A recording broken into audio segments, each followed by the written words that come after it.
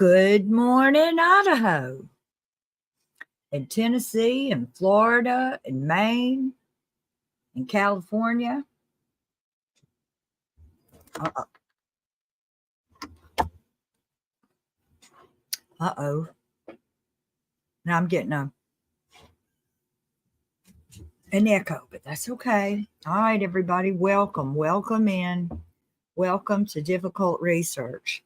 This channel is owned and operated by Cresha K. Easton, and Cresha K is Kay Woodcock's daughter. Cresha K is J.J. Vallow's aunt. Cresha K and Todd Trahan are brother and sister. And so we're here in observation and support for the family, getting justice for Tylee, Ryan, J.J. Vallow, and Tammy Daybell at this time. And our journey will continue later to get justice for Charles and Brandon. So we had a late night last night, and I guess, they got to eat. Jury's got to eat. So they had to have their dinner last night, and they went back, and I guess they've been, if they started at 8:30,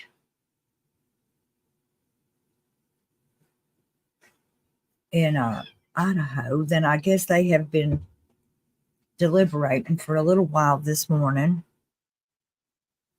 We know that they deliberated last night. Well, yesterday afternoon and last night. And so it really shouldn't be very long.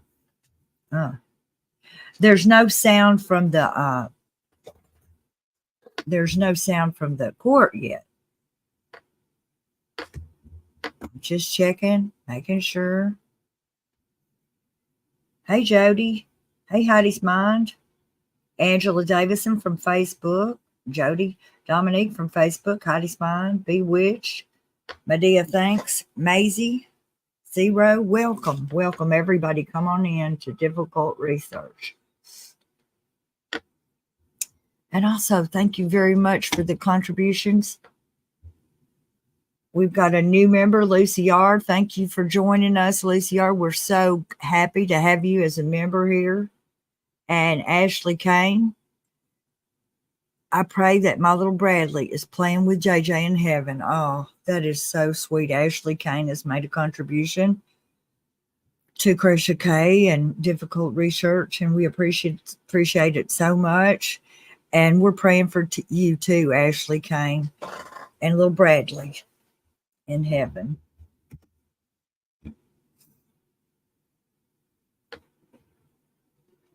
Scooch over and come on in, says everybody. Scooch over and come on in. Yes, that's correct. I just felt like, I felt like yesterday they were going to do it too, and that was wrong. So surely they won't. We won't be here all day and night, because I really feel like that if there ever was a death penalty case, that this is one, even though I have never in my life been a advocate for that or even thought about it very much. But it's a terrible thing that has occurred here.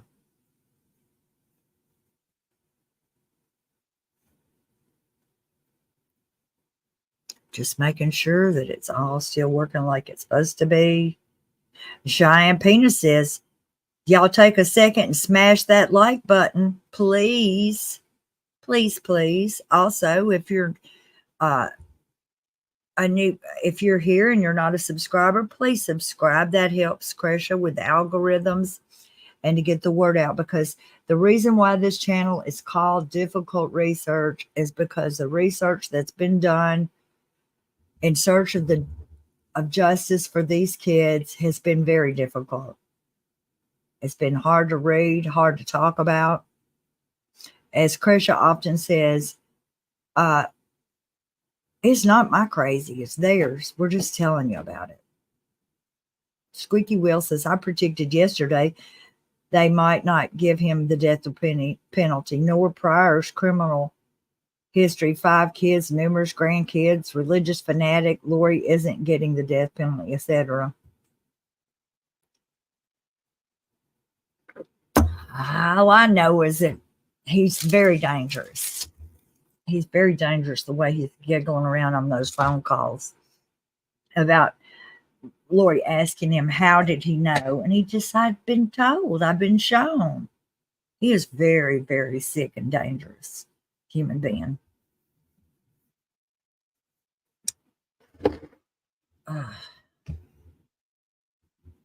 I want Illuminating Ink says, I wonder if Emma has to vacate the home now that Chad's guilty. Well, I don't know if Pryor wants to get his money out all in one big chunk, then she will have to get out of it, I guess, unless she may have the money to buy it by now.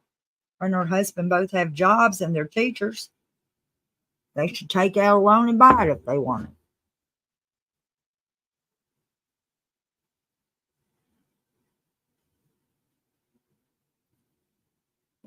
Sailor Girl 7 says, I'm not against the death penalty, but I think life and no parole would be a harsher punishment for Chad. Let the inmates take care of him. I do too. Because if he were to get the death penalty, which he won't even if they give it to him, he would just think that was an express train to the next probation. I like to pro his bation. MK says, exactly. If this case isn't death penalty punishment, what is? Jody Marie says, everybody like and share. Shine Penna says, welcome. Life. Wanomi, we're happy to have you here with us. We sure are. Eliz says, Pryor already give him an eviction notice last week, did he? Maybe. Anna Brown says, I agree, Sailor Girl. Big Witch says, Sailor Girl agreed. Zero says, Emma takes after her dad. She wants to manipulate the creditor with her sob stories. Yeah. Lisa Tagablue says, JP needs to leave Emma alone and collect rent. Who in the world would buy that house? Well, if they would let us and we could get the money together, people who want to make a memorial for Tali and JJ would buy that piece of land, tear that house down, and make a memorial spot there. But I feel like Emma's staying there for some other reason. I don't know whether she thinks Jesus is going to come back there personally to that land or whether Daddy's got more people buried back there. I'm not sure. Something's up with Emma even wanting to stay there. Fancy Nancy Bergbauer says, Danny said yesterday that if he got life, he would most likely be by himself anyway, solitary. So he may as well sit it out in death penalty. Wherever he goes.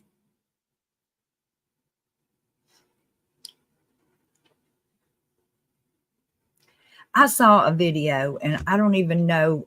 I had never seen I have never watched any videos from these people before, but it was some people that live in Rexburg and they were interviewing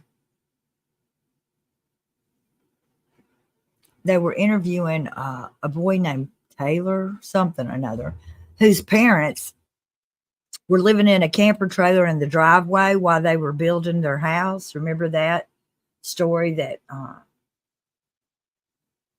that Chad and Lori were, when they were talking on the phone that day about their blueprints and stuff, they mentioned this boy whose parents lived in the driveway. Well, he got interviewed.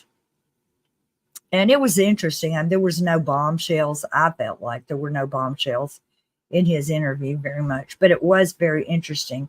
He was a friend of Mark's, and he was on maybe on a mission with him or something. They were the same age and on a mission. Long Gray Mare says, I got to learn a lot about death row in Texas. I worked in Ellis unit in Huntsville that housed it.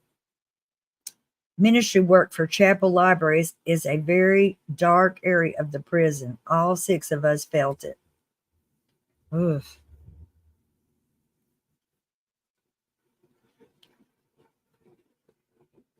That's Huntsville, Texas.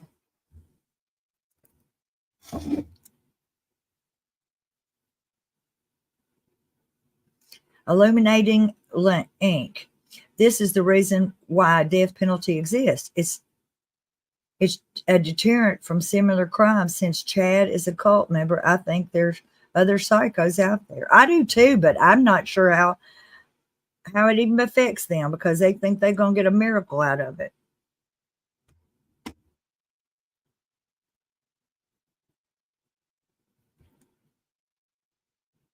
Do y'all think we're going to be here all day looking at this judicial branch of Idaho thing-a-dooey here? That's not my cursor. Here's my cursor. I don't think that's my cursor. Here's my cursor. That right there is their cursor.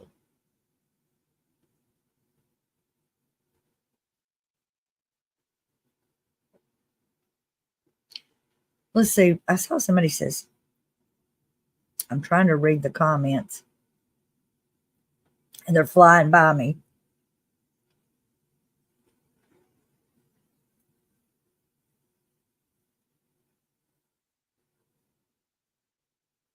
Yeah, I wanted him to come out and change too. We're just really mad at him for being such a bad guy. Vicky Carpenter says this should be a warning for the followers to be aware of being groomed and don't drink the Kool-Aid. Well, they don't really know they're being groomed. They're thinking they're learning something more. They're thinking they're getting from milk to meat. They're thinking they're getting to the deeper things of the Lord. That's what they're told. Welcome, Vivian Gallegos. I'm so happy you're here. And if you're everybody, I'd like to invite you to please hit the like button, subscribe if you're not a subscriber. We have a good time doing difficult research.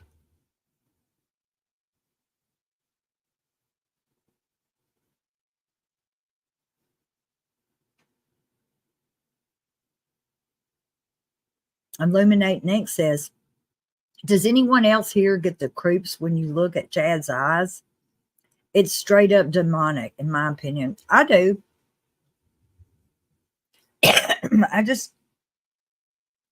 You can't even imagine anybody being that bad.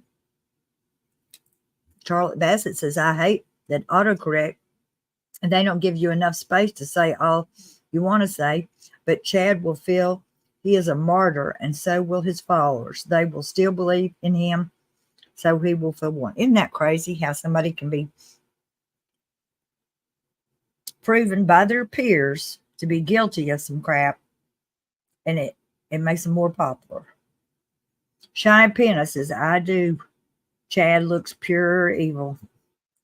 Candidly Woodward Stone says, Caitlin from East Idaho News said the jury begins deliberation at 9 a.m. this morning. Okay. So I guess they've only been deliberating about 9 minutes. That's what you're telling me? Mormon True Crime says that the thing... Oh, wait, my chat's running by me. Let me get it back. They don't give you enough... Oh, no, that's not it. Oh, that Mormon True Crime says that's the thing. They have been trained from birth that the guys who taught this in the 1800s are top tier men. And if TCO, JCOs admitted that they weren't there while the church comes unraveled. I'm not sure what all that means right there, Mormon True Crime, but I sure would love. I'd send you a link and you come on and tell us. I really would like to know. TCO Coles admitted they were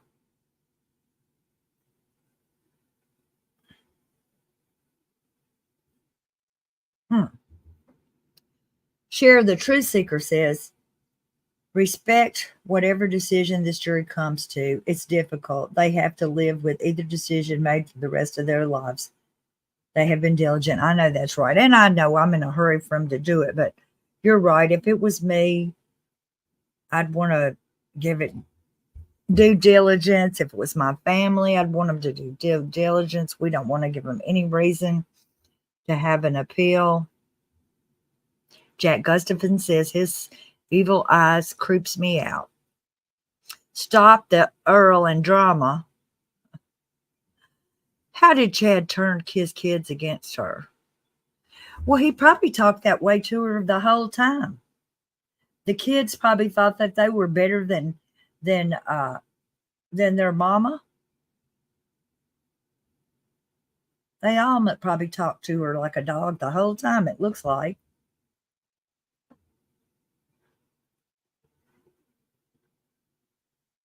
Mary McKenna says, yes, Chad is creepy.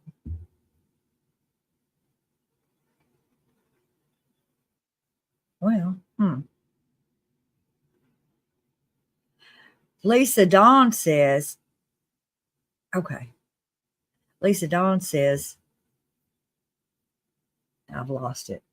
Because nothing has been unanimous yesterday, I suspect the verdict will most likely come back. Life without parole. Death shouldn't be a form of punishment anyway. Shackles and total isolation should be. I agree, Lisa Dawn. You're making a whole lot of sense. Desert Rain is going to give me the definition of TCO, JCO, LDS. It's the Church of Jesus Christ of Latter-day Saints. That is a whole lot to keep from saying just LDS. Thank you. Desert Rain. Chris Hen says, I don't know anything about Idaho prisons for men, but doesn't anyone think Emma, maybe the other kids will relocate to be closer to where Chad is? I don't think it's that far from where they are, where he's going to go, but I don't know that. I thought you were going to say they're going to relocate to the jail. Roberta Senna says, hello, KY, prayers to all. Vicky Carpenter says, eliminate ink. Yes, Chad should have seen all this coming in his portal potty. Leonard says, I don't understand why Chad didn't say a word yesterday. The kids didn't even speak. Excuse me, or plead others' father's behalf. What happened? I don't know. I thought they would too, and I do believe that Pryor had something prepared, and Chad didn't want him to do it. So I think Chad wants to be the death penalty. He would love it if they would actually go out there and shoot him tonight, but that ain't going to happen. Miss T says Heather Daybell said the Daybell men always treated their mom badly. Chad and his brothers and dad. It seems like to me that I would see that. Chuck Huber says he's a convicted felon now. He should be shackled and in arms when he enters the court now. I agree.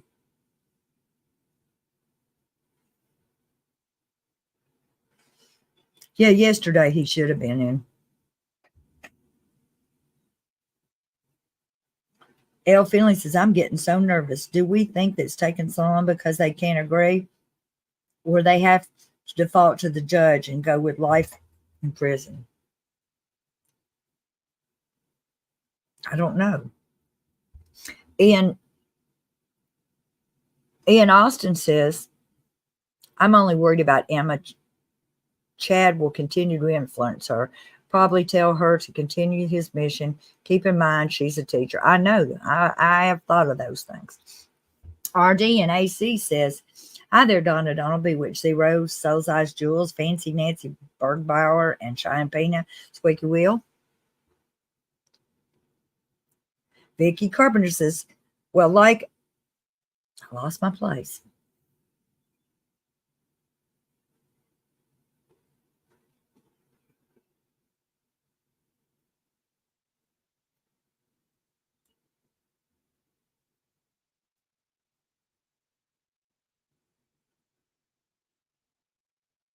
Stop the Earl and Drama says she should have serious charges or purge, lose her job. I think she may have already lost her job. Sister Donka says, Zelda, I think he's cowardly to ever consider taking his own life.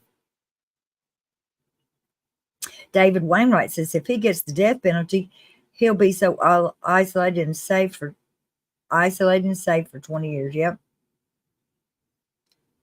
RDNAC says, hi, Maria P. Sitting Spence says, hello, mate. Grammy B says, hello, everyone. Desert Rain said, did Emma and Garth both get fired from their teaching jobs? I hope so. I don't know anything about it, but I heard somebody that was from Rexburg that said that Emma had gotten a job in a public, let's see,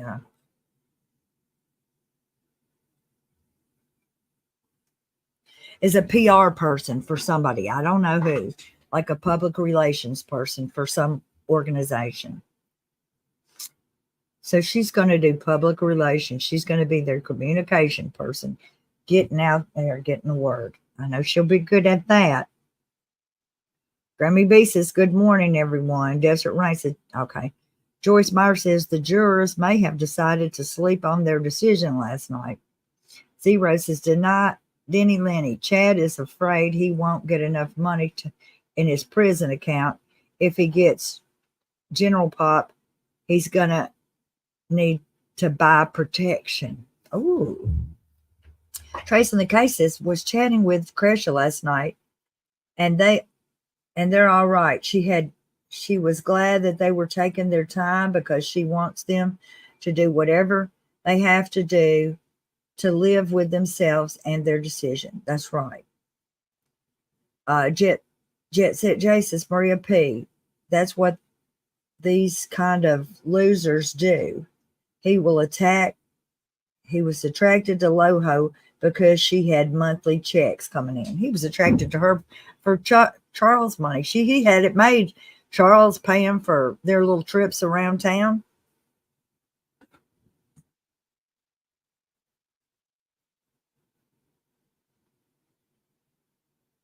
No, Trace, on the Trace, I think I heard that about Emma getting another job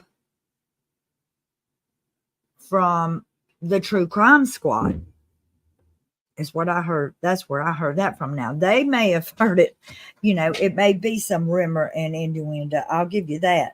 But I don't think I heard that one from Kathy as a joke. She may have heard it from the same place. I don't know. But if you go to that website, Emma's picture's not on there anymore. The school website. The last time I checked, I could not find Emma's picture on there anymore. But that doesn't mean that she doesn't work there just because her picture's not up. Maybe maybe their website was, bombarded from us all looking.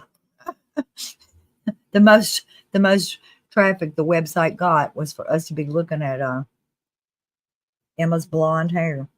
KJ and the races, whatever the jury's decision is, I will send a message to all these cult clowns. Yes. Trace on the cases, hey, RND and AC. Vivian Goodrich says Michelle Trakatis was not in jail garb yesterday at her sentencing. Maybe their attorneys have something to do with it.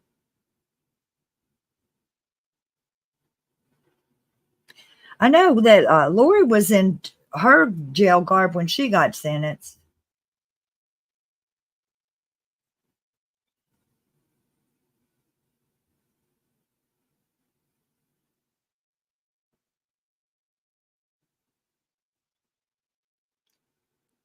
I know, Trace. I'm not sure of anything. And I was kind of a little bit burned about it to think that I cannot get a job in public relations and that dummy Emma is getting a job in public relations. So, yeah, I was a little miffed about it. I don't know whether it's true or not. I can see some of those, like some of those people that she associates with that do the books and go around giving those talks and stuff. Maybe somebody hired her to do that kind of thing from her house. I know that. I'm glad she's not teaching school if that's what it is.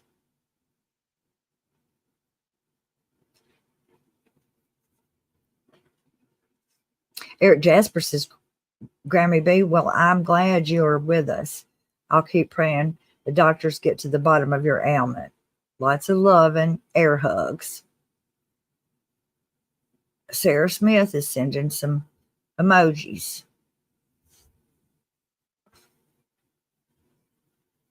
Oh, Dorothy says in her testimony she said she didn't work at the school anymore. Okay. Well, I may have heard it from there. I don't know. I'm like, Krisha, I have to listen to their testimonies sometimes 2 times or 3 times to get it all, because whenever we first get them, I'm always so excited for them to be on the stand that I have to, like, you know, I miss stuff because I'm so excited.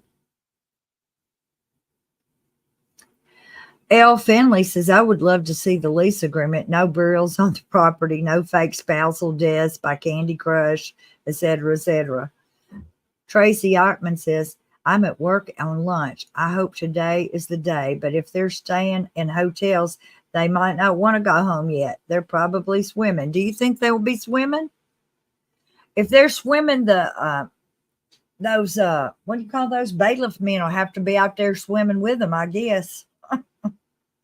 Angela, good morning.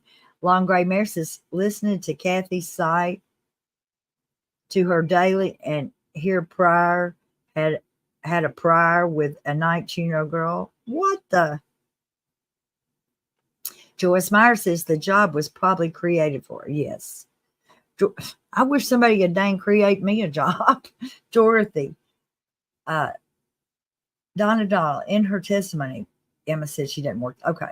Thank you, Dorothy. I'm so glad you're here. Eric Jasper says, I thought he was too.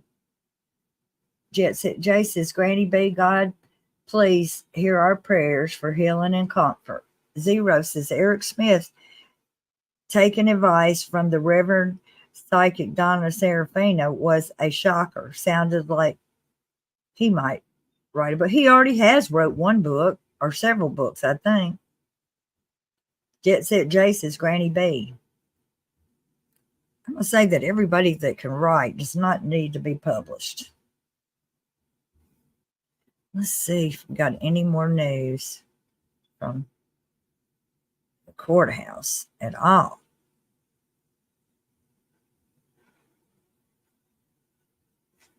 No news is good news.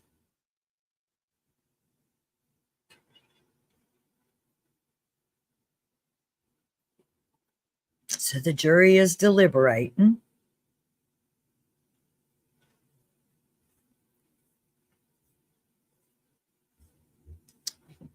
And that's pretty much what we know right now.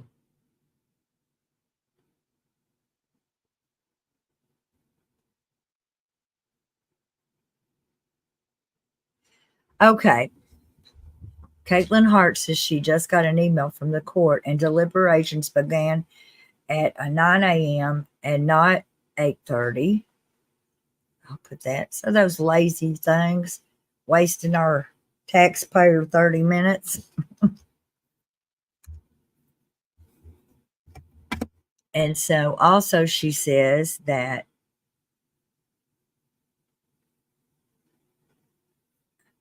it says we'll be live streaming as soon as we hear there's a verdict. So that's what we're all saying. We're all saying that, Caitlin.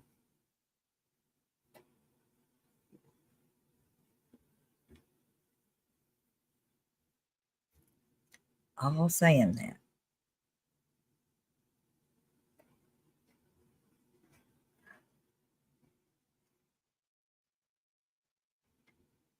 So, let's see.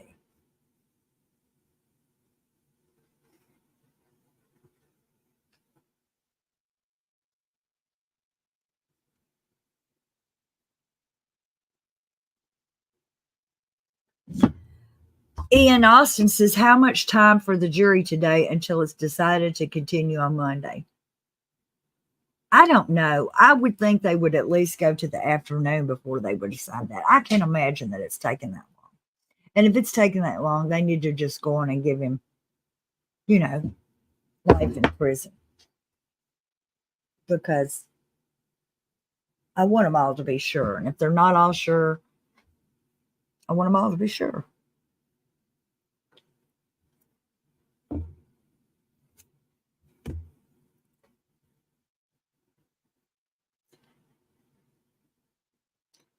Badger's Life says that Emma and Joe have zero respect for the kids. I mean, really.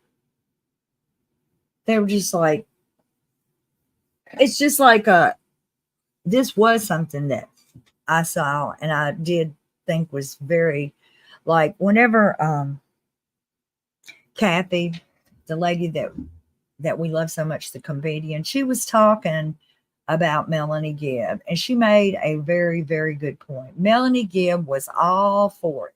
She was all for whatever they were doing. I'm all in for it until they put her name in it to the police. Once Chad and them, or Lori and them, told the police Melanie Gibb has the kids, she knew them kids were dead and she did not want to be in that shit. And that's what made her turn. If they hadn't have said Melanie Gibb has the kids, Melanie Gibb would have never came forward. I don't know. We would have learned it all about it a different way. But Melanie Gibb came forward because they put her name in it. And also, Kathy made a very good point about Melanie Gibb, and that Melanie Gibb acts like a funeral potato Mormon. She acts like a FUMO. She wants a FUMO to people to join them, and she's very nice and all that. She acts like a funeral potato Mormon, but she's not just a better than you Mormon. She's a zombie Mormon hiding out as a funeral potato Mormon. And people need to be careful of that girl. I don't think she's leading nothing, but she'll be joining right in again. She'll be joining the prayer circles if she's not already having some.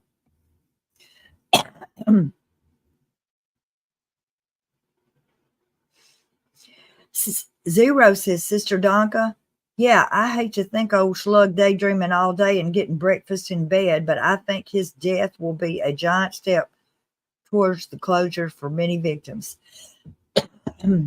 Yeah.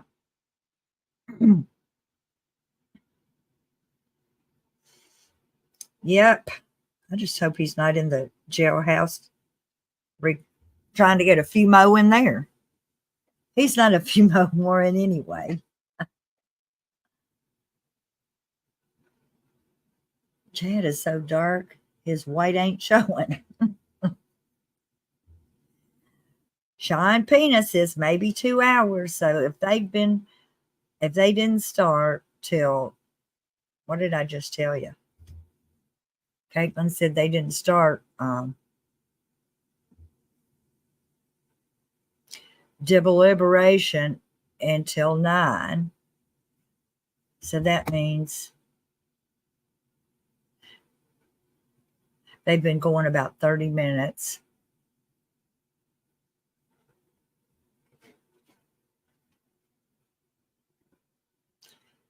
Some people are saying they'll think it be 3 hours today. So if that's the case, let's see when that would be. Let's think when that would be.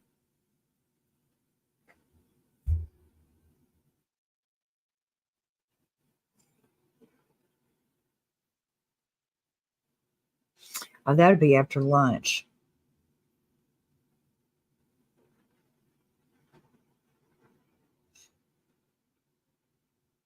Vicky Rump says, I wonder if there will be charges coming for Emma and Garth and Melanie P. I'm sure she has to testify in Arizona in August. Well, I'm just going to say this.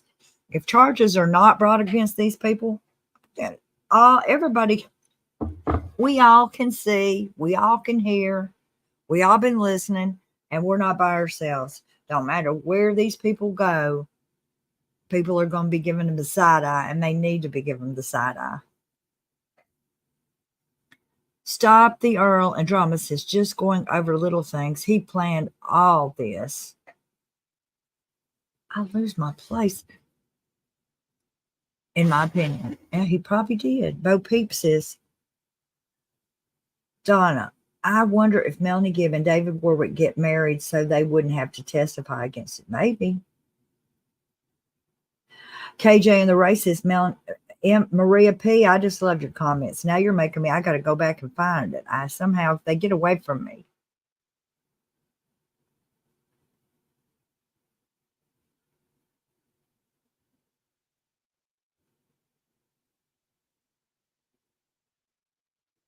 They get away from me. Maria P. says, KJ and the Ray, Chad will have Bubba loin fire from now on. He sure will. Gosh, they cannot go to Monday.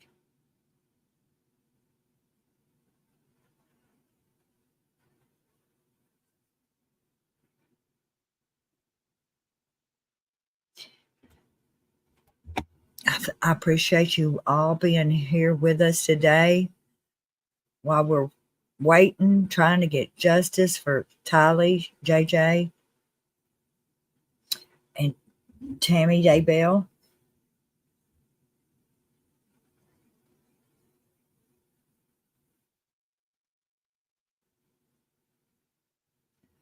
Joyce Kirby says, me and my 2 adult kids here in East Texas are here sending love to all in this community, which is my family now. Love how real you are, Miss Donna. Well, thank you very much, Miss Joyce Kirby. You and the rest of the people in this chat are why we're doing it. We're doing it. And because we love Cresha and we want to get justice for Tylee and JJ. This is a mission at this point. Getting Chad to his trial out of the way and him in jail for good is just part of the journey. It's going to keep going. KJ and the Racist, Trevor, I'm hungover and feel like, well, KJ, I'm sorry. And I wish I had been with you because I sure wanted to have a shot every time you did. But I didn't do my liquor purchasing wisely. But I'm going to get me some proper supplies when I go to Florida, I tell you. Monica West says, now that's funny stuff. I don't know which thing, but Zero says, Jet Set J, I wouldn't put it past her to do a little research to lend credibility. True prophets are never wrong. False prophets communicate with demonic spirits at best. God ordered their death. I'm scared of her. If you're talking about Emma still, I'm scared of her. Jessica Carnahan says, I would love to share a meal with the Woodcocks. If y'all ever come close to Northwest Arkansas, let me know. Dinner's on me. My hugs. Well, Jessica Carnahan, that is very, very nice. I love Northwest Arkansas. I do a lot. And also Missouri. They're around Branson. And I have some friends at Mountain Home in Mammoth Springs. I'm going to come visit them. One of my friends from Memphis retired from the Memphis Zoo, and they just moved to Mammoth Springs.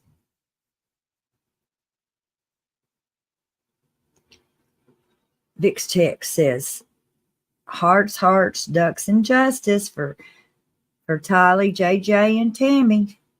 Bo Peep says, Eric Jasper, 100%.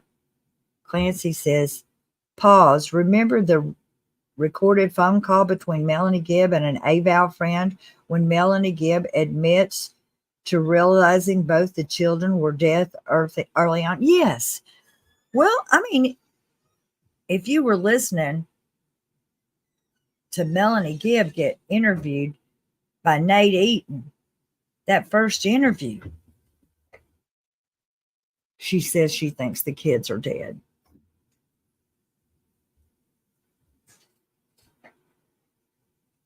She knew they were.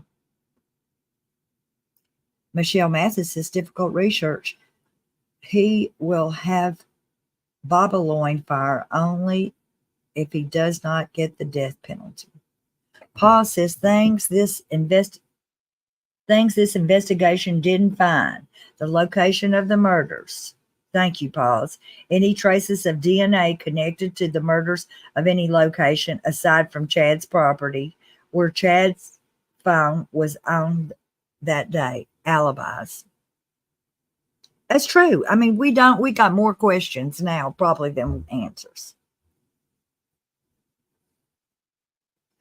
And nobody's going to tell us.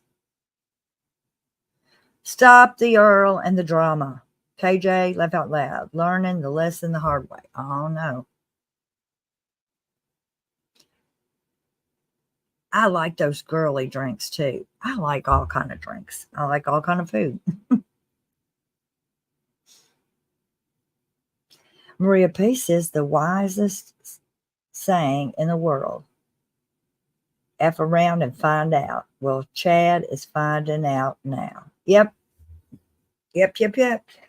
But he still thinks that he was thinking yesterday when the lights were flickering and they were trying to get the Elmo to work right, that was Jesus fixing to open the doors up for him. I guess I go back and forth with this. Sometimes I think there's no way that he could not really believe that all. And then on the other hand, my brain is going, there's no way that he can believe that all. My brain is like a ping pong game by now. It's back and forth, back and forth, back and forth. Fancy Nancy Berbera says, does anyone know when the jury started this a.m.? Yes, ma'am. They started at 9 a.m. in Boise. They were supposed to start at 8:30 in Boise, but they didn't start till 9 a.m. That means they've been going about 37 minutes now. And some people are predicting it'll be 2 or 3 hours. And so, I don't know, it may be after lunch. I just don't see how they could go on till Monday. Unless they've got some stuff they're talking about that we don't know about. Shara Hay says, what is a funeral potato Mormon? Well, there's a lady on another channel who her name is Gossip, Rumors, and Innuendo. And she says there's 3 kinds of Mormons. And she says there's the funeral potato Mormon, which is the Fumos. And the Fumos are always trying to recruit and get a Fumo Mormons. And she says, then there's the better than you Mormons, which are the ones that are always studying, they're studying, they're wanting more. They're wanting to get the meat instead of the milk. They're nice people. We're going to give them a little side eye because they are better than everybody. And then there's the zombie Mormons, which Chad Daybell introduced us to, the new category of Mormons. And so that's what we were talking about when we were saying the funeral potato Mormons. It's really nothing. It's a ha-ha way to say just regular, the Mormon people that they go to their Sunday church. They go to have a relief meeting. They're just happy people in your community. Everybody knows some people like that, and they're nice people. And that's a whole different level than these people, Chad Daybell and them. And I'm sorry if we've confused you, Sharon, or we don't mean to insult anybody that is Latter-day Saints, or because I'm sure if you are a Latter-day Saint, you are not proud of these people right here, and you want to get them thrown out of your group and of all groups. So I just kind of, that being said, Sharon, Harry, if you want a good laugh after all this is over with, after we've all cried and been upset and everything, go to the channel Rumors. Oh, shoot. gossip, rumors, and innuendo. And she will tell you about this case and you will laugh too. Mom's Day was beautiful, Tracy. She loved the card, and she couldn't believe that I got like 30 comments on the card yesterday, and it was relatives and my aunts and cousins and all different people we've known saying happy birthday to Miss Nina. And she did. She had a good day. And I went this morning early and got Caleb and my mom a biscuit from McDonald's and a hash brown. And we're going to, after a while, get some more stuff done around here. That's why I want these people to get on with their show over there in Idaho. I need for them to do it. Trevor Levick says, get some coffee in you, KJ. Today is what we've been waiting for, my friend. KJ, there's some stuff called liquid IV, and it's sort of like Gatorade or something. It tastes way better than Gatorade to me. And you just mix it with regular water, and it's got a lot of electrolytes, and it's supposed to be like 3 times better than just Gatorade or water. And truly, my mother drank some of that. She was feeling dehydrated, and it just immediately helps you. And part of the problem when you have too much to drink is the fact that you get dehydrated. So, gosh, send Mr. Wayne down to the local pharmacy or wherever y'all can buy it. It's called Liquid IV, and they have it in sugar-free or sugar. And since if you're not a diabetic, I'd get the kind with sugar in it because you need all that good stuff right now. She's taking one for the team, y'all. KJ was taking one for the team last night over all this nonsense we went through. And we were for sure agging her on.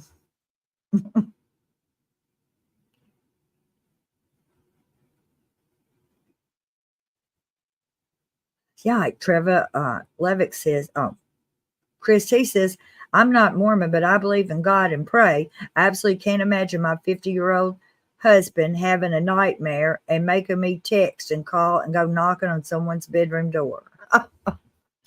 Exactly. Exactly. They were playing house. I'm telling you, if she was knocking on his door, she was wanting to trade out their what they were doing there. You know what I'm saying? Without getting graphic.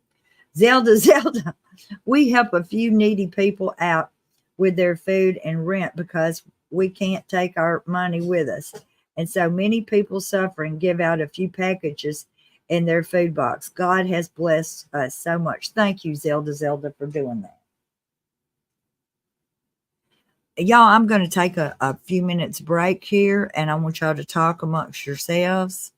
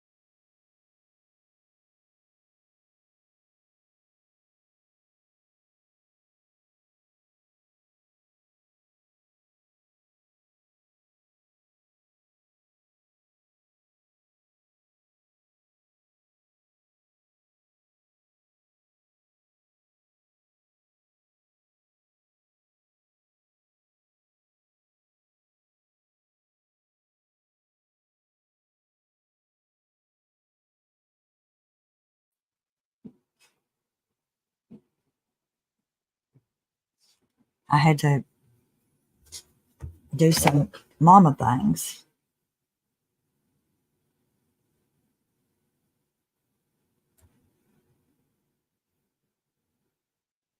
Well, let's see if Caitlin has got any news over there.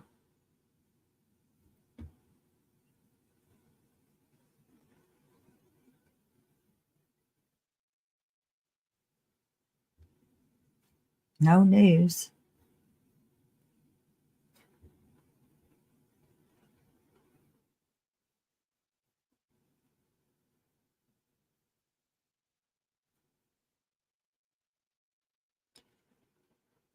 So they've been deliberating now, I guess, for about 40 minutes. I don't really know exactly how, long it will take.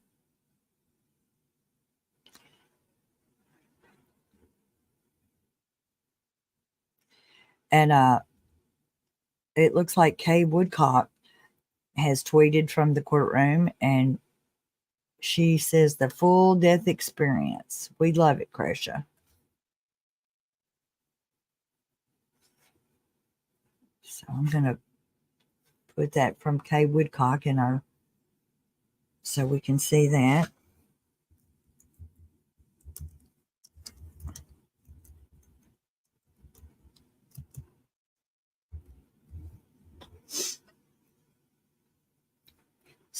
So that's a message there.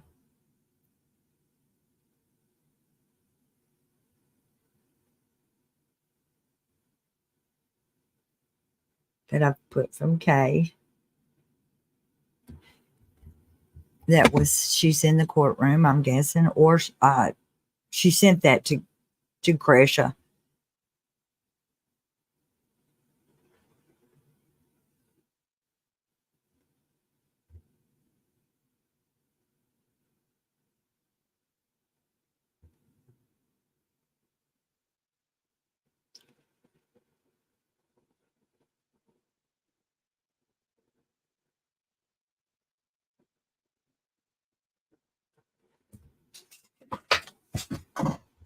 Oh, by the way, happy Pride Month.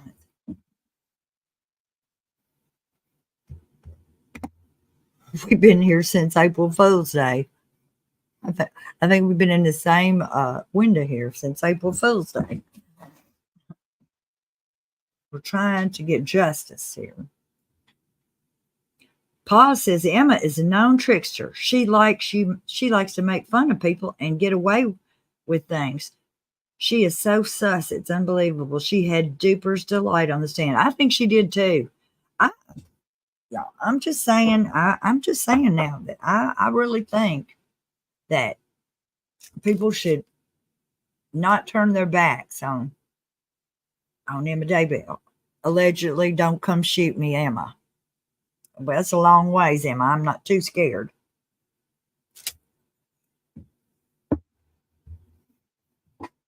Fancy Nancy Burkborough says, language, good morning. They do have personal decisions to make. Not sure I could vote death penalty, but if ever I could, it would be now. That's what I said. I'm liable to be a lot of trouble on a jury to somebody, but not this one.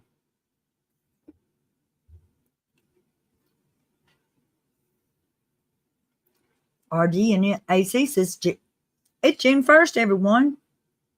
Annie Ray says, Emma is the most evil daughter I've ever seen on a witnessing. I'm just saying.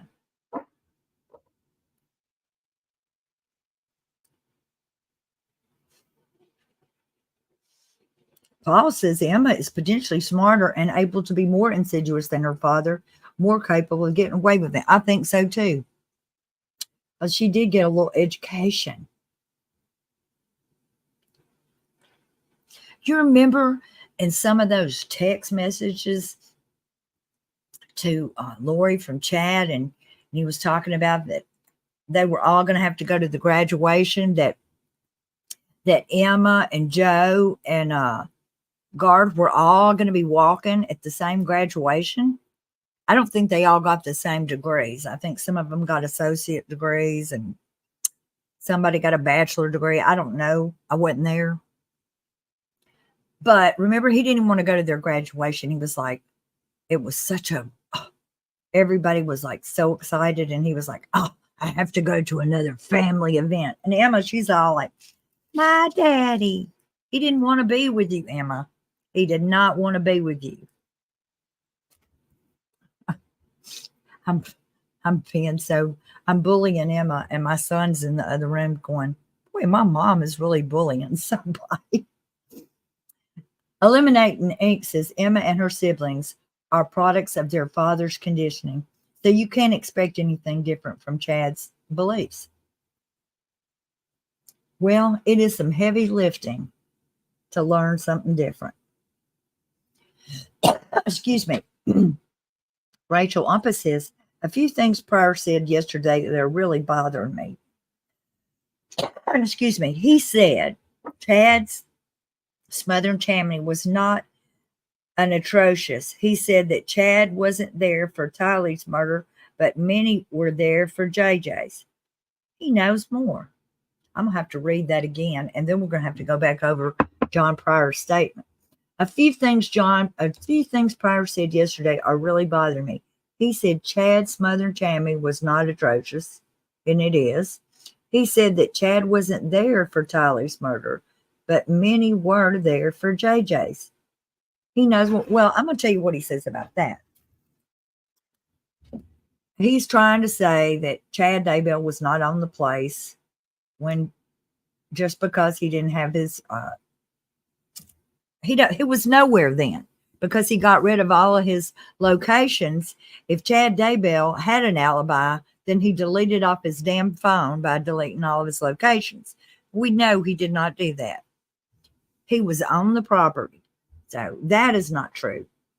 Then he's saying, and that many were there for JJ. So he's saying that at JJ's death, that he's saying that that it was Lori and Chad and Alex, Melanie Gibb, David, whatever his last name is, and also maybe Jason Mao and Melanie Pulaski might have all been there whenever JJ died. We don't know who was there when JJ died. I'll give him that. John Pryor's right. We don't know.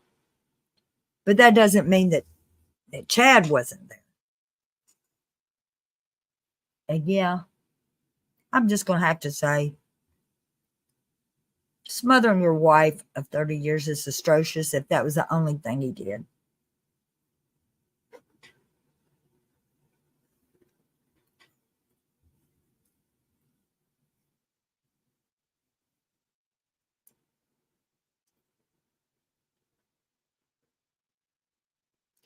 Ramahidra said that was a very bad point for Judge Boyce, as his rulings that allow it.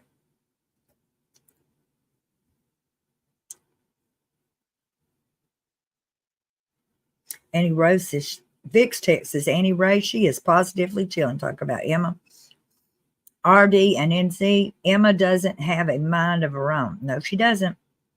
Treva Levick says, I drink water after drinking alcohol. It helps me from having hangovers. I think some people are more given to it than others. I can't.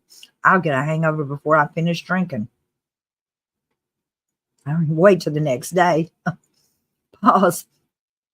Chad's first book was written about and for Emma, and he had a vision for her to fulfill. Pause. I'm already suspicious and scared of Emma, but you're about to make me do some paperwork. Carolyn A says, is the courtroom open? Karen Leah Holland says, yes, Rachel. I don't know if the courtroom is open or not, but I'm going to, let's see if I can find out.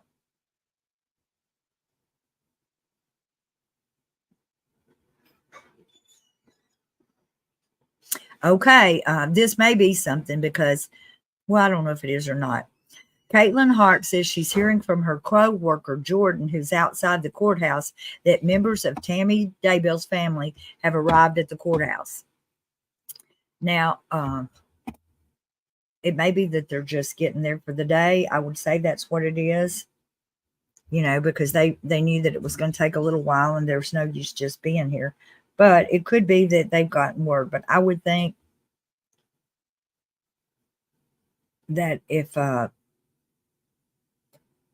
we get the word, if Tammy's family gets the word to go to the courthouse, it's time, that so would Kay and Larry, and they would probably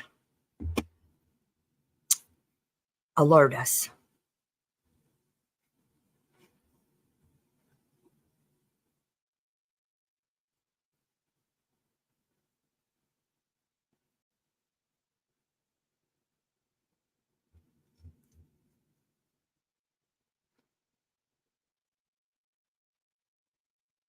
Dorothy, Donna Donald, Tammy's family just arrived at the courthouse. I saw that.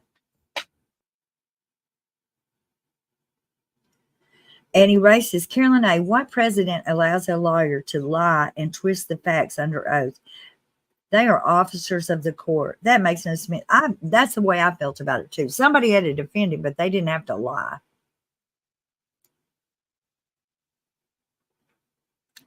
Miss T says Chad is so disgusting. Emma drank all his crap up. I know that's right. Oh, I see something going on here, y'all. Y'all see that little cursor working across there? That is not me.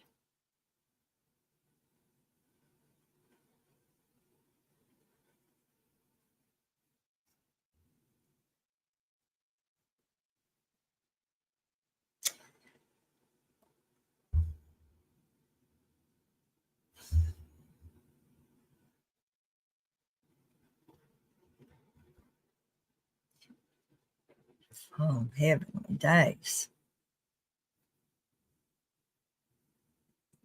Joe Murdoch says, Donna Donald, he deserves the death penalty. I think he does too.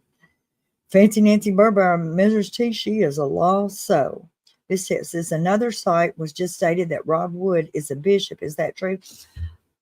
I think he was a bishop. I don't know if he's a bishop right now, but I have also heard people say that if you're ever been made a bishop in the Mormon church, you're always a bishop. But I think it's an unpaid position in the LDS church, and it's a position of service where they have to keep up with a bunch of paperwork and interview people and stuff like that. I don't think it's kind of a thankless job, but I could be wrong. And he races prior claiming ignorance of facts that was straight up tactics to throw the jurors off. I think so, and I hope the jurors saw it too. Mrs. T, fancy 100%. Carolyn A says, I keep hearing from different lawyers that lying rarely gets impeached. RD and ACU to Carolyn A. Carolyn A, it's the truth. People lie so much now. I mean, even on the TV, they're just lie, lie, lie. My grandmother said that when she was growing up, that the worst thing they could do was to lie to somebody, that they would whoop you good for that. Mormon True Crime says, once a bishop, always a bishop. I heard Radio Free Mormon say that. Fancy Nancy Burber says, Rom, yes, we do. Language of Horses. I think we're going to sit on death row and practice black magic in his cell 23 hours a day. Oh, you think he's going to sit? I think we should go in there and cast a spell on him. I see that little cursor moving. Mormon True Crime says it's basically just a title of respect and authority after stop being an acting bishop. I see. Yeah. Trevor Levick says, I pray Tylee and JJ fought for every ounce of strength they had. My heart aches for everyone that was sacrificed. Yes, me too, Treva. Zero says, Ravina, no offense intended. I raised my boys to date and marry without bias, and I'm proud of my 200% Asian and Black Hispanic daughters. I bet they're all very beautiful too. I'm trying to see who said this. Zero. I bet they're all beautiful. Those beautiful daughters of yours. ERP Thompson Queen says, consider this. Death penalty would turn him into a martyr. I know we've all thought of that. And I we don't care really. We're just like, Let's do this.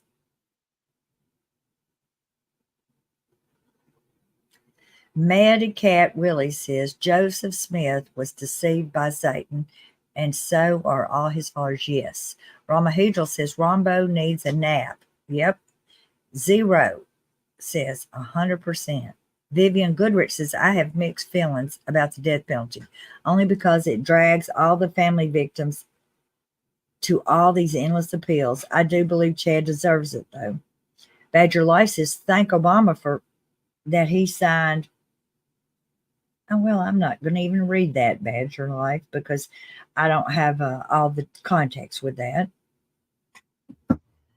Clancy says, Clancy says, if Chad isn't a... That is so funny now that I think about it, how confused people are.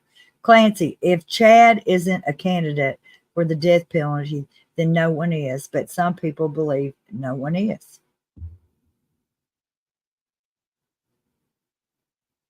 Sister Donka, lying brothers bothers me more than most anything. My kids got in big trouble for lying. That's what I was just saying. My grandma said that they are calling somebody a liar that wasn't a liar, too. To call somebody that would be like calling them a murderer. Lying is bad, but you wouldn't know it in the world we're living in right now. People like their ears tickled. Carolyn A says, does anyone else think that mentioning visions of glory over and over again and blaming that book as opposed to the actual LDS Mormon doctrine is selling them more books than they should be?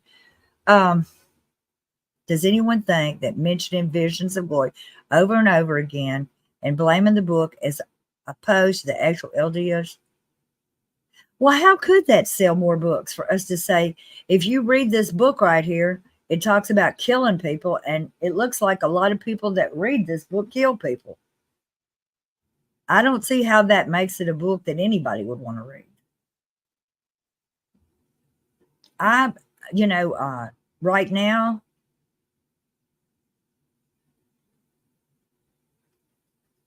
from the sofa, I'm trying to think what his name is. Paul, from Reporting from the Sofa. He is reading the Visions of Glory book, and I hope he gets through it, but I don't know if he will, because the book is hard to read if you're not got your brain all entrapped in that kind of crap already. And I don't have much time for fantasy lands and magic thinking. I got too much real stuff to do that don't require magical thinking, like emptying potties and cooking food and things like that. So the book itself cannot be blamed, but the thoughts in the book are books that come from not just the LDS Church, but come from teachings, spiritual teachings in general. And those things about translation and blood atonement, thinking if someone is so bad and Jesus is going to show up in a minute. If Jesus shows up and you're acting bad, you're destroyed forever.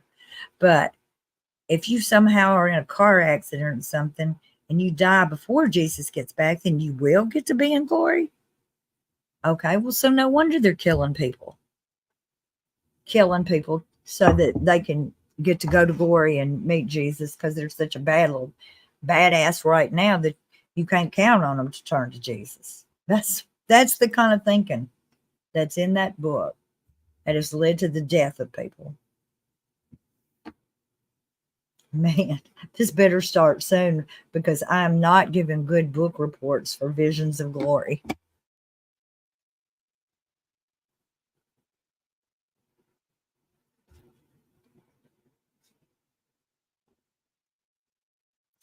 So I'm just checking to make sure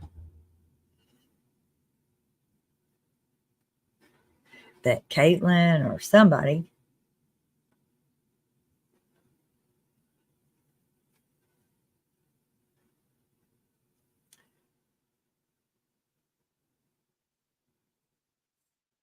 so I guess they've been deliberating about an hour this morning. Some people said that they thought that it would be 2 or 3 hours. So We got 1 hour behind us of their deliberating.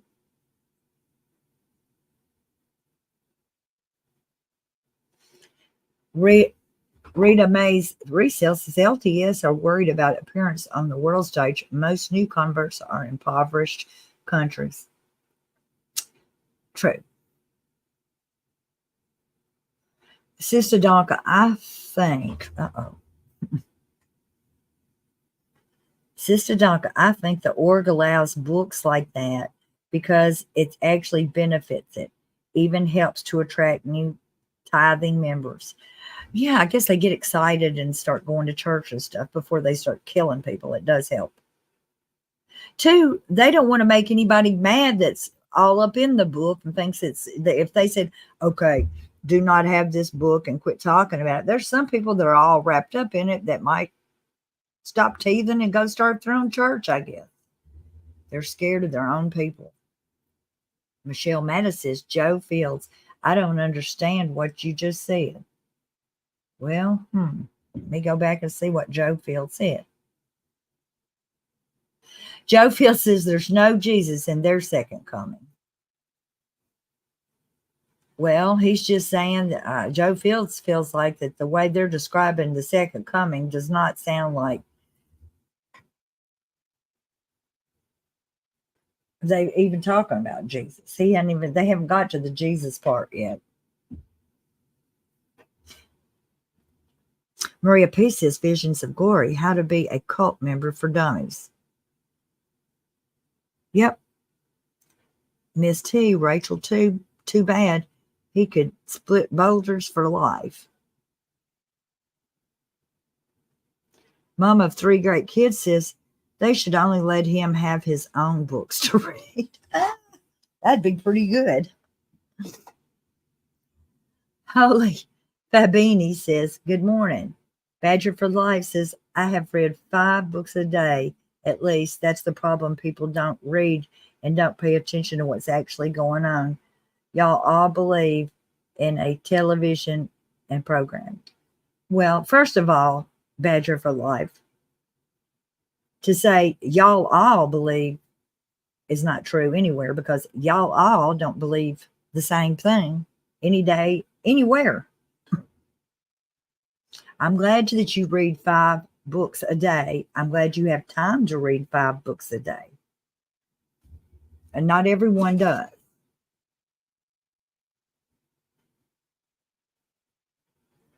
Desert Rain. RD and AC. Chad does actually look like a toad. He could have used the frog in the box. Story and people really would have believed him. If he had used a frog in the story. I don't know if Joseph Smith had any frogs for him to be plagiarizing. That's what kept him from doing it. Denise Rose says, good morning or afternoon, depending on where y'all are. Jay says, I can't see what all of this says, even with my glasses. I think it says, I heart difficult research. KJ and the races. Let's get along. I think so, KJ. I think reading gives a better understanding of what's going on in their minds, especially when you're trying to get an answer of why or how can all this happen. Natural instinct is to ask why, for sure. Joanne Murdoch says, Fancy Nancy B. Others have said he will have to.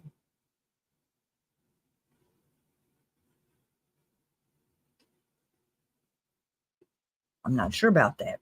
I don't have to know everything. Joyce Kirby says, I think reading. Oh, I already read that. No?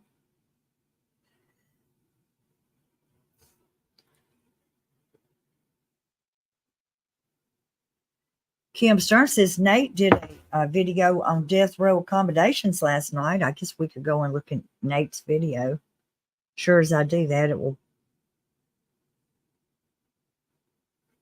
Tracy Artman says, well, I'm going to go back to work and I'll catch you later. Oh,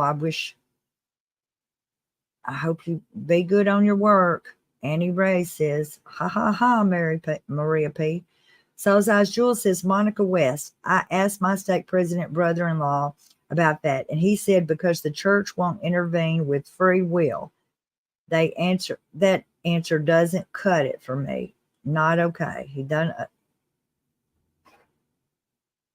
Joe Field says, Michelle Mattis, sorry you didn't not understand. I will let Krisha tell you.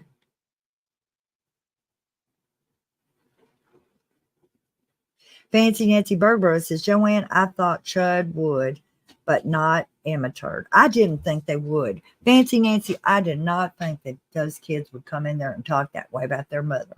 I didn't believe it. When he said that 3 out of the 4 or 4 out of the, however he said it, of her kids were going to come and say those things about her, I did not believe it. I thought he will not get those kids to lie about their mother. And he did. He did.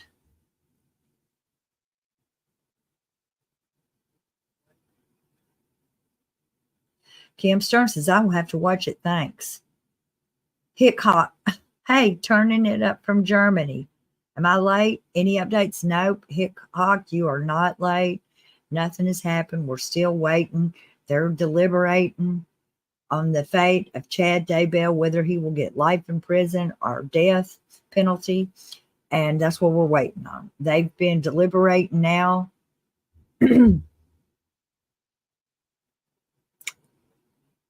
For an hour?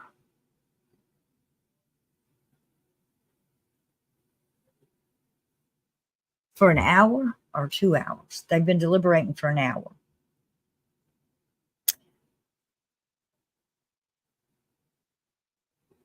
Stop Earl and Drama says, Big Matt Craven, mommy body of 3 middle age and proud of it. Mommy body. I'm a grandma body. Rita Miss Brazil says, it's a grift, plain and simple. It really is. And it's grifting off of fear, building fear in people and getting them to do what you say because of fear. Kim Stern says, I will have to watch. Oh, I'm going the wrong way now. Pause says, until we have sincerely nurturing people so they never turn on anyone and are preventing crime, we will naturally abandon incarceration. We don't have the conditions that make abolishing prisons safe. No, we don't. Desert Rain says, Joanne Murdoch, yep, he's missing his calling. Michelle Mattis says, Joe Fields, thanks. Fancy Nancy Bergberg says, bah. Mormon True Crime says, Hickok, they are deliberating. Started about an hour ago. RD and AC says, visions of glory hole. That's right. Miss T says, stop you go, girl. I had a quarter pounder yesterday. We had bacon, egg, and cheese biscuits from McDonald's this morning and hash browns. And I had one of those frozen coffees that will make you gain weight and have an aneurysm in about 2 drinks of it.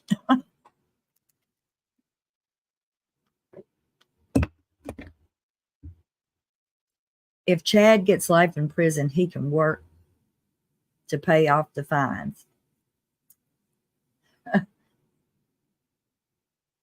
They'll take all the money till it's paid. But his kids get to keep the money. They do, don't they? The kids each get to keep their $8,000 and the $9,000 that in cash. They don't have to give it back to help pay it. Do they have to give it back to? No. 8,000 and 9,000. Was that 17,000? Okay, I'm going to deposit $17,000 in your account. Can I count on you to back me up in a story? What all would you lie about for $17,000? Carolyn A says they should give him Richie Rich comic books and Archie, and he can live in a fantasy land, maybe a copy of Donald Duck's Uncle The rich guy. So's Eyes Jewel says, ha ha ha, only his own books. Hickok says, Mormon true story, true crime. Thank you. Fancy Nancy Berber says, Joanne, yes. Joe Field says, true. Stop the Earl and the drama. I need and may have one today. Pryor makes some of it. 0. It might be helpful if the church would renounce multiple probations and becoming gods.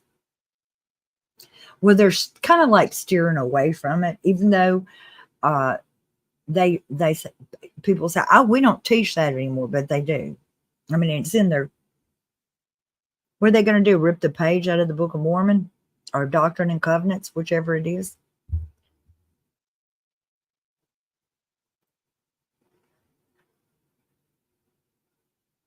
Desert Rain says Joseph Smith saw a frog in the box and it supposedly smacked him on the side of the head. Jet Set J. Thanks, Donna. I do love difficult research. I know it. I do too. Monica West says, So's Eyes Jules, thank you.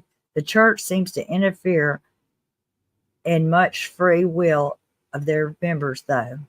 Fancy Nancy Bergberg says, Donna, you go have fun with your daughter. I'm excited for you. We deserve a break after all this. I'm hoping, Fancy Nancy, that it will help, because I feel like that after this, after they say this afternoon or whenever they say, life without parole or the death penalty, that it's going to be kind of a place that's got something missing from it, because we've been used to coming on here every day for 2 months, chatting and talking, reporting, crying, laughing, and it's going to be a place that is going to need to be filled. We're going to go, oh my gosh, what am I going to do this 2 or 3 hours this morning that I've been used to doing this other thing, and now I've got to fill that time up with something different. And so I'm hoping that going to Florida and breaking that up will kind of keep me from going into a funk over a change. It's just a change. It's not bad. It's not good. It's just a change. Pause. We will fulfill the law to cover the influence of institutions like the church. They will absolutely be answerable and held accountable. Crimes stemming from their rhetoric and conditioning. Thank you. Pause. Stop the RL and drama.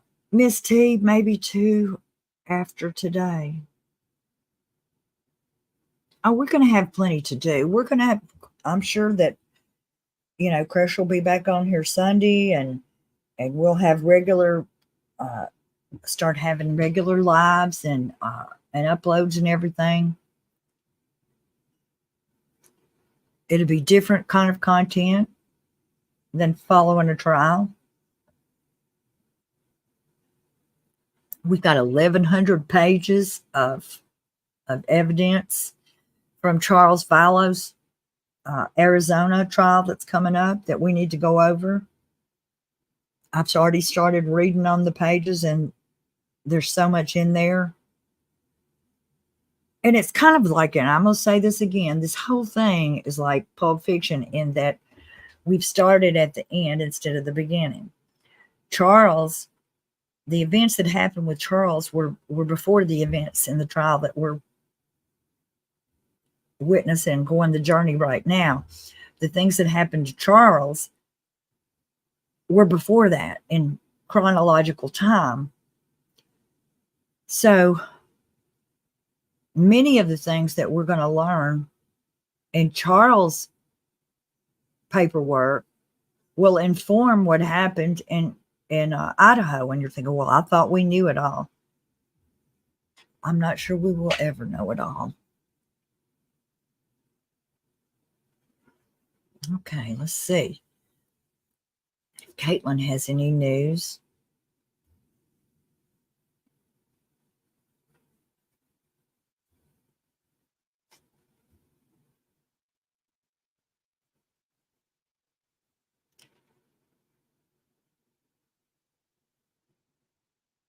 So, okay. So, Caitlin Hart is saying there's no verdict yet. But Caitlin also says that Kay and Larry Woodcock just arrived at the courthouse. So I'm going to put that in here.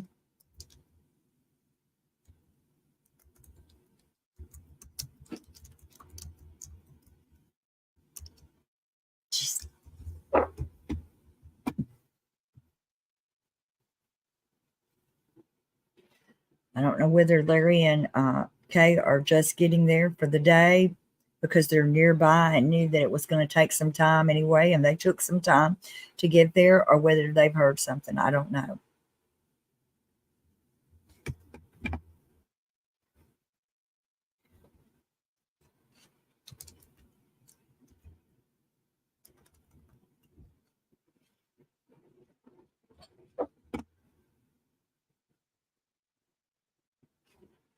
So there's a little bit of, movement, I guess.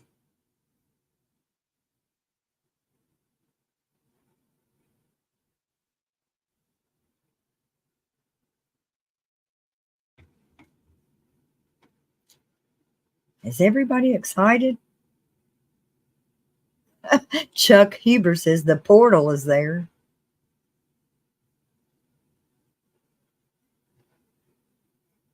We have another new member. It is Armageddon. Well, we're glad to have you here as a new member. We surely are.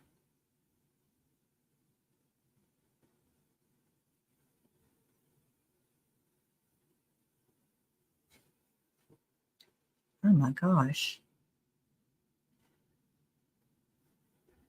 I just want to, again, welcome everybody and thank everybody for being here at Difficult Research. This channel is owned and operated by Cresha K. Easton. Cresha K. is J.J. Vallow's aunt. Cresha K. is Kay and Larry Woodcock's daughter. Cresha K. is a sister to Todd Dennis Trahan, who is JJ's biological father. And we're here with the family, and we're so glad that you're here with us to support them during this really, really nerve-wracking time. Chad Daybell has been found guilty on all counts and of the financial crimes also. And we are waiting to find out if the jury is going to give him the death penalty or life in prison without parole. And the way the death penalty works in the United States of America, it basically is life in prison without parole. Only because it is the death penalty, a person usually has more appeals, going back to court, and those kinds of things. And sometimes their accommodations might be better. So either way, we do not want Chad Daybell to ever see the light of day. We want him to be in that jail where he cannot hurt anybody else. Will Chad have a full death experience? 10-10 title. I can't stop laughing. Yeah, that's what Kay sent.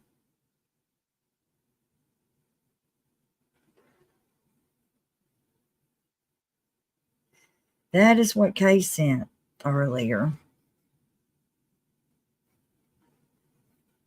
So let's see if Caitlin has anything else to say.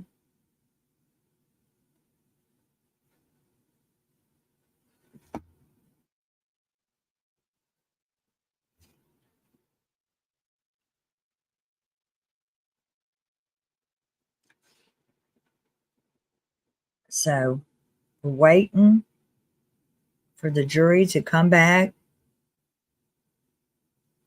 A lot of people who aren't even usually for the death penalty think that these egregious crimes deserve the death penalty.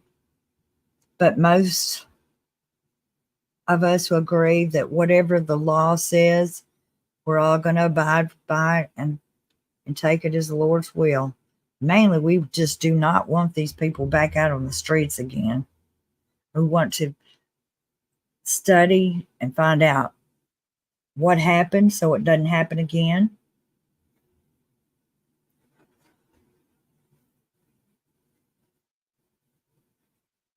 Let's see if Caitlin is saying anything yet else.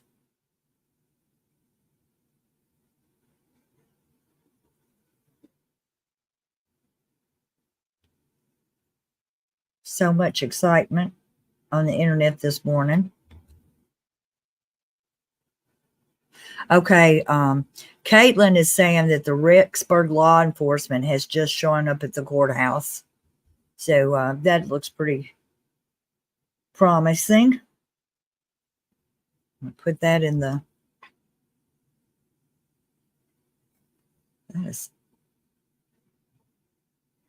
I think that's already been said. I've just pasted.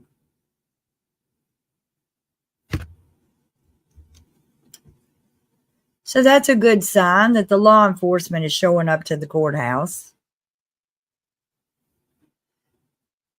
It may be that everybody's just showing up. Don't get all completely excited. I'd be disappointed if we have to wait some more, because it could be that law enforcement knows that it takes a certain amount of time for them to do these things, and they're just now showing up this morning.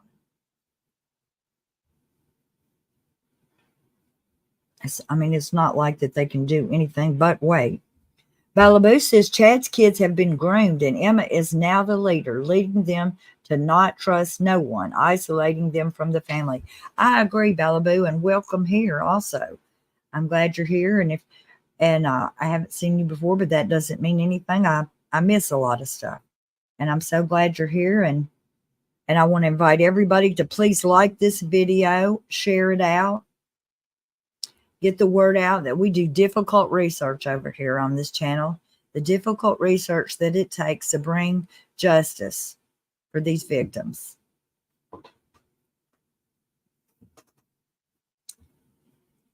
Let's see.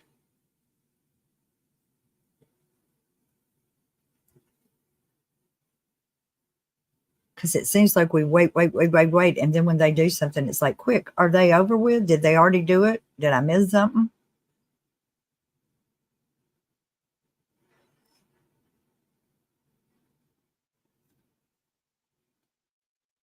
So here we're waiting.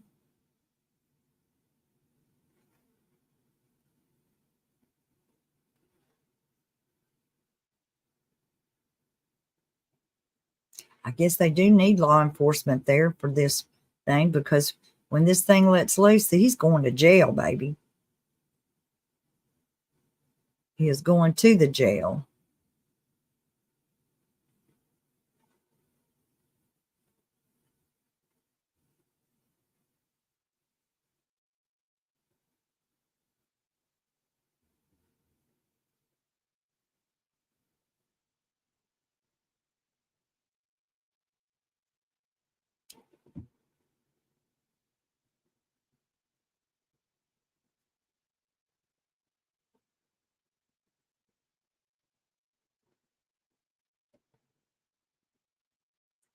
Well,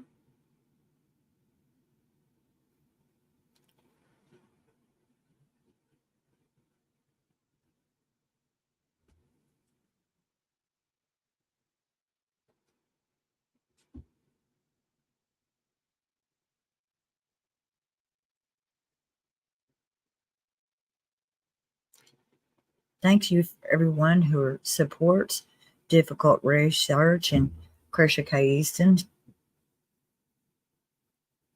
I'm so thankful y'all are here with us today. We can feel the love in the chat.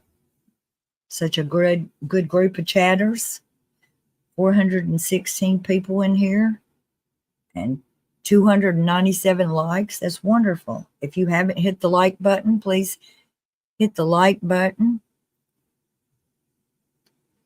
And it looks like it won't be very much longer, folks. Hopefully. Just thinking that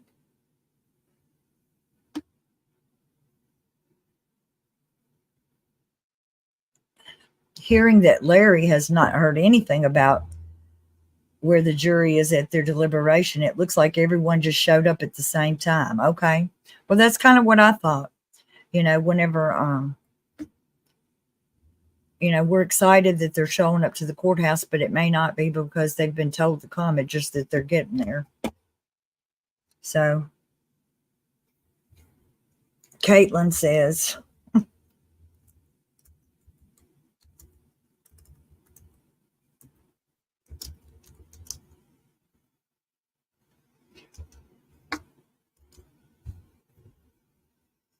okay, so, well,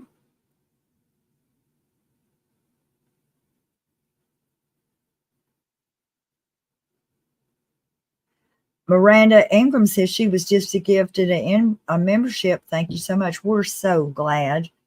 We're so glad. Weird. I just interrupted typing by an ad on the live stream. Uh-oh, Krisha. Do we have an ad working on the live stream?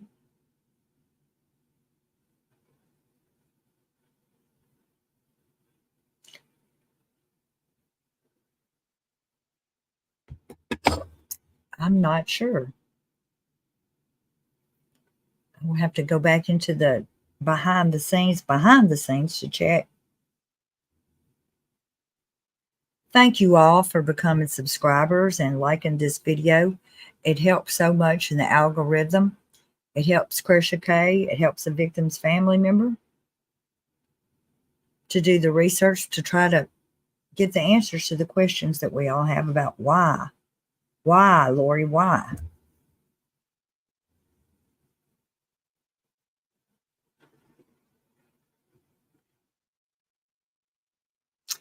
Blue Man of Kentucky said she got an ad too. Well, I think what we've been doing is like trying to fix it where it don't run on the live. It doesn't run an ad, but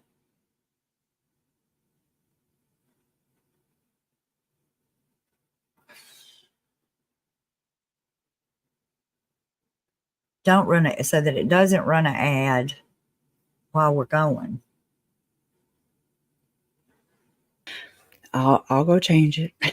Okay. I just did it today because I'm like, this is probably the end. So, okay. Because I was trying to learn how to put the captions or whatever the hell. And I'm like, I don't know where it is. So, YouTube is not user-friendly whatsoever, in my opinion. Anyways, I'll be right back. I'm having to pay attention to that now. Okay. All right. All right.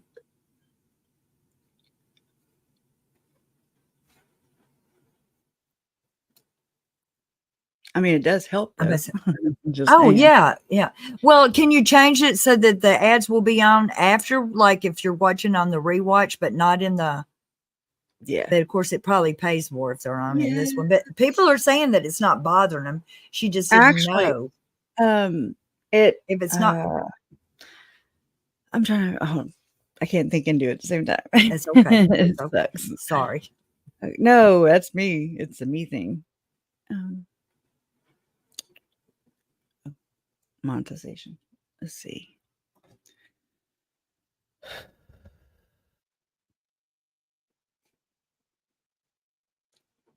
So we were all excited because we thought, oh, this one's showing up and that one's showing up. And now somebody has asked Larry and he says, nope, we just all showed up at the same time. It wasn't because we were called. So no, Jason's he's been talking to him. Okay, good. We got the inside scoop over here. Yeah. Everybody chill. I mean, he's convicted. That's all. I'm like, I'm okay. I mean, I'm a little nervous, but it's not because I'm like, oh, will he get death? Will he get life? I don't really care. But it's like Mary said. What? It's like Mary said, I feel like I'm in the 11th month of pregnancy. Oh, yeah. Sure. That's exactly what. Yeah, 11th month.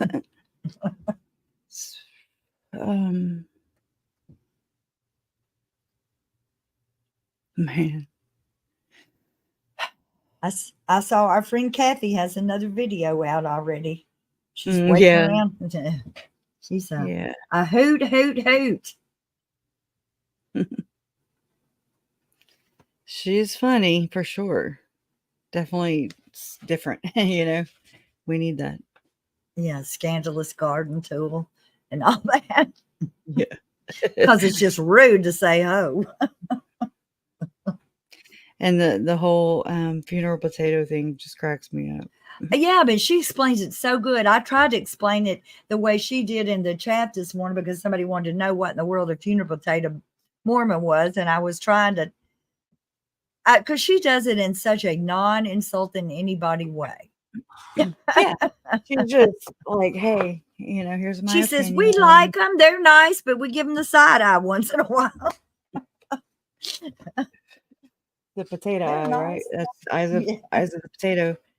And I'm Okay, all like, I'm like highlighting, or there's all kinds of things oh in my this damn book, gosh. y'all. It's a murder book. I know that guy, the one about the personality disorder guy that was talking about PD.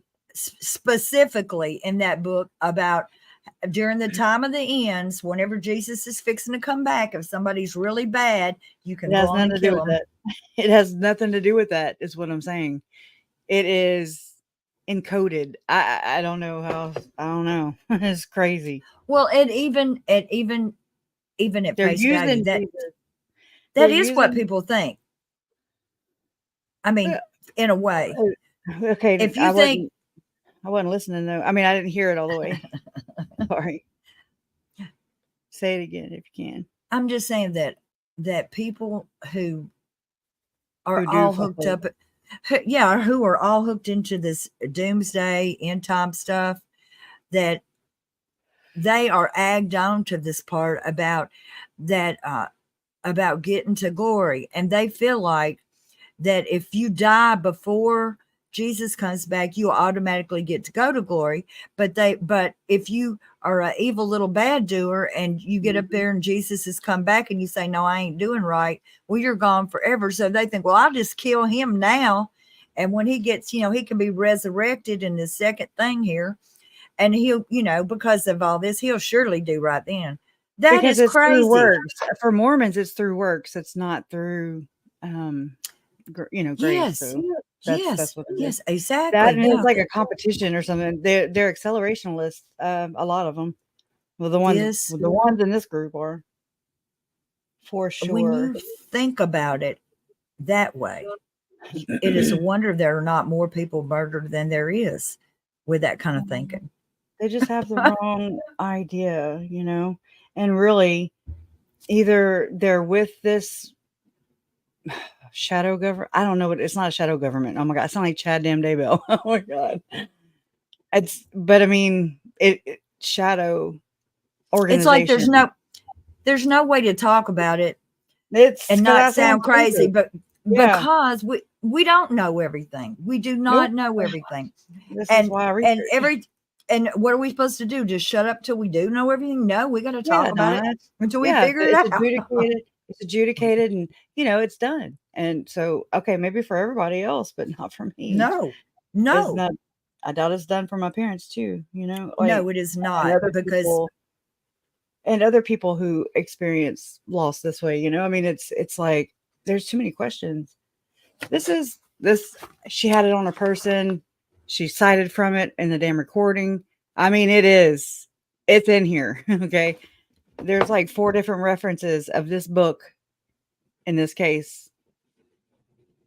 One was on her nightstand where my uncle was murdered. Okay. Why is he yelling? He just yelled. So I told him to yell at me whenever it's time. So. Oh, okay. He might have just said verdict. Oh, hell. We're here for it if it is. We won't have to run. We're already here. No, Jason, I can't hear you, honey. You have to walk in here. He's like, "Rrr." I think he said verdict. Okay. Oh my God. And so I'm talking to him through here because he's watching it in there. Anyways, crazy life. Crazy, crazy, crazy life. Let me get back over there. Okay. All right. Everybody place your bets. Caitlin Hart says that she's still sitting in the hallway, and she just had a nutritious, fulfilling Kit Kat bar for breakfast. And she's sitting in the hallway with 20 interested public media members, with Larry and Kay Woodcock and 2 bailiffs, and Tammy's family has not come upstairs yet.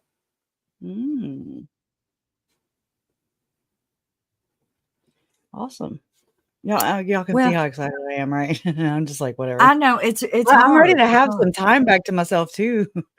Yes, exactly. My house, I mopped a little bit in the kitchen and the laundry room, and I'm like, oh my God, I have so much more to do. I need to go plant my rose bush, and I didn't want to get dirty because exactly. I got it. I'm gonna miss. I got to get my. Yes. Well, we're going to have to do it. We're going to have morning coffees with something and talk about stuff. And also we're going to have to get our regular Sunday. And also we're going to have to work on what day we might want to do one during the week. Mm-hmm. It's time. Is it? BSC Blues just said that Justin said the verdict's in, and Jason's been hollering. So that's Mom telling him that the verdict's in. Okay. So we're waiting on them. So it's up there. We got it. Okay. Everybody's freaking out. That means this afternoon we can get our hands dirty and rosebush crap and all kinds of stuff. And oh, that's awesome, Eric. That's awesome. Really. Thank you. Thank you so very much. You guys have been super awesome, stellar, the best of the best, You guys are real. I like real people. We talked to my brother last night for a while, and he's not for death penalty either. He's like, he needs to miss home and having a free, my brother's in prison telling me this. And he's like, no, he should have to live every day of his life with this, Not that he cares. Not that Chad cares, because he don't. He just cares about himself. In my opinion. I'm a little nervous, but it's not for the reasons that everybody thinks. That is a Chad Daybell dig. Because he's an asshole, but we all know that. I just look, before this goes, I'm gonna read y'all just a little tiny little, okay, out of the murder book. Y'all know how, and watch, they're gonna interrupt me just because I'm doing this. But do you know how Chad and Lori are all about malachite? They are all about Tuesdays. They're all about green. Okay. Raphael and Mom said 11 Mountain Standard Time. So 16 minutes. Okay. 16 damn minutes. Countdown. Thank you, Jay.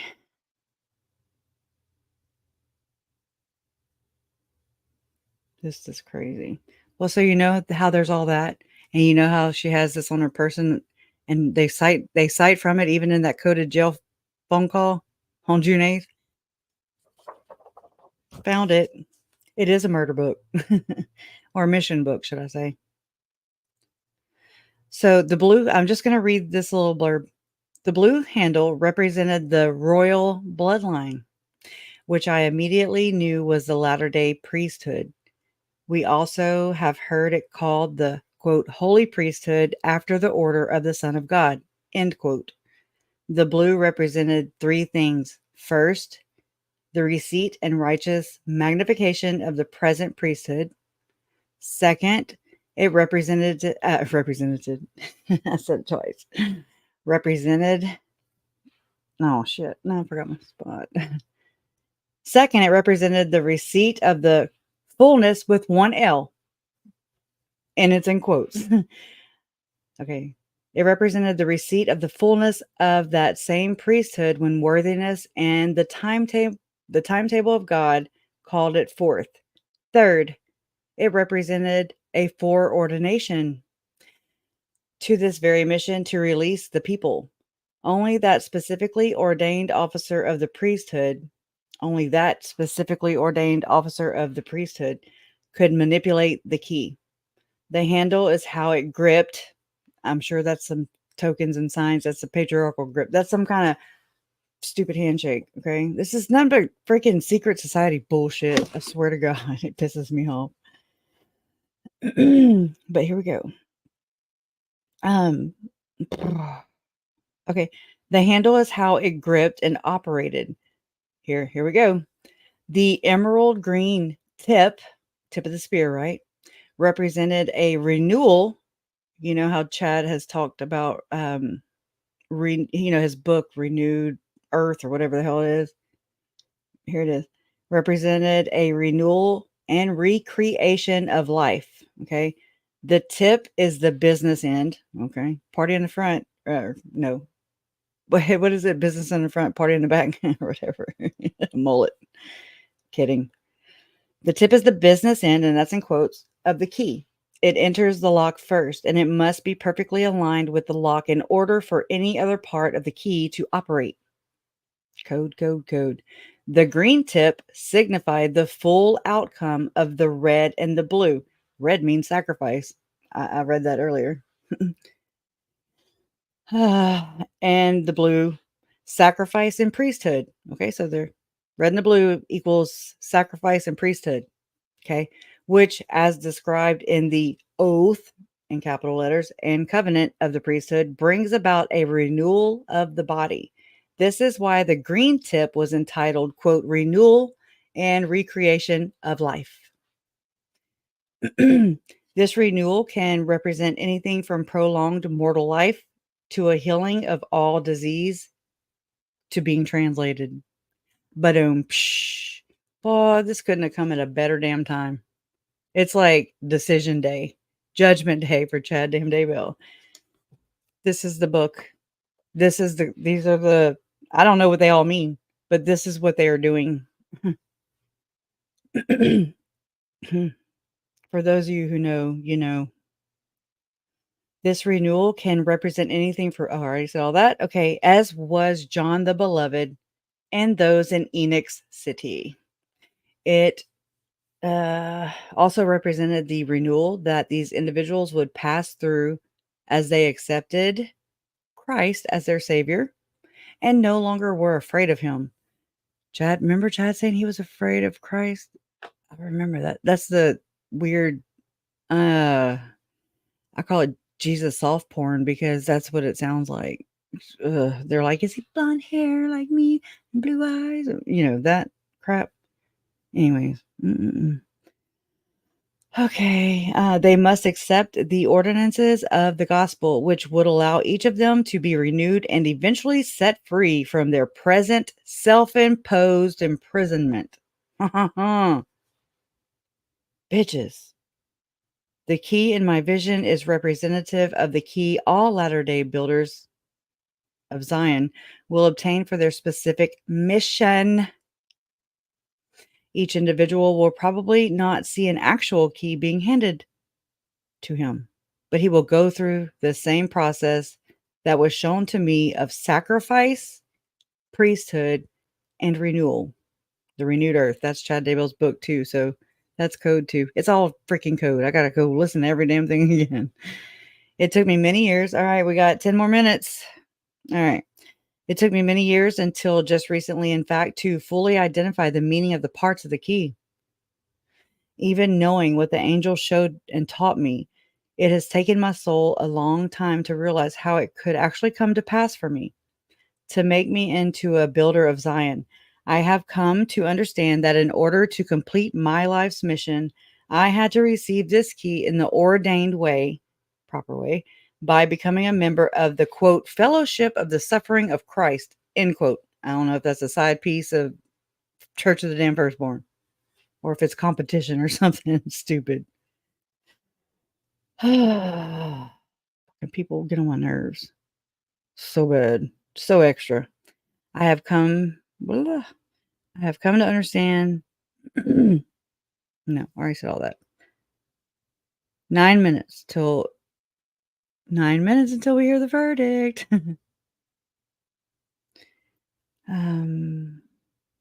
I now understand that it is a personal journey of great consequence. Yeah, no kids are allowed. It is not a pathway for seekers of comfort and casual service. I did not realize I was even upon this path, or that my suffering was a part of any path other than a process of my life. Nor had I ever considered that I was one of those whose premortal calling included any unique service, until the angel handed me that key. So who's the damn angel? You got to pretend like these are just characters in the damn play. Okay. Jesus isn't in here, but they exploit Jesus. Okay. So now you know what I know. That's why we see what we do. This key represented the full course and calling of the priesthood. Only with all three of these elements can we claim the blessings, oh my God, and the honor of serving in any great cause. When we do this, we are no longer serving the church, our families, or even ourselves. We are serving Jesus Christ directly and doing the Father's work of preparing the world for the end of time. This is the new world order. This is what they're preparing you for. Okay? Transition, locked and loaded. Because that's what they mean. God, they piss me off, y'all. Okay. I was seeing was what the hell? Along with all of this information came the confirmation that what I was seeing was not real, but a metaphor to teach me why I was going through the hardships and suffering that have been such a big part of my mortal journey. I was being taught that all of my life I have been engaged in this process of preparing to meet the qualifications, blah, blah, blah, and attributes in this process. I already said that. And the attributes of one who will be handed a key to a portion of the latter day work of building Zion. In this mighty work, that's Melody Dam Gibbs and Hector Sosa's little phrase, mighty change of heart. Okay. In this mighty work, we will free people from their self-imposed prisons. Tylee, JJ, Charles, Tammy, Joe, whether real or figurative, and bring them to Zion. Maybe it's not. They did not represent a call. We got 6 minutes. The key did not represent a call to preside, not be a cult leader, okay? Or to be a latter-day prophet. See? The key, this, whatever the hell they're doing in that damn temple with this low-key shit right here. Passive-aggressive shit. Okay? That's what they're doing. It pisses me off, y'all. So it says, all right, 5 more minutes. We got 5 minutes to figure it out, right? Okay, the key, yeah. Yeah. They've put it down the road 15 more minutes, so it won't start till 11:15. So it's 20 minutes. Oh, wow. Okay, thank you. The only additional the key did not represent a call to preside or to be a latter-day prophet.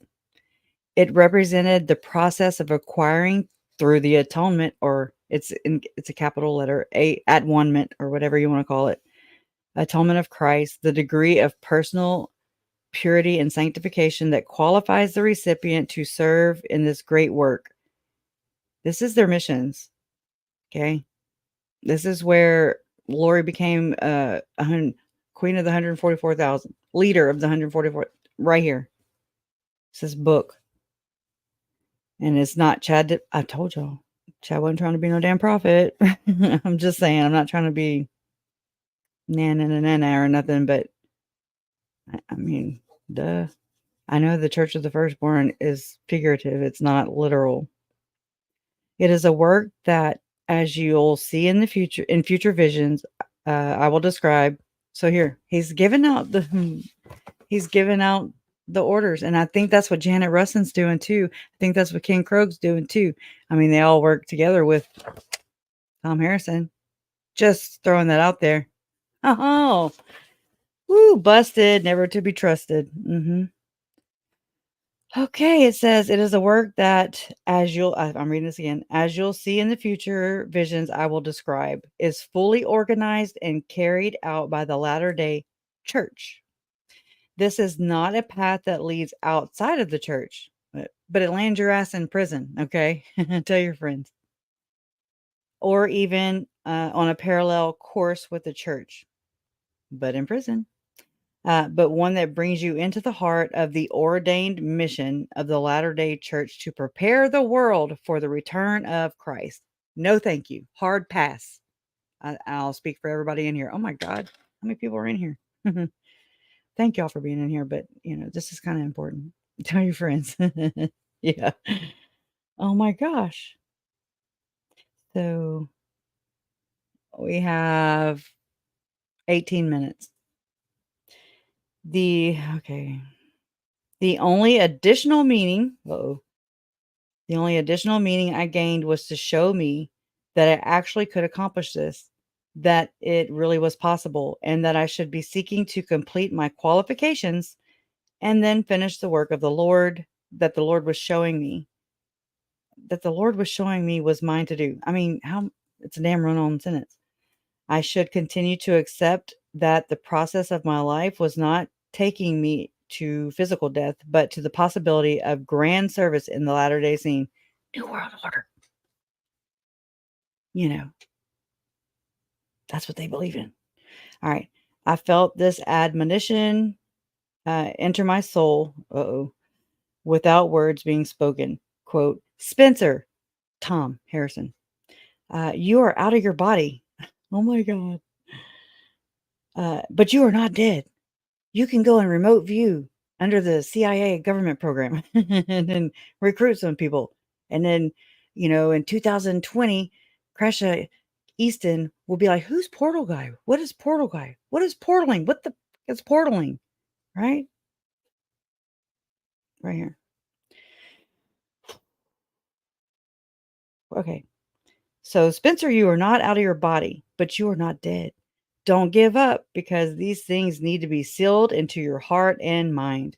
These are the things you promised me you would do. So don't give up. I am giving you this information to bolster your courage to go forward and strive to accomplish these things.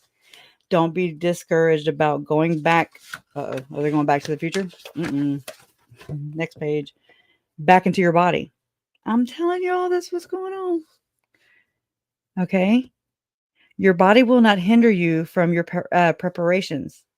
It was necessary to bring you here to give you a significant glimpse of the work. Remember Chad's series that never did come out from Mike and Nancy James? Oh my gosh. Of the work you will do, and to prepare you for what it will cost you to qualify to do it. It'll cost you your children, one Tylee and one JJ, to go. Ugh. This information entered my soul rich with love and empathy, but also with deep power. Oh, yeah. I knew it was not my angel. I can tell you it wasn't no damn angel, first off. Okay, let's just go ahead and just. I was just beginning to understand, standing there with this heavy key in my hands, when the angel said, quote, what do you see now? Chad about to be probably sentenced to death row. That's what I see. Anybody else see that? I'm just saying. And then it goes to the tunnel of light. So, oh my God, I got to read this book now. Unfreaking fortunately. Because no. So, really, earlier, I came in here before Donna went live. And I mean, it was right there. So I was like, well, I haven't looked at it in a while. So I was like, well, why don't I look in some chapters that aren't like, stand out at you? Like um the intercessory prayer. I'm just like, okay, whatever. I've never heard them say that. So, but anyway, so I looked in Visions of Glory, page 78, year I was born. And I was like, "Oh my God." I saw emerald green. And I was like, "This is it. This is what they're doing. This was so it's they were still she was still talking it to Chad in that recorded freaking coded phone call right out the gate, right when Rob Wood enters it into whatever. He's like, "Can I play it?" And Judge is like, "Sure, play that shit." And then and then he's like, he plays that shit. And then Ray Hermosillo is like, "That's my shit." And then they enter it in. But that first little psh, she's quoting from this freaking book in code with Chad. This is what they're doing. Emerald green, green. It's got the tip of the spear. It's got the renewed earth. It's got the sacrifice. Can't forget that. It's got the whole royal bloodline thing. That's what they're doing. Okay. That's what they're selling people to other royal bloodliners, I guess you could say. So that's your polygamy. There you go. You heard it here first. And so this makes me think of Jason Mao. Okay. Going into the temple with Nicole Earl, who was also friends with my uncle. Mhm. Okay. So going to the temple, Lori going to the temple with Nicole Earl. I think Melanie Pulaski was with her too. And they go into the celestial room, because that is the champagne room. Okay. They make it rain up in there. Okay. Anyways, this is before you could laugh in there. So, I mean, no joke. Literally. So, so Lori goes up there and he's like, "Oh, well, let me put you in touch with Melanie Gibb. She's our point person here in Arizona." And then the rest is fucking history. So there's that. And so that's what's going on. How's it going on in y'all's world? Okay. Yeah. They're a bunch of freaking liars, okay? First off. Okay. And I'm never gonna stop exposing them. So yeah. Buckle up, buttercups. Plenty to do. Plenty of missionary work, proselytizing or anti whatever the hell we're doing. We're just not doing what the hell they're doing. I didn't sign up for it. And neither did Tylee and JJ, neither did Charles, neither does any other unsuspecting victim that comes from this guide here, this murder book, abuse book. I don't know whatever. I don't know what. Just think of all the books now, And he thinks they're so damn smart. I should call Lori and be like, blah, blah, blah, blah, blah. Just be like, oh my God. Yes. Yes, Mormon true crime. I'm gonna call you up after this. It won't take long, I'm sure. Man. I mean, I don't know if y'all are probably like, what is she talking about? What is she seeing? I mean, I hope at least some of y'all see it or hear it or something. It does, TC. It's boring shit. But that's if you're looking for Jesus in there or whatever the hell his near death experience is. Or is it it's remote viewing is what they're doing. I don't understand that. So let's just throw that out there. Okay. It's not my crazy. It is not my freaking crazy. And wasn't my Uncle Charles is crazy either. Yet here we are. I actually feel better. Mm-mm. There is no Jesus. Wait, who? Who? Oh, okay. I'm gonna have to go look. I'm gonna have to go slow the chat down, huh? I think I can do it from my phone. If I can find it. Oh, there it is. Right in front of me. I know, Pat. I know. Yeah.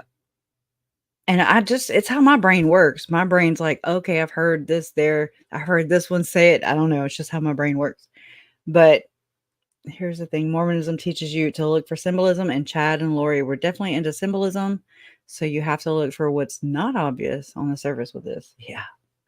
It means something inverted for sure. That's for sure. That is tried and true. Before we go into this, though, justice for Tylee and Charles and Tammy and Joe. Okay, Tylee, Charles, Tammy, Joe, and JJ. It's just fucking sad. It just is. I don't ever want them to not be at the forefront of what I'm doing here. And if I ever lose sight of that, then I don't want to do anything to, oh, I can hear my own voice. I don't want to ever veer from that. I don't know what else to say. Let's slow this down. Oh, but hello, everybody. Welcome. Sorry, I'm so peachy today. That's just, I don't know. Finding that, it's just they're so extra. I'm just like, oh my God, just get a damn divorce. Easy peasy, lemon squeezy. Um, there's just so extra. Mhm. Okay, let me do this. I've only had to do this twice, so I'm not like a professional at this because I usually don't have more than like 200 in my chat. But everybody is welcome for sure. I'm not always this pissy. Message delay. I guess we can. How many? Well, okay. Let's see. And Bewitched, I threw you a wrench yesterday. I was like, I'm just going to give it to her. I hope you don't mind. All right. What does everybody think? I'm scared to ask that. For sure he's convicted though, right? For sure he is convicted. I'm just going, whoa, hey. Oh, I'm trying to find all my aspects here. That's a little better. I know. I don't want to either, Monica, but damn. I want to get to the bottom of it too. It's raining, I think. It's not my crazy. Death penalty? Turn up the pain. There you go. Yeah, we've been waiting for this moment a long time. It hasn't. Y'all know me. I'll be thinking about it in about 2 days and I'll be like, oh my God. It'll just be sinking in. Yeah, it does that. I've always had this problem. I've always had this problem. When people hesitate, I'm like, I'm here. But whenever Donna had read East Idaho News, Caitlin, saying that Samantha showed up, and I was like, I asked Jason, I was like, why would they do that? I mean, so what's really going on? And so he talked, he was texting mom and Larry, and he was like, nothing yet. So, and then Donna was like, Kay and Larry showed up, and I was like, but then he told me. So here we are. I'm reading it on my phone, y'all's chat, because it's much easier. Hey, Linda, how are you? There's still justice for Uncle Charles and Brandon in Arizona. Damn, Skippy.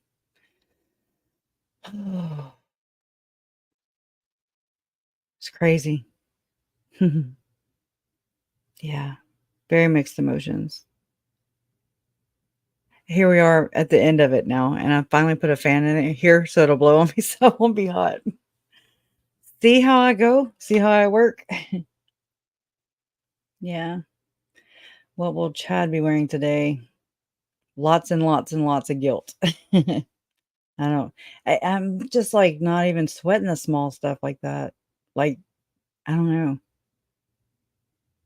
because I know he's convicted already, and this is just, like, extra, just like him and Lori.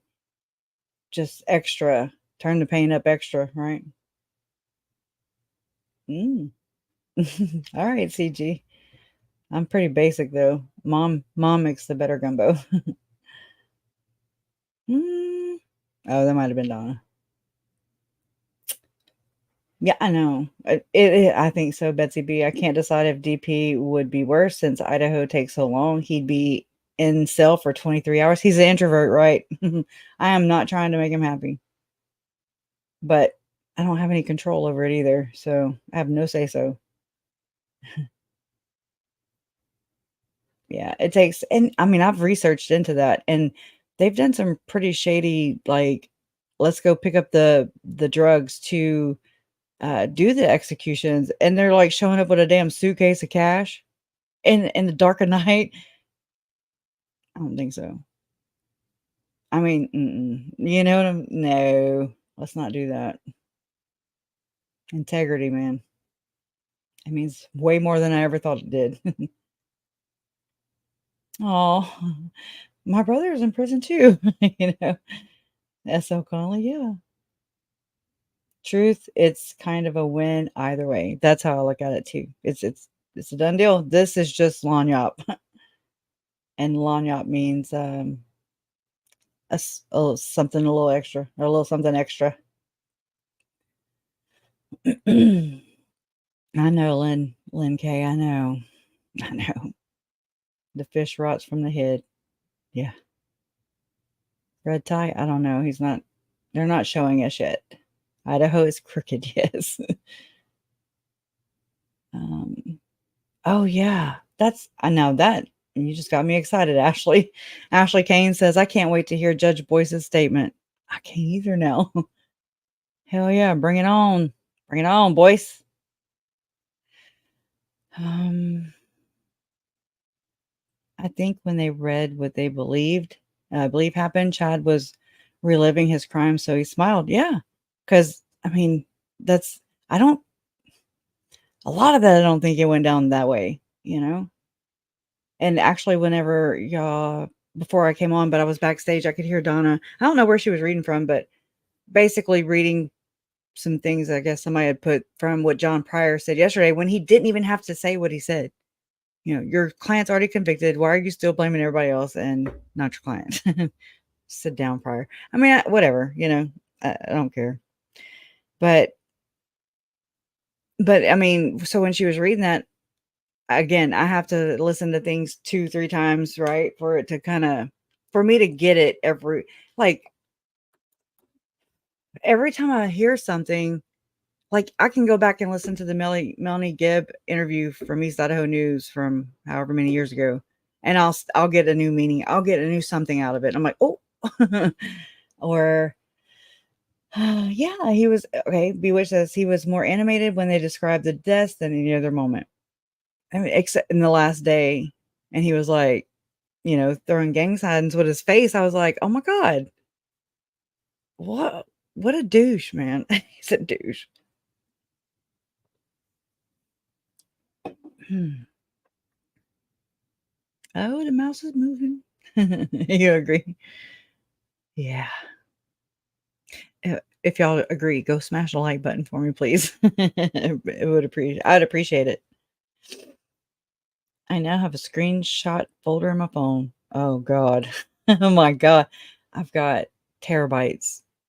And that's in my spare time, which I don't really have any, but I'll look at memories from today or whatever and I'm like, "Oh my god, I need to delete this or I got to, you know, like edit them so that anyways, I'm always doing shit. I went and rewatched Lori's sentencing. Just crazy. Oh, yeah. Cuckoo, cuckoo, huh? Cuckoo, cuckoo. Right, Shoni? I'm so glad you're here, too. I've been seeing you a lot lately, and I like it. Good morning, Donna. Coggin. Thank you. Street clothes? Where do you see them at? Beach Bum.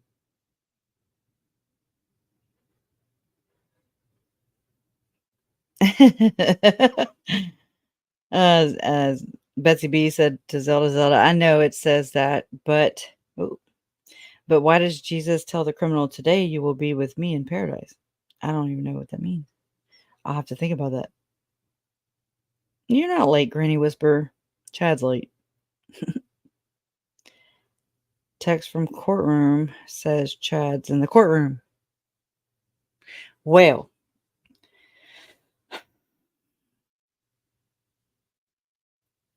I don't think the fraud charges are today. Kind of like how it happened with Alex Murdaugh. Oh. You're welcome. And thank y'all for letting me. I'm not going anywhere, so don't be leaving me. This is kind of, I think, more of what I was nervous about was just this change. I feel like it's going to be a change because it was a big taper off, or it tapered off quite significantly after Lori's trial. But I understand it's consuming. Yes, I'll have just a few more minutes. I don't know. Is KJ here? KJ, caw. It is bittersweet, y'all. I know. Like Donna said, we'll have to do a couple, kind of like how KJ was doing, or maybe she can come here, some coffee in the morning or something. Because this is not just where I throw open the doors and I'm like, okay, I'm gonna speak now, and then I'm gonna leave. No, I do this, and then everybody comes in. Everybody's y'all are always here. Y'all are friends now. Y'all are my friends.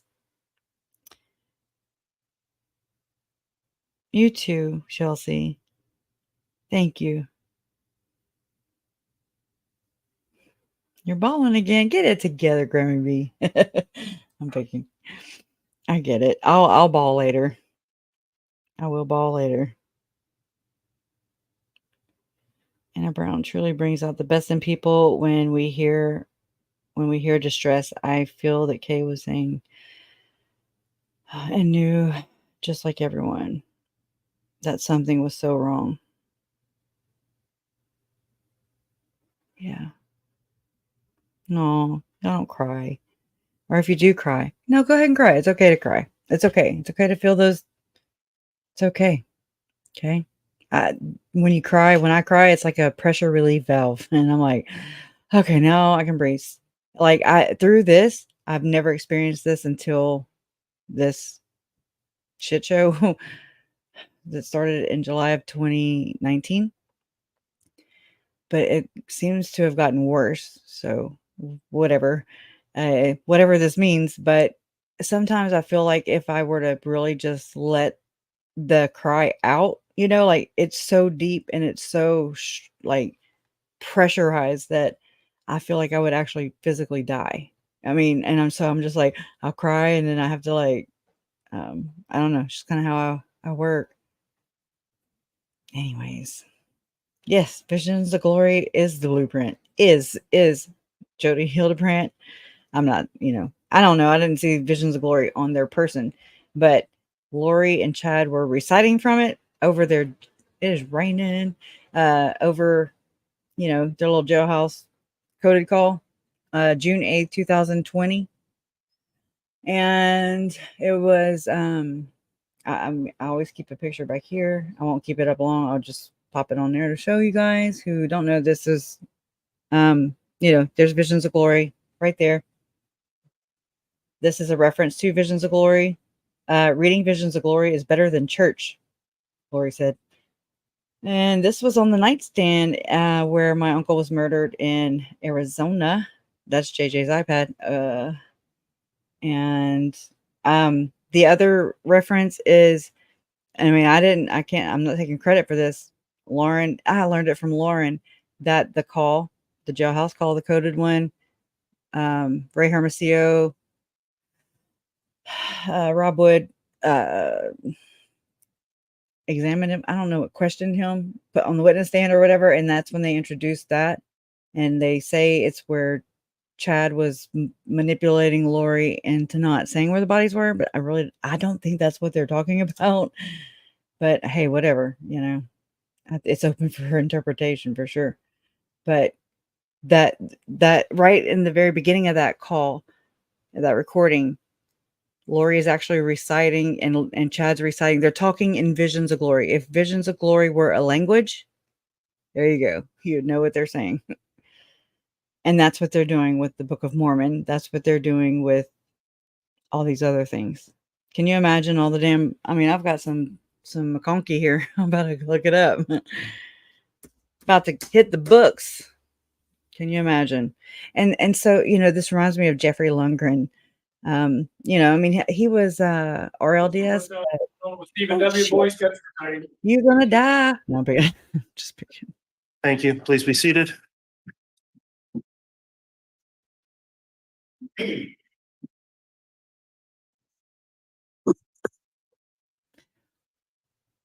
Full death experience. I'm gonna mute myself.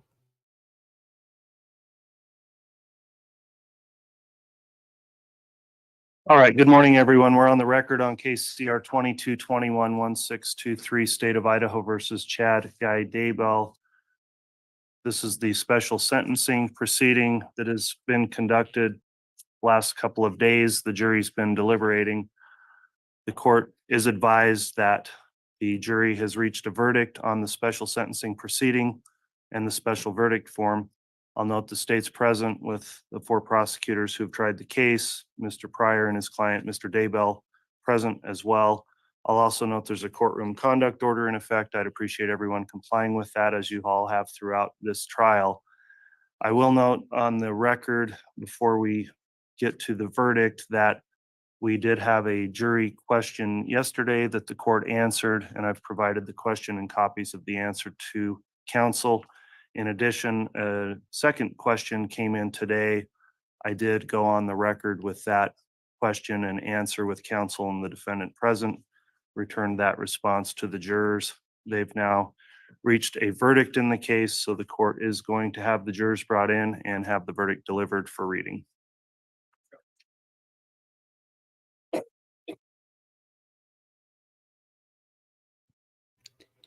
He's gonna big gulp a lot. I do sense that. I'm a visionary. He's gonna gulp really hard a lot.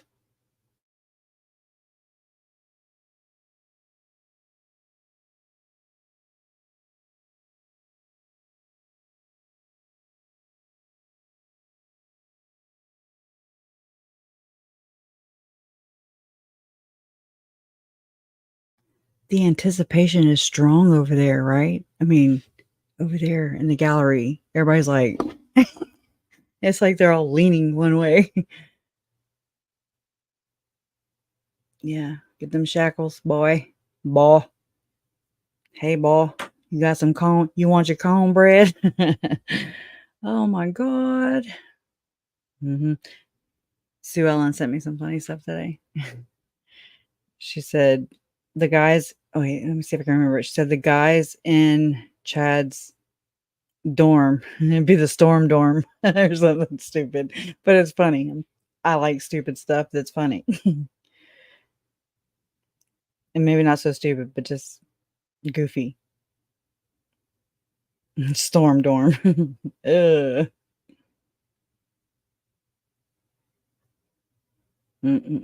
Oh, Chad turned into a no, I'm kidding. Nothing. They're about to do it. They're about to hand us down the. All right, please. All right, please. Okay, I'll mute.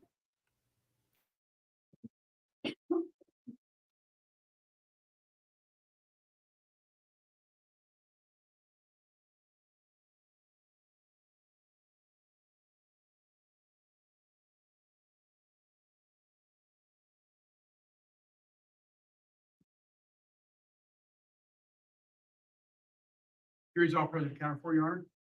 Thank you. Please be seated.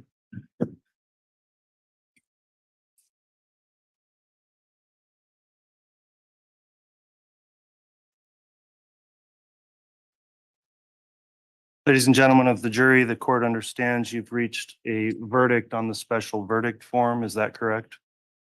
All right, Mr. Bailiff, if you would please return the special verdict form to the court, I'll review that.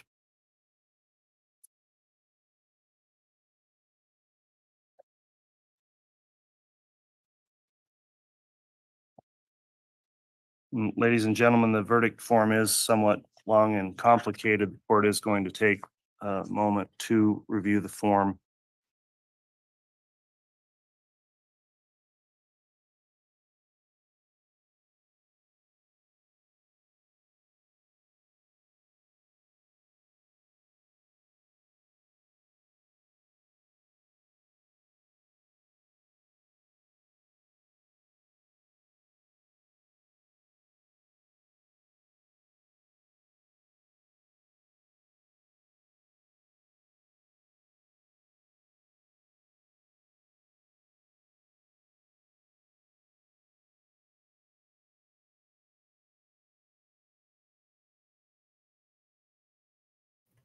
The only song that's coming to my mind right now is the Final Countdown. That's it.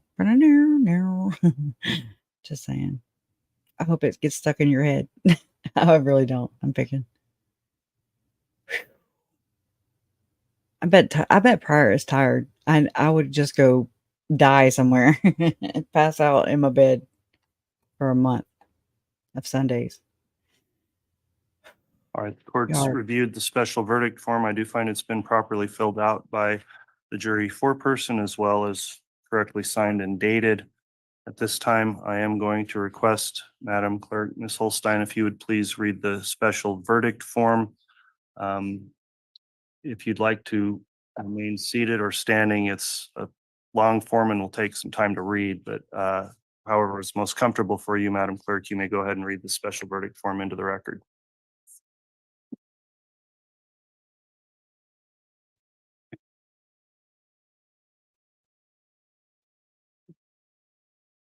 In the District Court of the 7th Judicial District of the State of Idaho, in and for the County of Fremont, State of Idaho Plaintiff versus Chad Daybell Defendant, case number CR 22211623, Special Verdict.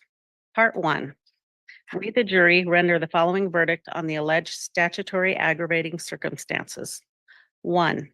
Has the jury unanimously found that the state has proven beyond a reasonable doubt the existence of the following aggravating circumstance? The murder of Tylee Ryan was committed for remuneration, or the defendant employed another to commit the murder for remuneration or the promise of remuneration? Yes. 2. Has the jury unanimously found that the state has proven beyond a reasonable doubt the existence of the following aggravating circumstance? The murder of Joshua Jackson, hereinafter J.J. Vallow, was committed for remuneration, or the defendant employed another to commit the murder for remuneration or the promise of remuneration? Yes. 3. Has the jury unanimously found that the state has proven beyond a reasonable doubt the existence of the following aggravating circumstance? The murder of Tamra, hereinafter Tammy Daybell, was committed for remuneration, or the defendant employed another to commit the murder for remuneration or the promise of remuneration? Yes. 4. Has the jury unanimously found that the state has proven beyond a reasonable doubt the existence of the following aggravating circumstance? The murder of Tylee Ryan was especially heinous, atrocious, or cruel, manifesting exceptional depravity? Yes. 5. Has the jury unanimously found that the state has proven beyond a reasonable doubt the existence of the following aggravating circumstance? The murder of J.J. Vallow was especially heinous, atrocious, or cruel, manifesting exceptional depravity? Yes. 6. Has the jury unanimously found that the state has proven beyond a reasonable doubt the existence of the following aggravating circumstance? The murder of Tammy Daybell was especially heinous, atrocious, or cruel, manifesting exceptional depravity? Yes. 7, has the jury unanimously found that the state has proven beyond a reasonable doubt the existence of the following aggravating circumstance? By the murders or circumstances surrounding their commission, the defendant exhibited utter disregard for human life. Yes. 8, has the jury unanimously found that the state has proven beyond a reasonable doubt the existence of the following aggravating circumstance? The defendant, by his conduct, whether such conduct was before, during, or after the commission of the murders at hand, has exhibited a propensity to commit murder, which will probably constitute a continuing threat to society. Yes. If you answered no to each of the above questions, you do not need to answer any other questions. Simply have the presiding juror sign this verdict form and notify the bailiff that you are done. If you answered yes to any of the above questions, then please answer the questions in part 2.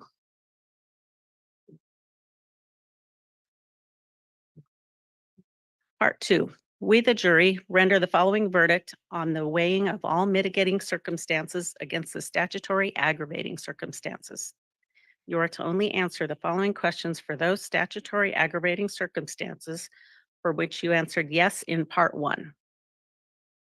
1, with respect to the statutory aggravating circumstance that the murder of Tylee Ryan was committed for remuneration, or the defendant employed another to commit the murder for remuneration or the promise of remuneration, we unanimously find that when weighed against this aggravating circumstance, all mitigating circumstances are not sufficiently compelling to make imposition of the death penalty unjust. 2, with respect to the statutory aggravating circumstance that the murder of Joshua Jackson, hereinafter J.J. Vallow, was committed for remuneration, or the defendant employed another to commit the murder for remuneration or the promise of remuneration, we unanimously find that when weighed against this aggravating circumstance, all mitigating circumstances are not sufficiently compelling to make imposition of the death penalty unjust. 3, with respect to the statutory aggravating circumstance that the murder of Tamara, hereinafter Tammy Daybell, was committed for remuneration, or the defendant employed another to commit the murder for remuneration or the promise of remuneration, we unanimously find that when weighed against this aggravating circumstance, all mitigating circumstances are not sufficiently compelling to make imposition of the death penalty unjust. 4, with respect to the statutory aggravating circumstance that the murder of Tylee Ryan was especially heinous, atrocious, or cruel, manifesting exceptional depravity, we unanimously find that when weighed against this aggravating circumstance, all mitigating circumstances are not sufficiently compelling to make imposition of the death penalty unjust. 5, with respect to Did we lose the mic? it's back. 5, with respect to the statutory aggravating circumstance that the murder of J.J. Vallow was especially heinous, atrocious, or cruel, manifesting exceptional depravity, we unanimously find that when weighed against this aggravating circumstance, all mitigating circumstances. We need a new mic. Okay, we're going to get a separate mic. Thank you.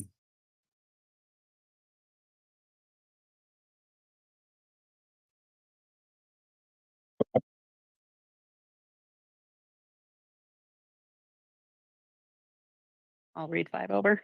Yes, start with 5 again. Thank you, Madam Clerk. 5. Okay. With respect to the statutory aggravating circumstance that the murder of J.J. Vallow was especially heinous, atrocious, or cruel, manifesting exceptional depravity, we unanimously find that when weighed against this aggravating circumstance, all mitigating circumstances are not sufficiently compelling to make imposition of the death penalty unjust. 6, with respect to the statutory aggravating circumstance that the murder of Tammy Daybell was especially heinous, atrocious, or cruel, manifesting exceptional depravity, we unanimously find that when weighed against this aggravating circumstance, all mitigating circumstances are not sufficiently compelling to make imposition of the death penalty unjust. 7, with respect to the statutory aggravating circumstance that by the murders or circumstances surrounding their commission, the defendant exhibited utter disregard for human life. We unanimously find that when weighed against this aggravating circumstance, all mitigating circumstances are not sufficiently compelling to make imposition of the death penalty unjust. 8, with respect to the statutory aggravating circumstance that the defendant, by his conduct, whether such conduct was before, during, or after the commission of the murders at hand, has exhibited a propensity to commit murder, which will probably constitute a continuing threat to society. We unanimously find that when weighed against this aggravating circumstance, all mitigating circumstances are not sufficiently compelling to make imposition of the death penalty unjust. Once you have completed part 2, please have the presiding juror sign this verdict form and notify the bailiff you are done. Dated this first day of June 2024 and signed by the presiding juror. All right, thank you very much, Madam Clerk, for reading through the verdict form. Ladies and gentlemen, the court will note that given the complexity of this special verdict form, just I think in fairness to all those in attendance, including in particular victims and the parties, the layman's explanation of this verdict is that the jury has made a finding that it would be appropriate to impose the death penalty as it relates to counts 1 through 6 in the amended indictment. And so pursuant to Idaho Code 192515, the court is directed that the defendant would be sentenced to death on those counts. The court will take up a concluding sentencing proceeding. I also have additional counts of insurance fraud I've discussed with counsel. Moving forward in a consolidated hearing, the court's proposing that we do that this morning, waiving the right to a pre-sentence investigation report under Criminal Rule 32A. Before I get there, just let me ask at this time of the jurors, is this your true and correct verdict that's been rendered in this case? Very well. Does the state wish to have the jury pulled on the special verdict form? No, Your Honor. Thank you. Does the defense wish to have the jury pulled on this special verdict form? No, thank you, Your Honor. Very well. As I mentioned, then that's the result of the verdict form. The court would then proceed with additional sentencing on those 2 counts, as well as the counts 1 through 6 determined now by the jury. Mr. Pryor, is the defense willing to move forward with a consolidated hearing on those counts this morning without a pre-sentence investigation report? As previously indicated, Judge, yes, we are. Okay. Is the state going to be ready to proceed with a sentencing on those issues as well? Yes, Your Honor. Thank you. Okay. Thank you. Counsel, I do want to take a brief recess just to briefly prepare for that, given the verdict, and I will come back on the bench. It really won't take long. I would suggest that a 30-minute recess will come back on the record. The court will conclude with that sentencing hearing. So if everybody could be back here by 10 after, we'll have the jury return one last time to the jury room to wait for that final sentencing hearing. We'll conduct that in the presence of the jurors also, and then I'll have concluding instructions for the jurors. So we will be in recess for 30 minutes. We'll come back for that final stage of the proceeding. Thank you. All right.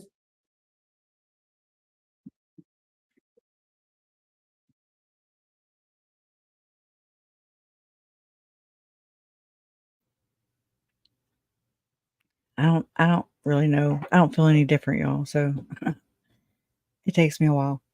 So I know people, I feel like I disappoint people because I don't know how to react. So I just trust in the jury. I'm very indifferent about the death penalty. I actually am more about life. I want him to have to think about it. I want her to have to think.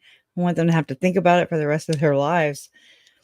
I don't want to give him even more of a God complex by thinking he's going to be a martyr, but also we can equate it in there or weigh in this balance here, if you want to call it that, that Idaho has only put 3 people to death since 1976. Okay, so whatever. He chose Idaho. That's where they chose to murder my nephew and murder Tylee. Technically my step cousin. I hate referring to her like that, but anyways, and that's where he chose to move his family and then murder his wife. So, that's pretty depraved, and that's a jury of his peers. So I trust in their decision. I really do. They were selected. We were here for that. We were here for jury selection. The cheesy eggs, the all that glitters is not gold. We were here. And we've been here for everything. That's about the only thing I'm sad about. It's just the beautiful people, the beautiful friendships, just all the things I've learned. So I mean, it's just my experience, but I that it's called consequences, and this should have happened, not the death penalty. I'm just saying this type of repercussions or consequences should have happened a long time ago, and then maybe we wouldn't be here. You know what I'm saying? I still can't believe there's no PSI. That's the only thing I was about. Like, I was like, okay, well, at least with the death penalty, we'll get like a PSI. We'll know more about what makes Chad Daybell tick. Information is key. I do believe that, and the murder book, straight up the murder book. Don't buy it. It's a murder book. How-to guide, straight up. Sonny says, we are ready in Arizona. Well, leave the light on for us, right? Well, who wants? Oh, Joe Field says, who wants to be a Mormon? Not me. Very sad what the LDS do, and they know what they do with all their tactical BS. Yes, they do. I agree with you on that. It's really sad, and it's infuriating too, really, because I see that too, and it's sad to see. And I mean, again, this is usually when everybody's like, well, the Catholic, what about the Catholic? What about, and everybody points fingers at other people. I'm like, they're shitty too, This was my introduction into the Book of Mormon, unfortunately. That's not my fault. It's not your fault either, but it's a just verdict. Yep, I agree. Jury was right. Thank you. Look forward to Judge Boyce. Love always wins. Thank you. Thank you. Thank you, Julie Carr. Oh, now he faces Tylee, JJ, Tammy's, and Charles Justice, and hopefully Brandon too. I'm telling you, I wonder. Oh my God, you just reminded me of that, because I've had that gut feeling like for weeks now. I'm just like, I don't know. I kind of feel like they're prepping. They're sliding that into into the trial for Chad. We already had it in there for a laureate. And I mean, I understand they had to introduce it into this one too, but there's too much. That is like Arizona, the whole, the tire rolling it into, true. No, it does not. Ugh. That's only in his mind, I think. I don't know. All I can do is speak out, All I can do is speak out. That's all I can do. You're right. Trust me. I would trade places with them if I could, in a heartbeat. It's pretty fucking sad, actually. So, but the Arizona stuff, that's like the most clear and concise example of a conspiracy, in my opinion. Like you have Lori, Alex, and or Chad, one or the three, furthering the conspiracy. Driving, just rolling the tire out, slapping on the butt, taking the back seat out. That's Tylee's damn Jeep. Where the hell is she? Not in her Jeep. And then going shooting at Brandon, then having Melanie Gibb go look. Anyways, it's just, I'm like, how is that not? Drives me insane. Plus, I've been reading through the FOIA docs, so I'm like, ooh, I get excited. Where'd it go? Where'd it go? Oh, that went quick. I don't even know where it went. I'm going to look for it, but I cannot find it. Let's see. Oh, there it is. Titus 2, Jesus girl. Well, this is going to be an extraordinarily poor taste, but Honey Badger. Oh, what? Okay. Thank you, Susan. Appreciate y'all. I hear Uncle Jerry, they got this. Yeah. I'm gonna go pull it up real quick. Gonna go pull it up. That was awesome.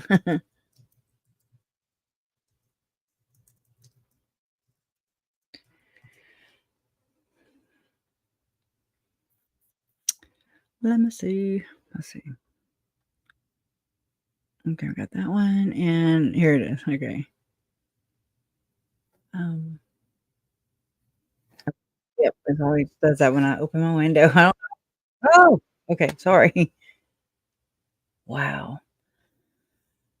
Oh, okay. Let me do this. I got it. And Donna will bring that back up as soon as they come up, if I have this on there. We're gonna look at this one first. Okay. Competency, the fact that right now in Idaho, she's not competent for her crimes. Are you hoping she will become competent? Do you think she's competent? Well, now, I'll tell you something. She ain't crazy. That knew exactly what she was doing. And that's the truth. It's really hard for me to say because I'm not a medical doctor. I don't know what they've observed. I have to think since the prosecutor Thank you, has agreed at this point, there's got to be something. But I think there's a difference between insane and competency. And I think that she will become competent really soon. I mean, I really do. Because you can't get away with this forever. It's not going to go away in the state of Idaho. We know that. So I'm just going to let the Lord handle that. Whatever's going to be is going to be. But I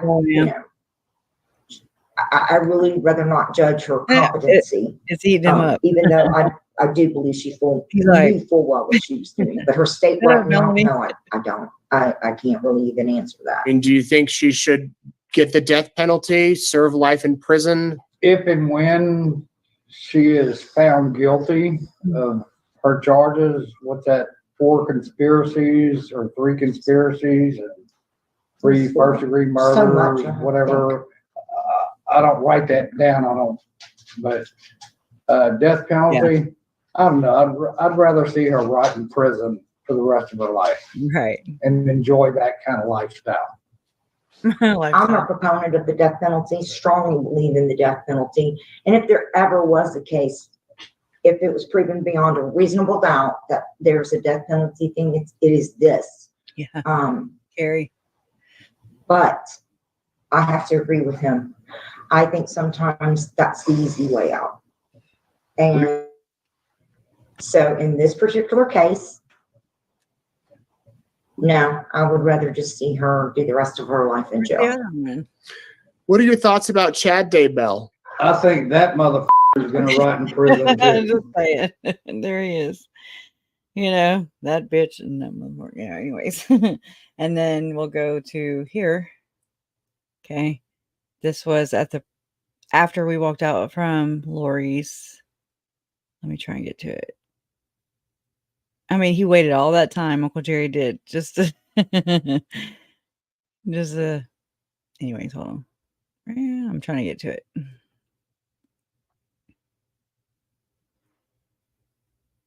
Okay.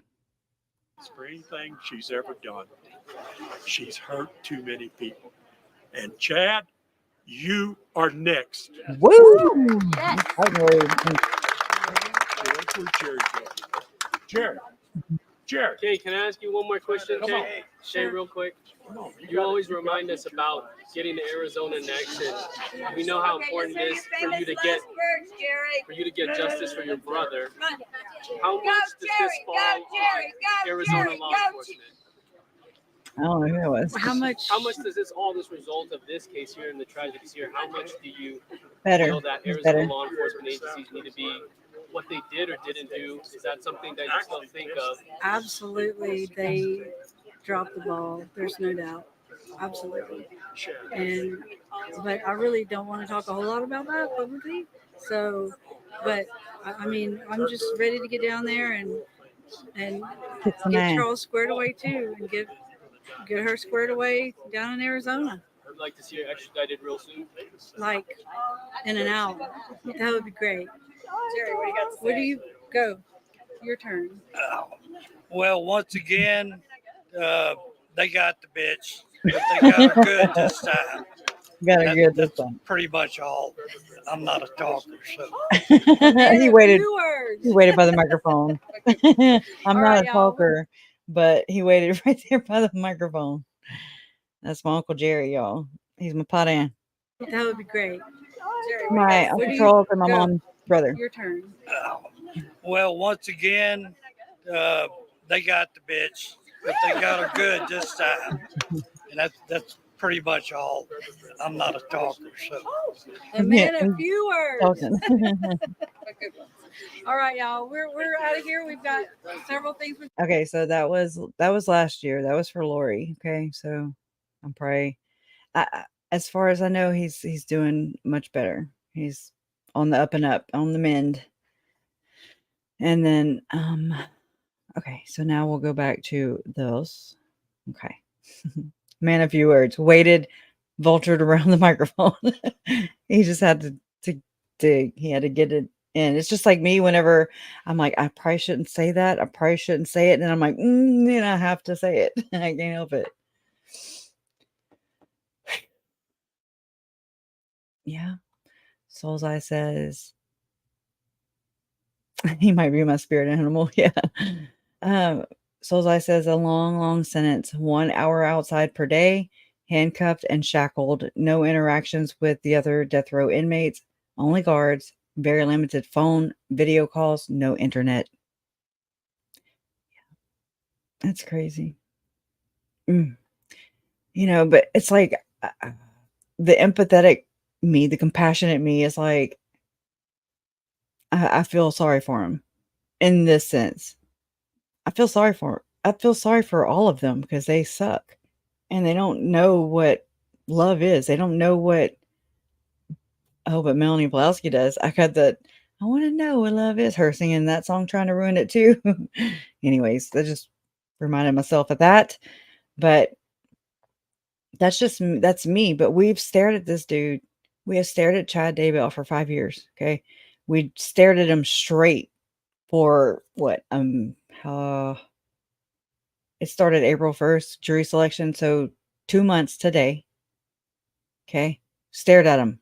He wouldn't budge. He don't give a shit. And so it makes me also think of JJ. Okay. 7 years old.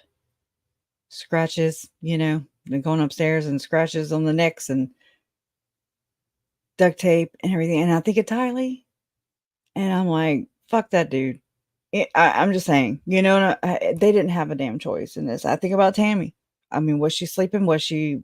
You know what I'm saying? So whatever. I'm not like a big proponent of it, but this is what you get, they did this, not me. So, or not anybody else that's pro, what do you call it? Death penalty. I'm not talking about Soul's Eye here. I'm just saying, I guess, processing out loud. But I mean, some people aren't a fan. I understand. I get it. Out of my control. But I do feel like this is justice for Tylee, Charles, Tylee, JJ, and Tammy. I do feel that. So I have to guess put my feelings to the side. I don't know. I mean, it's again, it won't bring them back. So it's like whatever. I don't know. If Chad thinks he's a martyr, then whatever. You know, he also thinks he's a good writer. He also thinks he's probably a good husband. He also he probably thinks he's a good freaking prisoner too. So yeah, I mean, for what it's worth, I don't too much give a shit what he thinks. He definitely does not give a shit what we think. Trust me. Okay. So, I mean, I think about like how, I wonder if he said that before he had 2 bullets in his chest, that kind of shit. Okay. That makes me, it makes me want to go jump through this damn computer and just like maul him. Okay. That's just me. I don't think about these things, you know, I'm human, but he did it to himself. That'd be like, that's like some people are, you know, well, the Daybell kids, you know, and I'm just like, they're not fucking children, okay? They're Chad's children, they're Tammy's children, they were not children, okay? Daybell siblings, I don't know, they're brothers and sisters. They are adults, they have children, they teach children, they teach young minds. And I've been graceful. I've been graceful to them. I've shown them grace. I've just been like, okay, I just want to, and I'm still going to try and treat them. Trust me, I treat them way better than they've treated this entire investigation. That means shitting on Tylee. That means shitting on JJ's head. Okay. That means shitting on their own moms. It's so gross. It's so gross. Okay. So when they lie on the stand, or if they lied on the stand, or I think they did, it, to me, it's so disrespectful to the courts, to my parents that are in there, to all the victims, their aunts, uncles, to their grandfather, their grandmother that's not even here anymore. It's damn disrespectful. Bad. So when they did that, okay, whatever, do you, boo. But also know that there are consequences. And again, if you bend that branch while it's young, you know, then it don't grow into a big strong tree and you can't bend it anymore. So that's what I got to say about that. So I hope that the world shows them the respect that they've shown Tylee, JJ, and their own damn mother. And my Uncle Charles down there in Arizona. And my whole damn family. So whatever. You reap what you sow. I mean, I've had traffic stops way worse than anything that I've seen any of these assholes go through. Trust me. I'm just like, damn, calm down. And they're like, don't raise your voice. I'm like, I'm not raising my voice. But anyways, just saying. It really does piss me off.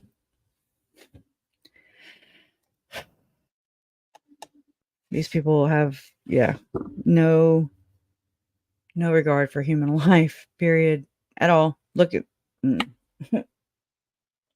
anyways. Yeah. It's like, hey, let's move into that house where we know everybody's like, you know, murder house.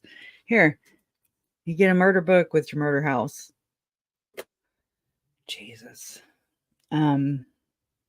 You know what? It makes me, with all the passive aggressive comments too that Chad made about, yeah, or I think he was talking to Emma on this one, and he was like, yeah, there's nothing in the house, you know, it's not like they're going to luminol it all. And I'm like, get the luminol stat right now.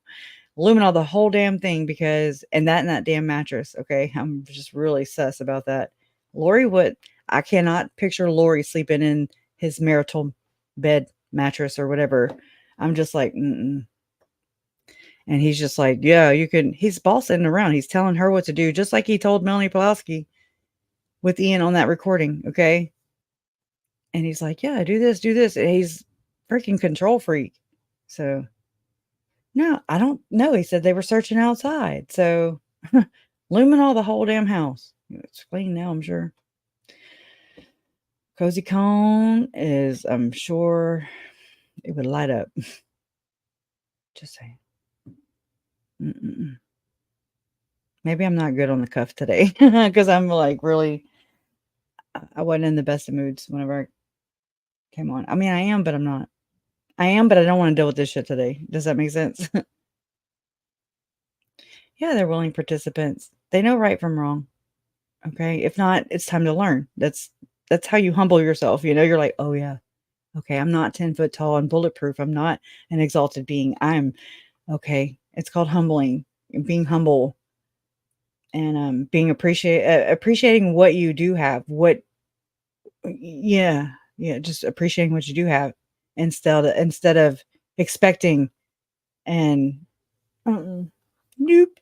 Assuming, you know, that like everybody just needs to bow down to you or something. No, no, no. Nope. And so again, I don't know. Nobody should ever have to, right, Ashley? Nobody should ever have to deal with any of this ever. Stupid. We have to live with it. They don't care. Chad doesn't care. He's just like, okay, what are we having for supper tonight? Besides Bubba. He's been having Bubba though, so you know. I take comfort knowing that he will never taste his wife's cooking, her Thanksgiving meals, her Christmas dinners, anything. He will never, and he hasn't ever since. And you know, Lori wasn't a cooker, according to Melanie Gibb. Stupid. I know. Portal Guy. That's how I knew Portal Guy. Portal Guy is Tom Harrison. Tom Harrison is Portal Guy. Tom Harrison also meets with Tim Ballard. Ketamine trips and, you know, channeling either dead prophets or named Nephi or dead grandfathers like Chad. Okay. Grandpa Keith. Well, Chad, Tim Ballard, it's either Nephi, the ancient prophet, just like remember Lori married Moroni. So there you go. Whatever. Maybe they'll go on a couple's date. Anyways, a double date. And then you got Janet Russin spitting. I don't think it's really. We know she's not a good psychic if that's what she's claiming, right? But she's also his intel. I really do think this is a CIA. Oh, I said that out loud. This is an intelligence operation exposed right here because that's what's going on.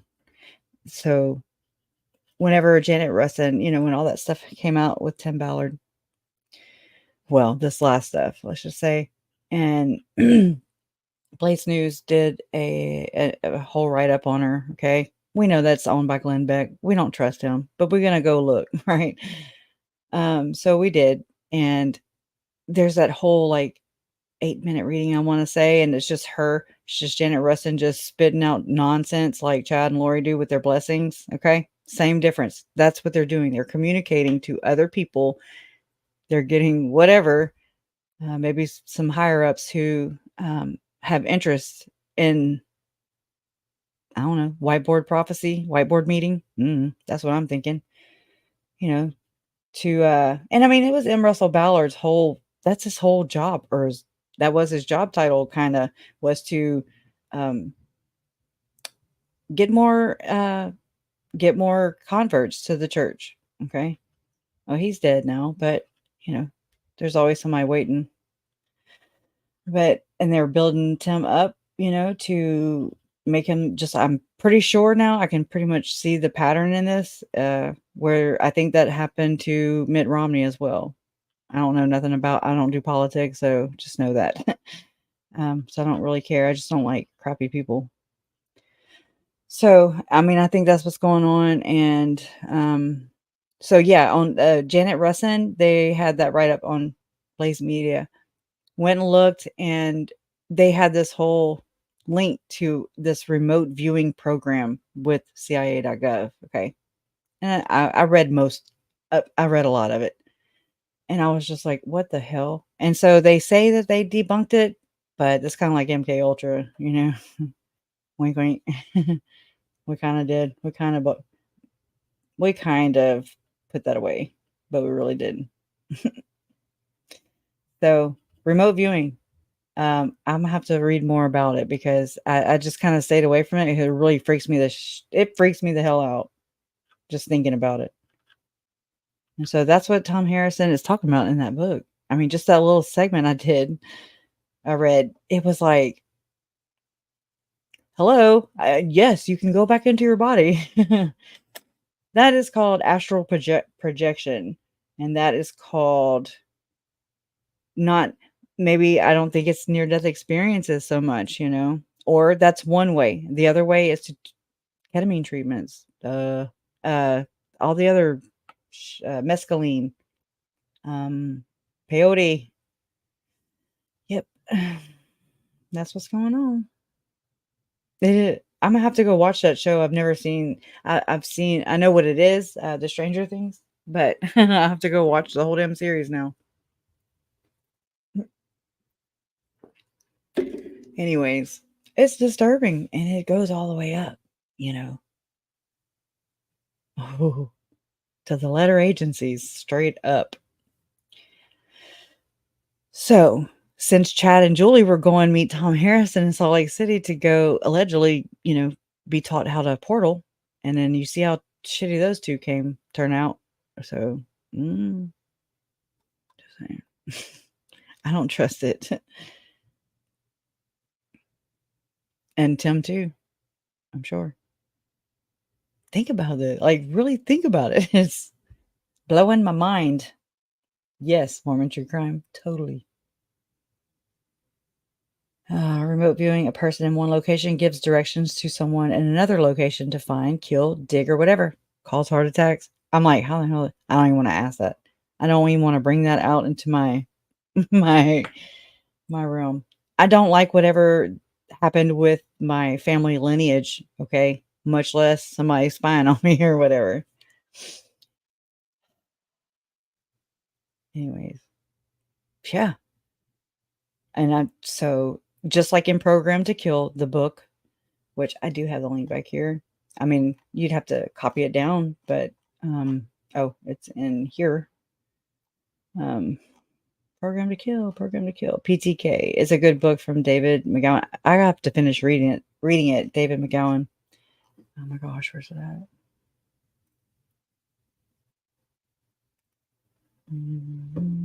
Here, Hell to the Pot Stirs. And yeah, here's another tidbit. Chad Daybell was serving a calling for the church at the time of all the murders. He worked in the same office as the bishop.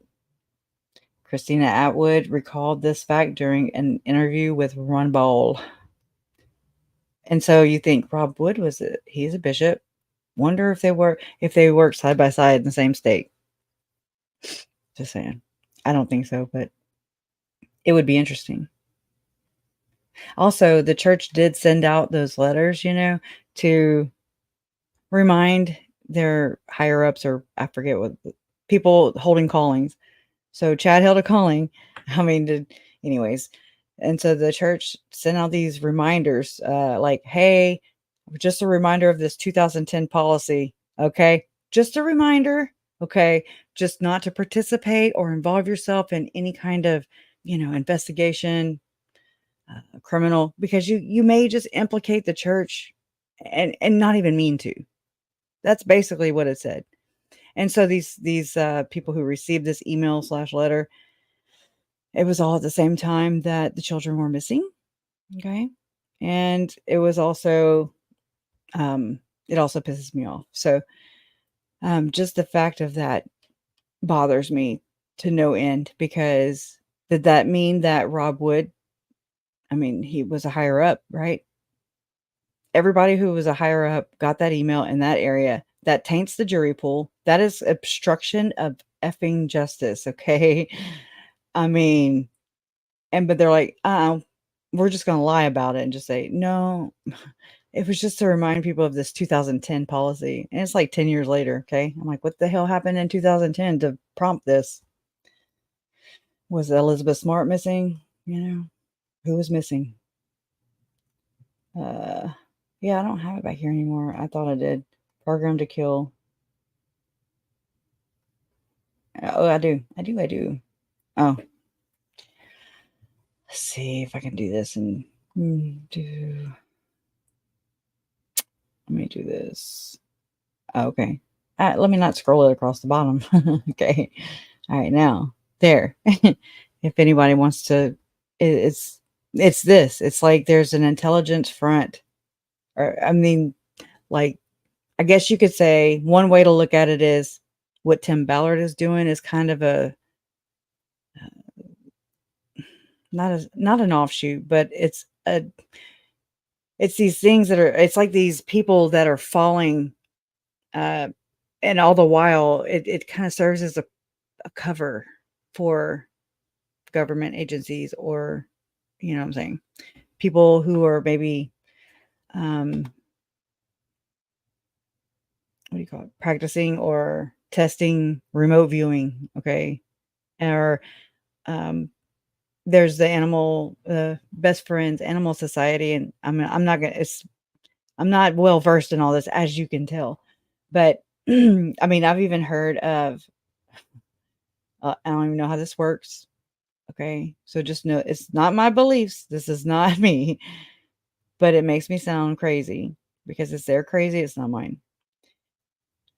But they are attempting to, and or trying to, or acting out, to possess dogs with like demonic spirits and whatever that looks like. Okay. It just doesn't sound very healthy, is all I'm saying. Sounds pretty sick and sadistic. That's this Hamlin clan too. I've been following around. That's David Levitt. This ties to the Ukraine.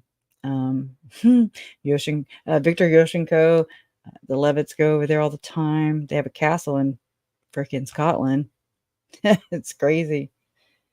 And then, Senator Mike Lee, who's also over there in Utah with Sean Reyes. Okay. We just have some lovely characters over there, might I add. And then you have Gordon Bowen. You have Senator Mike Lee. He's like, he's in with, or he's good friends with, well, first off, he spoke at the Firm Expo conference. I have a picture of him somewhere. I gotta find it. At a Firm Expo event. So that's Rod Meldrum. Thank you. Please be Oh seated. shit! You scared the hell out of me. Damn you, boys. PTSD, right? All right, we're back on the record on CR 2221-1623, State of Idaho versus Chad Daybell, concluding the special sentencing hearing that's being conducted where the court intends to sentence the defendant on the counts in the amended indictment, including the insurance fraud counts. Is the state ready to proceed? Yes, Your Honor. Is the defense ready to proceed? Yes, Your Honor. Thank you.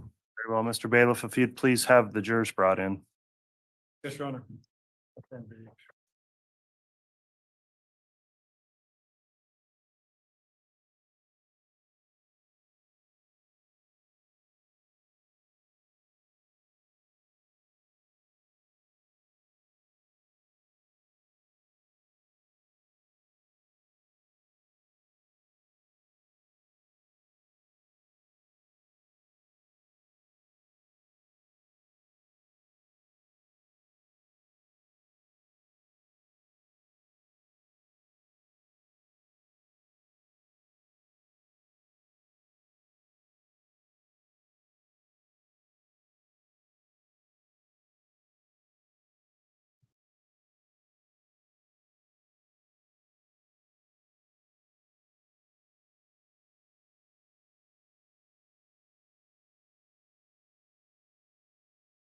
All right, please.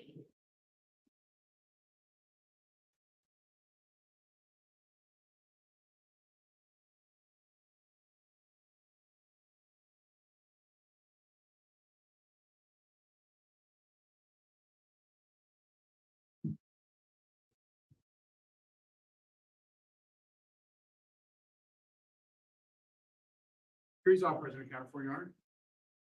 Thank you. Please be seated.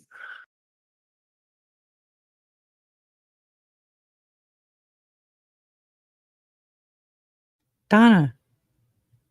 Donna. Donna. You got to hit play. Oh, shit.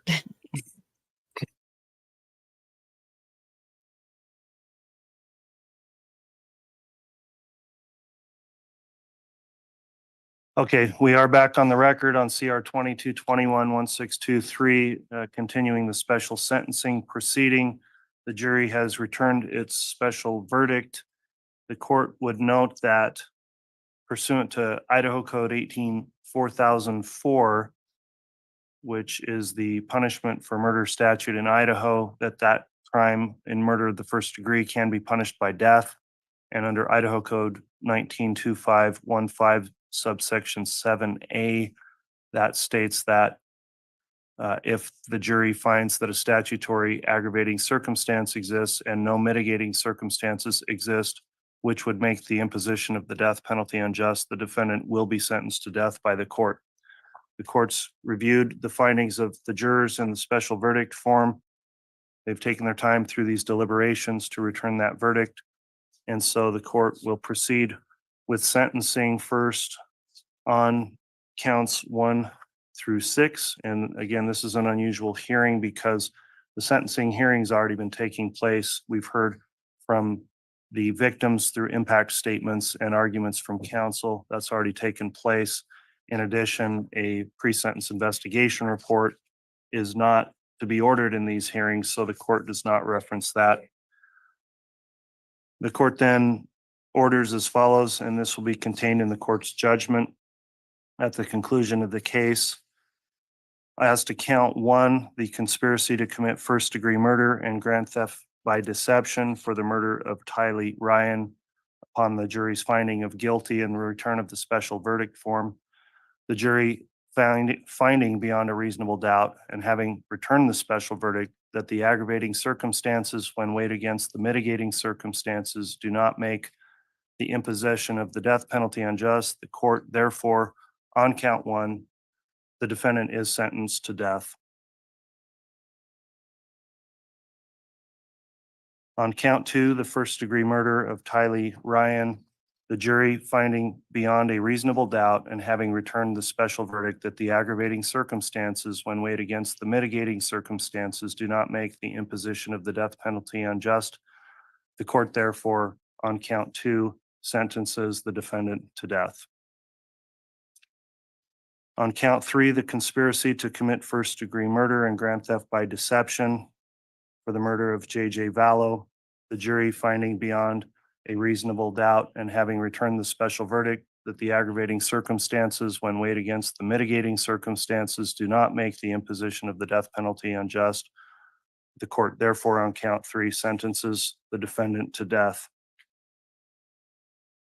On count 4, first-degree murder of J.J. Vallow, the jury finding beyond a reasonable doubt and having returned the special verdict that the aggravating circumstances when weighed against the mitigating circumstances do not make the imposition of the death penalty unjust.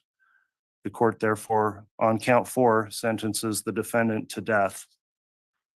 On count 5, conspiracy to commit first-degree murder of Tammy Daybell, the jury, having found beyond a reasonable doubt and having returned the special verdict that the aggravating circumstances when weighed against the mitigating circumstances do not make the imposition of the death penalty unjust, the court, therefore, on count 5, sentences the defendant to death.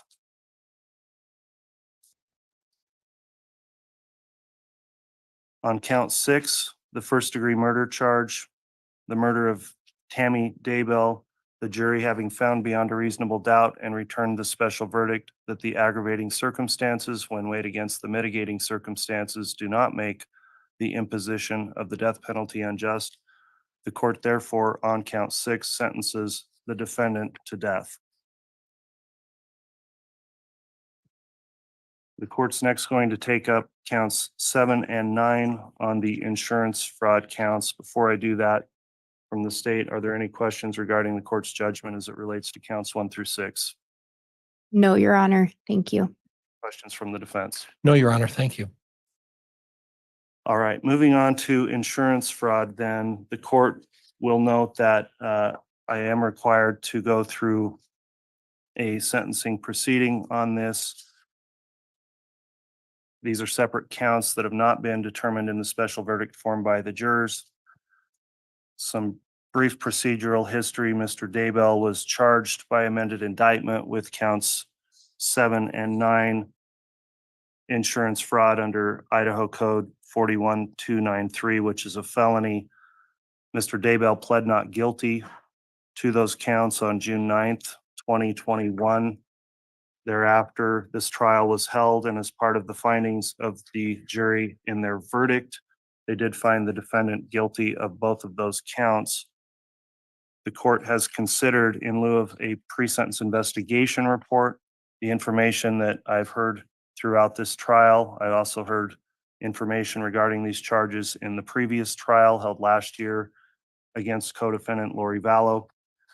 I've also heard information received during the special sentencing proceeding relating to those counts as well, and have considered that information in lieu of a pre-sentence investigation report. And I'll also note the defendant waived the pre-sentence investigation report and is permitted to do that, and the court can allow that under Criminal Rule 32A. At this time then, before I move forward with the sentencing on counts 7 and 9, I will inquire of the state, is the state wishing to make any sentencing recommendation as it relates to count 7 or 9? And Your Honor, just for clarification, were the insurance frauds count 8 and 9?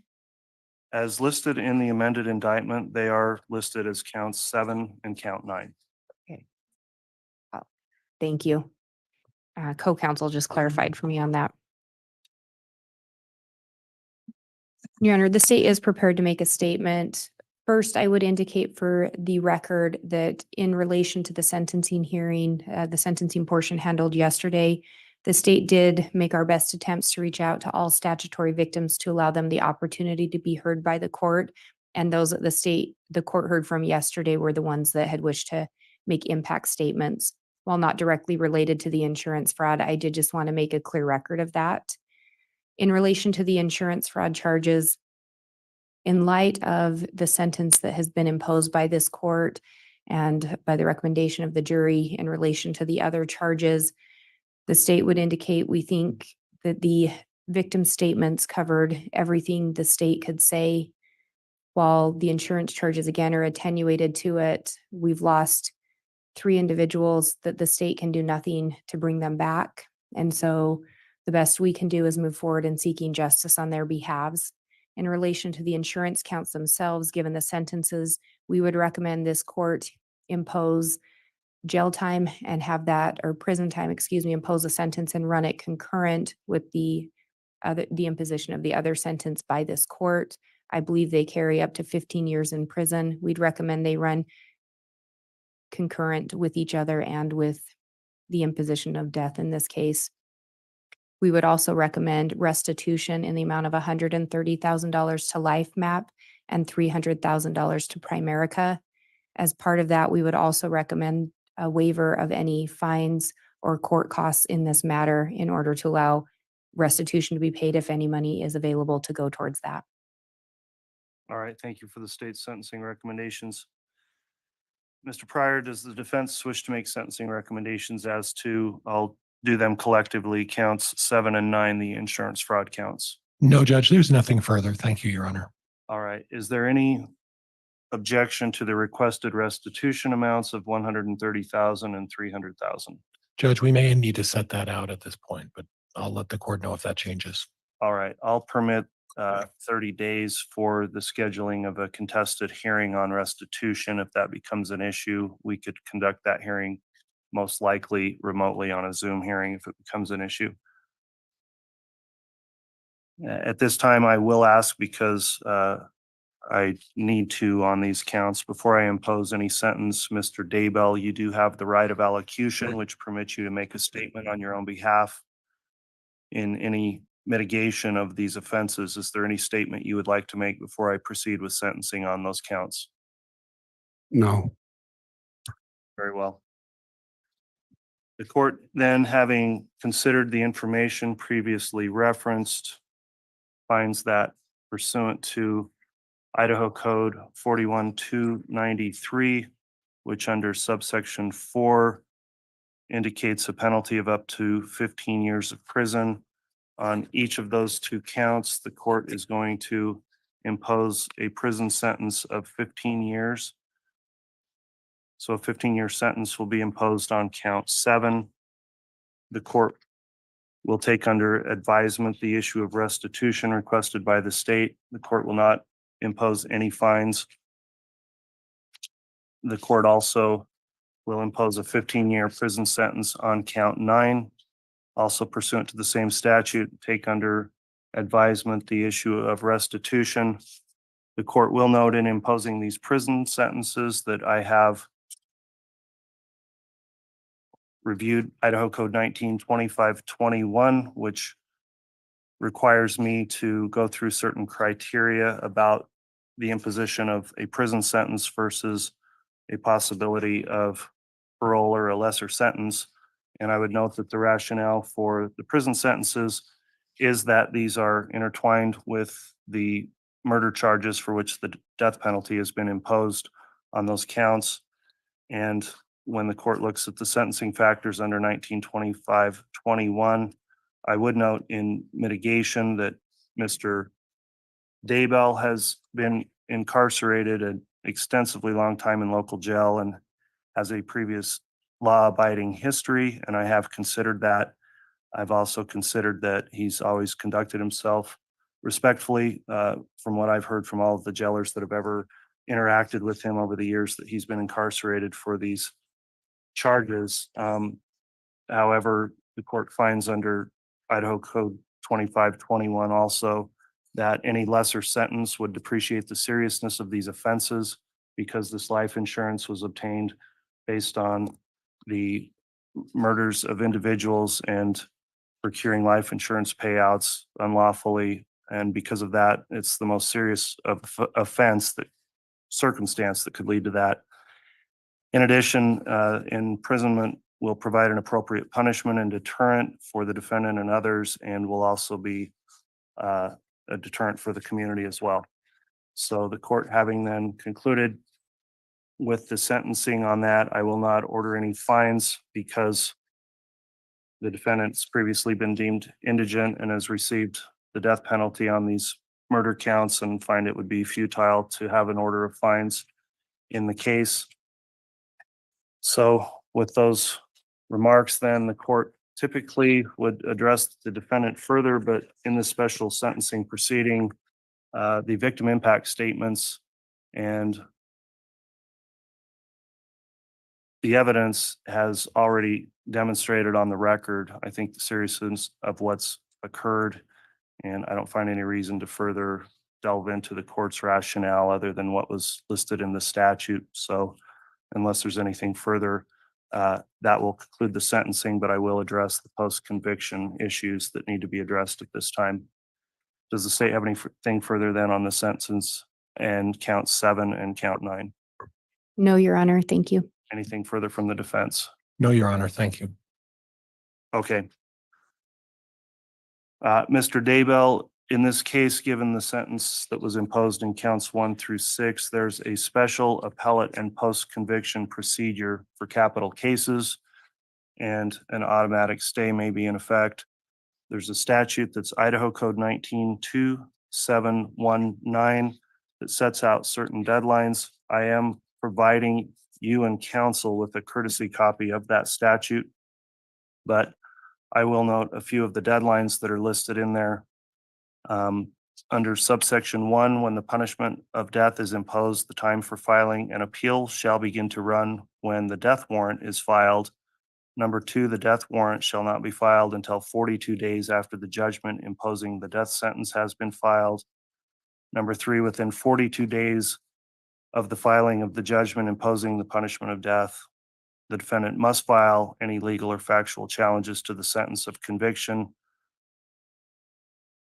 There's other important and critical deadlines that are contained within that statute, and I am going to provide a copy of that to Mr. Pryor to ensure that the defense is well advised of those post-conviction rights that would apply in this special proceeding. I'll also note that there's an additional rule, Idaho Criminal Rule you'll give me a moment, I think it's 44.2.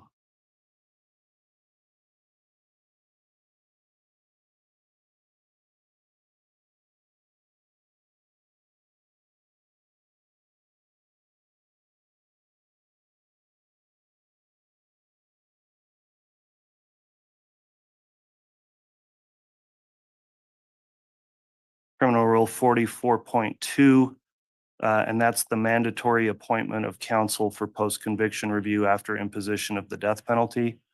That rule is also applicable in your case, and a copy of the rule itself is going to be provided to you and counsel to ensure that you're well aware of any post-conviction rights you may have. With that, then, the court is going to conclude the special sentencing proceeding. Is there anything further I need to take up from the state? No, Your Honor. Thank you. Anything further from the defense? No, Your Honor. Thank you. Okay, thank you everyone for your abiding by the court's courtroom conduct order. We'll be in recess. All right.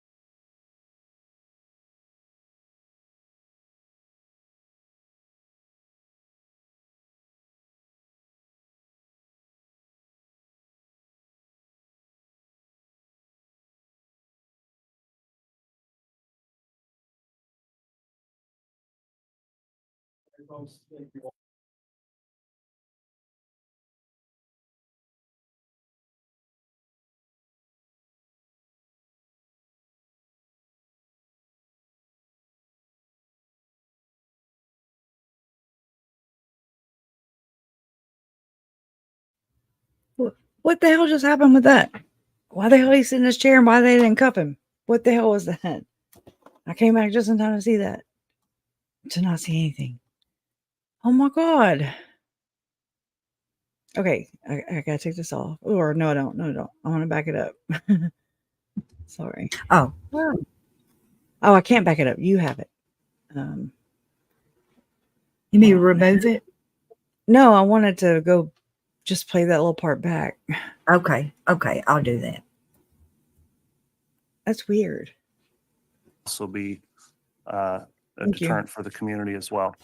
So the court having then concluded with the sentencing on that, I will not order any fines because the defendant's previously been deemed. So with those remarks, then the court typically would address the defendant further, but in the special sentencing proceeding, the victim impact statements and the evidence has already demonstrated on the record, I think, the seriousness of what's occurred. And I don't find any reason to further delve into the court's rationale other than what was listed in the statute. So Is this the unless good old there's boy anything club further, kind of thing right now? Yes. that will I conclude the think so. sentencing, but I will address do the too. post-conviction issues that need to be addressed at this time. Does the state 'Cause have they let 'em anything keep the further than on dignity the there. sentence and count 7 and count 9? No, Your Honor. Thank you. Anything further from the defense? No, Your Honor. Thank you. Okay.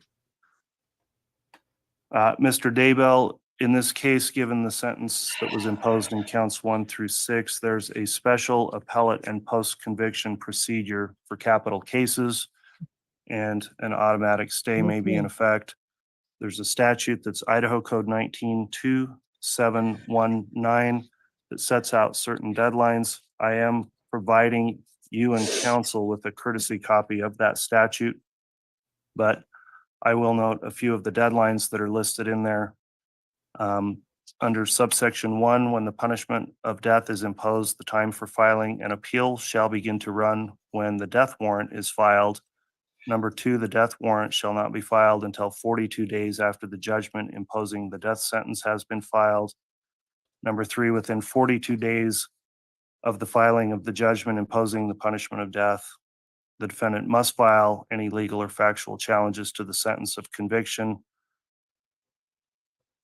There's other important and critical deadlines that are contained within that statute, and I am going to provide a copy of that to Mr. Pryor to ensure that the defense is well advised of those post-conviction rights that would apply in this special proceeding. I'll also note that there's an additional rule, news Idaho coming. criminal rule. If you'll give me a moment, I think it's 44.2. Shit.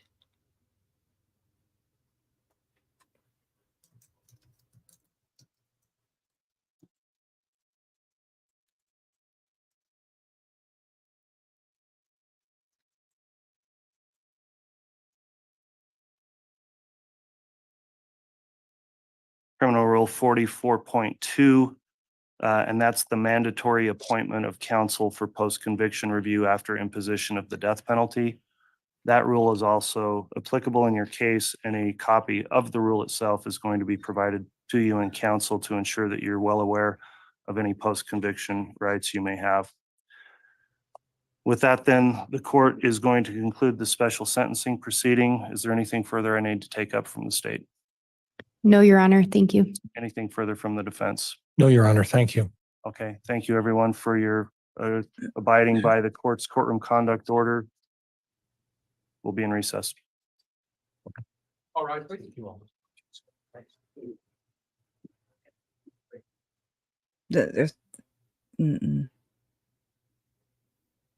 He's not special. This might be a special whatever, but he's not fucking special. So why does he get to turn his chair around like a fucking kid? Sorry. This is so bullshit right here. I mean, he just got his ass served to himself, and this is weird. The judge is standing up. I'm sure the jurors are standing up.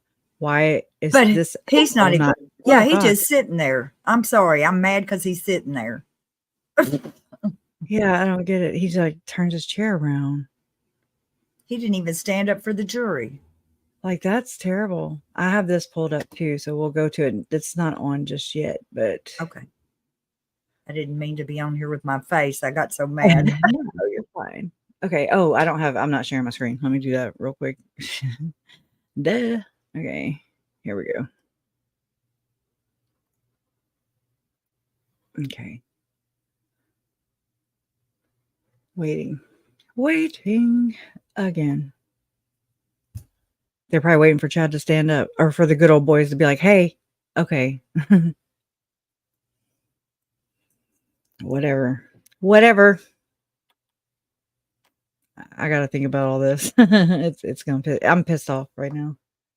Just, mine is just my whole thing is just about not being corrupt or not being judgmental or one-sided. I see it all the time. I see it all the damn time. And so I don't give two shits about the sentences. And just as long as he's locked up, that's all I give a shit about. Okay. But that just now was weird. Judge was standing up. The jury was standing up. I mean, God bless them, right? Who had to sit there and listen to that asshole's shit for 2 months straight. Oh my God. Sorry. I'm not ungrateful. I'm whatever. I don't know what I am. But that's bullshit right there. To me, it would have meant priceless if he would have just had to been treated like everybody else on this planet. Unless you're a good old boy. So there's that.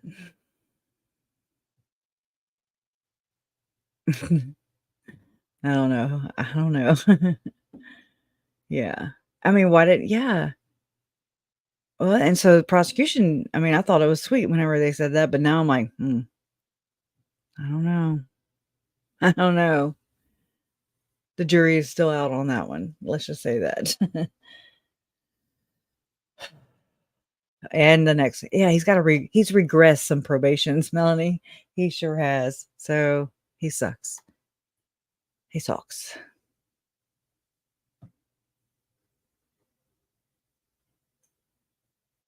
I know. I don't want any reasons to appeal either. None. And he's been really fair. And I'm not saying he's not fair, but it was just weird. It's just weird. And yeah, so you want to speak in allocution? And he's like, no, not no, sir. No, thank you. Not today. No. Wow. Right. Why am I pissed off about that and just forgetting about all the other stuff? I just am. I just am. Wow. Well, he's done, no matter what. He's the one, that will never feel the touch of a woman ever again. So, and ugh, can you imagine? It won't be James and Elaine anymore. It'll be James and James. I'm just kidding. Raphael and Raphael, or Raphael and James, or hell, he can be the Holy Ghost. Kidding. I'm kidding. Wow. That's all I could say the whole time was just wow. Come on. Let's see what they're saying in their chat.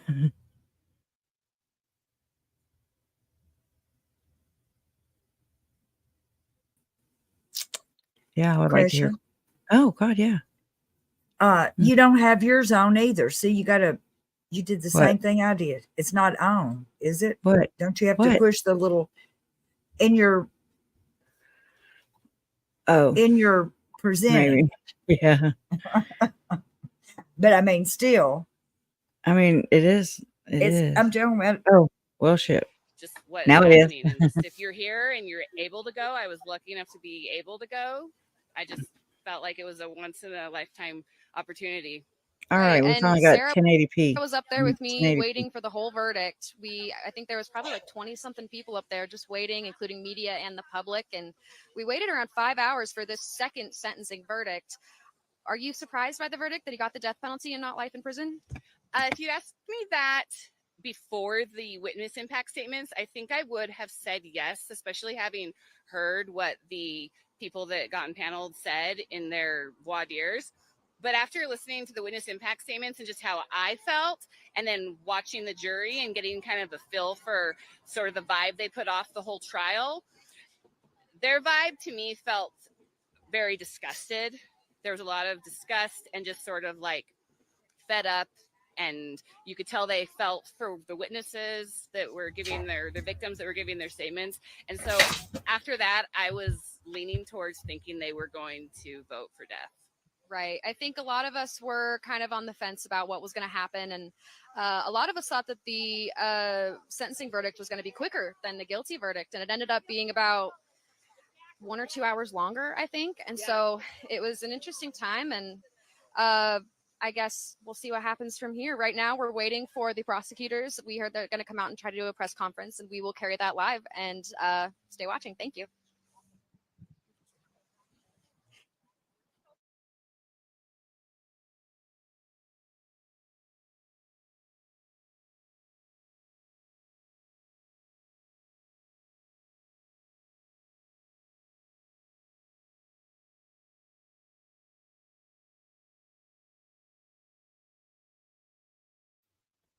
Me and my damn binders, okay? So I'm gonna read this to y'all that anyways, I don't even know where it came from. I don't know who wrote this, but I collect things, right? So this is called That Time I Hit Chad Daybell in the Balls. All right. I don't know who the author is, or I'd credit them. I went to school with Chad Daybell from 6th grade through graduation. We weren't that close. He mostly hung out with the jocks, but we were friendly. I don't remember a ton about him except that he was super religious and was generally friendly with everyone. However, I do remember one incident vividly. In 6th grade social studies, our teacher was out, and the substitute put on a film. Remember those? Old people. About something. Chad was sitting next to me. 40 years later, I still don't know what came over me. I had a sudden 40 years? Okay. I had a sudden impulse to hit him in the balls.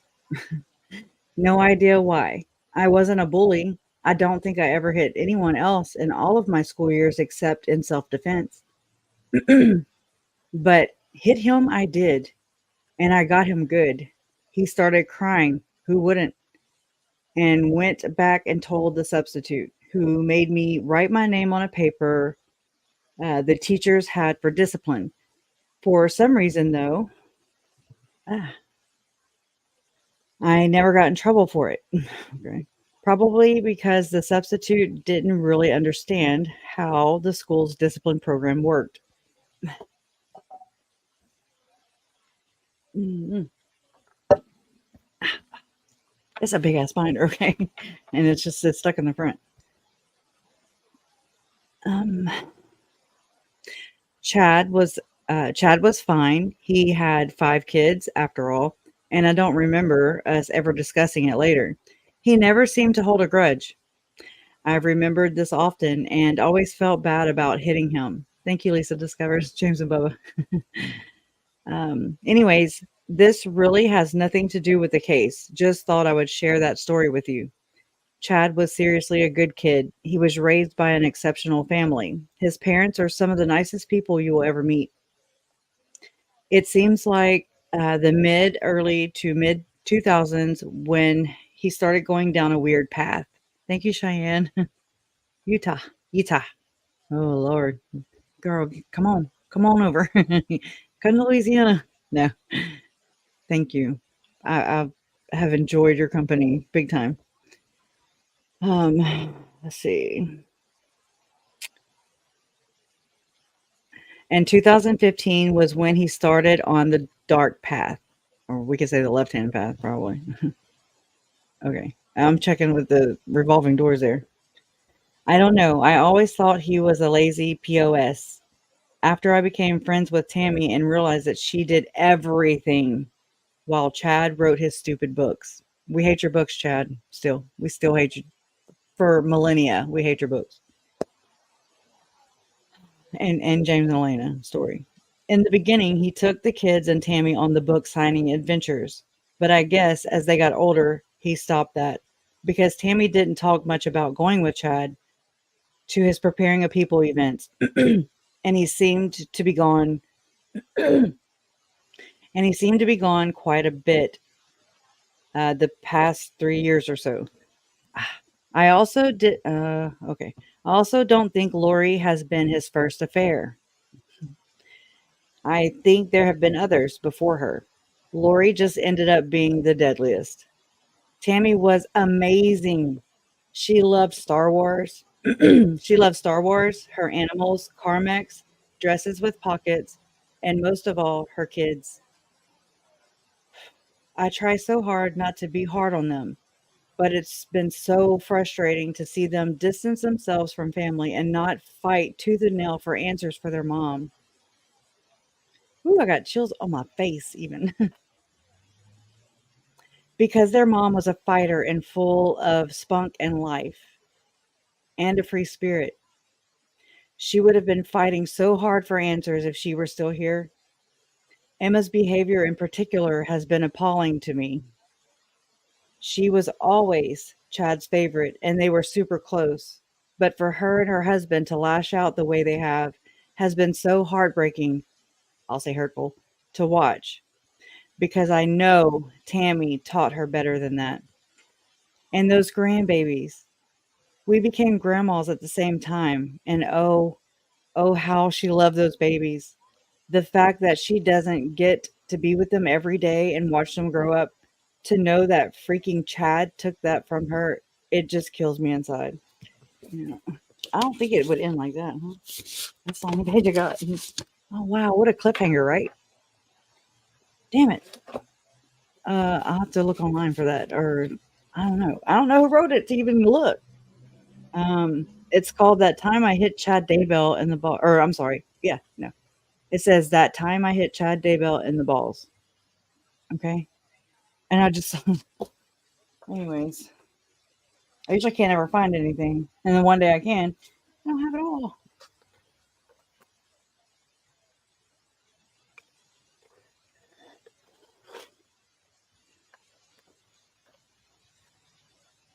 Oh, here's, wow. I gotta move my keyboard. Way over there. Oh my God, I'm pinned in.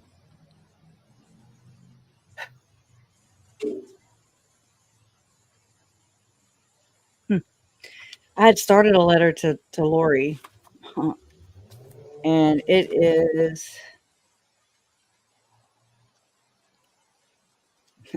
long.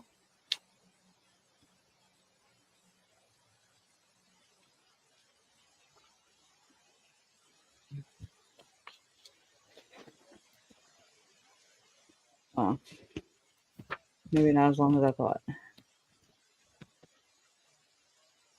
Let's see. 1, 2, 3, 5, 6, 7 pages. Mm.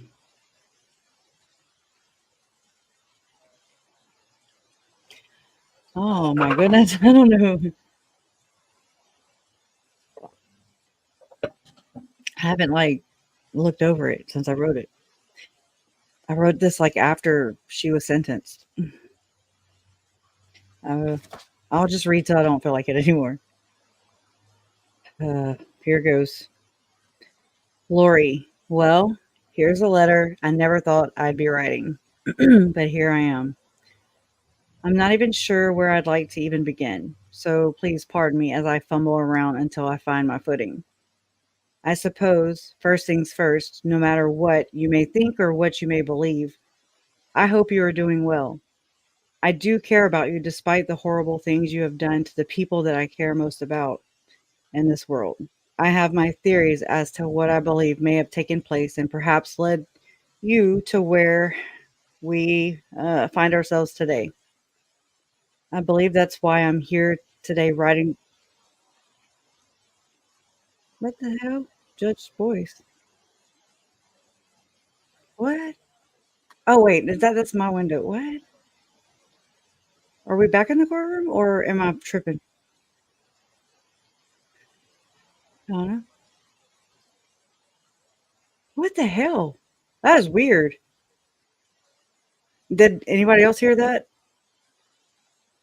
It was Judge Boyce. He was like, please be seated.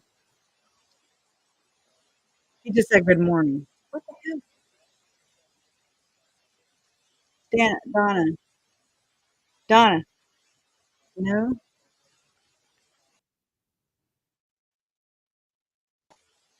It's not through you. I'm looking. I don't know what happened. What is that?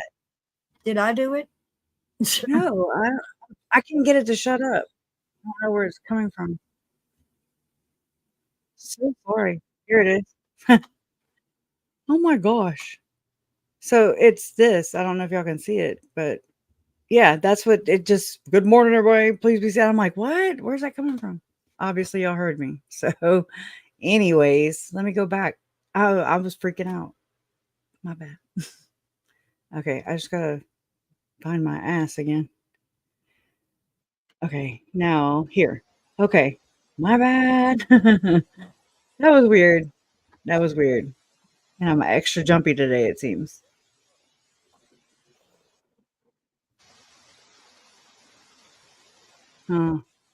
Oh, maybe. Hopefully. Mindfulness. Yeah, hopefully. I was looking too to try and see if what's going on. They're taking a long time to get out of the courthouse, aren't they? Yeah, what are they doing? Are they aligning? Are they doing the? I'm sorry, that's probably a bad joke. Firing squad. Just saying. Wow. I mean, so we're done here. We're done, and we're done with Idaho. Check. I'm glad. You know. Well,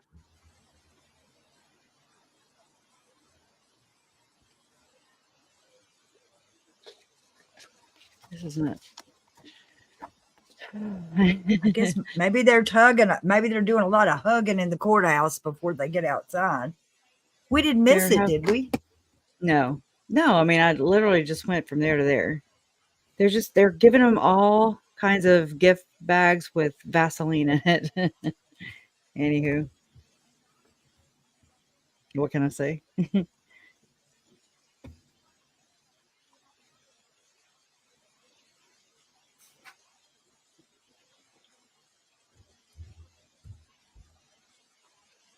This is nuts. Yeah, turn them off. Oh, Huh? I'm sorry. My son Oh. asked me something and I answered him. It's like, I was like, I thought this was going to be over and y'all are still, I was like, I wanted Judge Boyce to give him a reaming out like he did Lord. Yeah. That's not fair that he just said, he said that the victims' impact statements were mean enough. No, they weren't mean enough. You should be mean too. Right. No shit. Yeah, I haven't seen. I agree with Shar. I haven't seen a lot of people leave either. And that's Caitlin, so she's not tweeting if she's talking. I didn't know they had a gag order. What? Yeah, they did. There they are. Oh shit. There they are. The prosecutors and them couldn't talk all Hey, that time. look, there they were coming down. There was Colby and Kelsey, and I forgot who else. Was it Samantha and Jason? I bet they don't speak. I wish they would. They did on East Idaho News last night. Oh shit. Oh my god.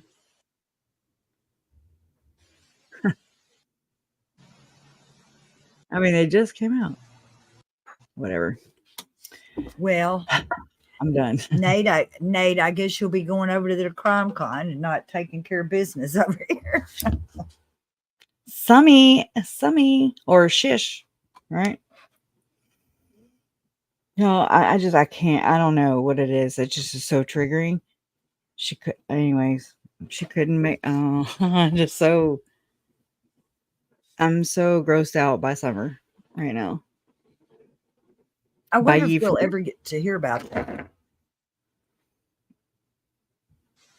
Oh, see, it wasn't playing. Are you going to do anything with these eggs? Okay, I'm going to mute you. I'm gonna mute.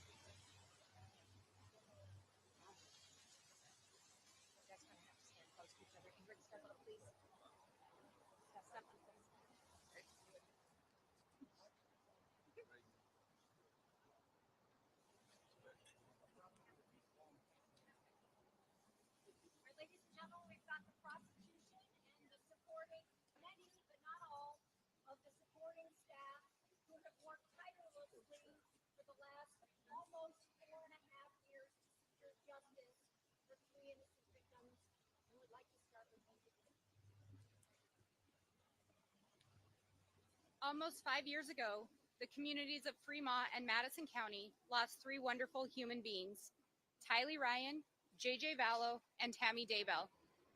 As a Fremont prosecutor on this case, this has been a hard-fought battle for both the prosecution team and for the law enforcement agencies that worked tirelessly on this case and never gave up hope. This has been a tough case because of its complexity, both in telling the story of an investigation that spanned years and trying to figure out the best way to present it in a way that would make sense to others. As a prosecutor, I try a lot of criminal cases, but for me, as a new mom, the details of this one just hit differently, and I can't imagine the family's pain. I cannot express enough both my and Fremont County's deep appreciation, gratitude, and admiration for all those who have played a role in seeking and ultimately obtaining justice for the victims in this case. This case has been about speaking for and seeking justice for the lives of 3 wonderful humans whose lives were cut way too short by the selfish desires of the defendant and his co-defendant, Lori Vallow. We are pleased with the outcome and that justice has been served for the victims in this case. This has been a collective effort between multiple agencies working in collaboration to see this case through for the victims and their families.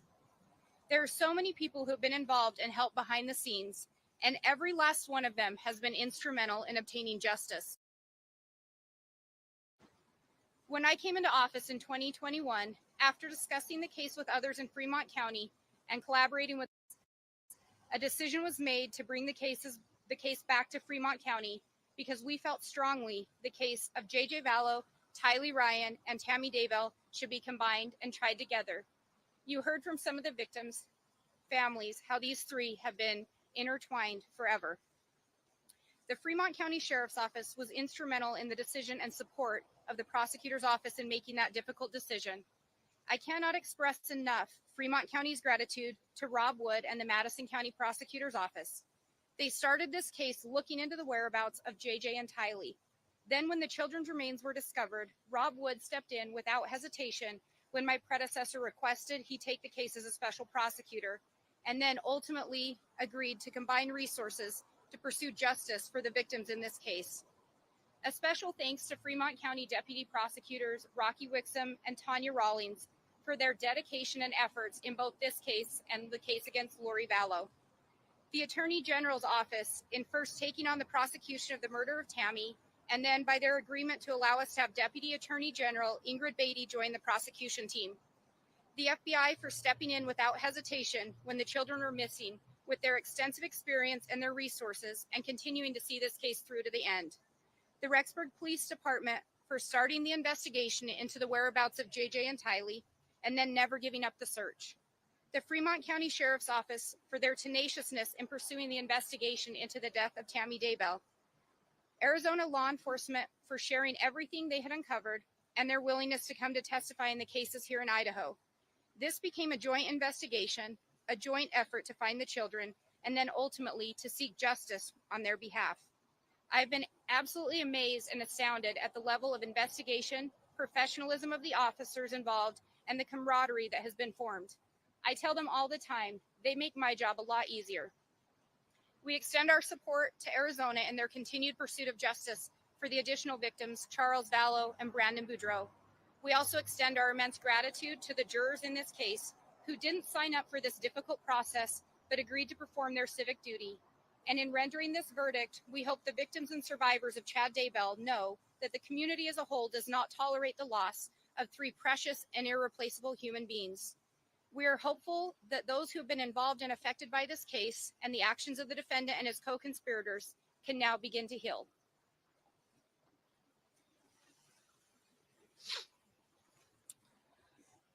Four and a half years ago, Detective Ray Hermosillo walked into our office needing a warrant for what started as a simple search for a Jeep to help an investigation in Chandler, Arizona. This soon turned into a search for two young children, Tylee Ryan and JJ Vallow. That investigation merged with the death of Tammy Daybell. Very quickly, multiple law enforcement agencies and prosecutors' offices began working together diligently to find those missing children and determine what happened. Realizing the children's last residence was in Madison County, we began a child protection action to bring the children to safety. When it was clear that Lori Vallow Daybell and Chad Daybell had no interest in helping us locate Tylee and JJ, we took further action in filing charges against Lori and extradited her from Hawaii. The search for Tylee and JJ was nonstop. Every stone was unturned through the diligent team efforts of the Rexburg Police Department, Fremont County Sheriff's Office, the Idaho Attorney General investigators, the FBI, Chandler and Gilbert Police Departments. The willingness of so many different law enforcement agencies to work together and pool resources to obtain justice for these victims is unprecedented. All of these agencies work together with the single goal of justice in mind, and we cannot thank them enough. From the Madison County Prosecutor's Office, we are so grateful for the working relationship and partnership we've had with Lindsay Blake and everyone at the Fremont County Prosecutor's Office in obtaining justice, both in this trial and the trial against Lori Vallow. That includes not only Lindsay, her deputies Tanya Rawling, Rocky Wixom, and all their help staff. I'd also like to thank Ingrid Beatty for being here with us and the Attorney General for allowing her to work with us. And I want to say that Lindsay Blake's dedication to each of the victims in this case has been unwavering. Her willingness to take on this case when she took office, when she didn't have to, was absolutely courageous. It has been an honor to work with her. And I'd also like to thank members of the Madison County Prosecutor's Office who've helped on this case, prosecutors Spencer Rammel, Mackenzie Cole, and Rachel Smith, who've helped on this case. Today, justice was served for Tylee, JJ, and Tammy. 3 innocent victims whose lives were tragically cut short by the selfish and cruel actions of Chad and Lori Daybell, who embarked on a path of destruction that irrevocably altered the lives of countless families and countless individuals. While nothing can undo the immense harm caused, we have worked tirelessly to secure a measure of justice for Tylee, JJ, and Tammy. This week, a diligent and attentive Ada County jury carefully considered the evidence and presented and returned a verdict of guilty on all counts. Last year, an Ada County jury did that for Lori Daybell as well. Pursuing justice in this case required the unwavering dedication of a large team of public servants who have devoted the last 4.5 years to ensuring we had the evidence to prove guilt beyond a reasonable doubt. Again, we extend our deepest gratitude to all the committed law enforcement professionals from these agencies who have made tremendous personal sacrifices in the face of an emotionally and physically challenging case. We are indebted to them for their service. We also want to applaud the incredible strength and resilience of the victims and family members who, despite unimaginable grief, have stood with us these past 4.5 years in our pursuit of the truth. Their support has been invaluable. To all those who held Tylee, JJ, and Tammy in their hearts, we hope these verdicts bring a measure of healing and closure, and may the memory of Tylee, JJ, and Tammy continue to be a blessing to all who knew and loved them. Thank you.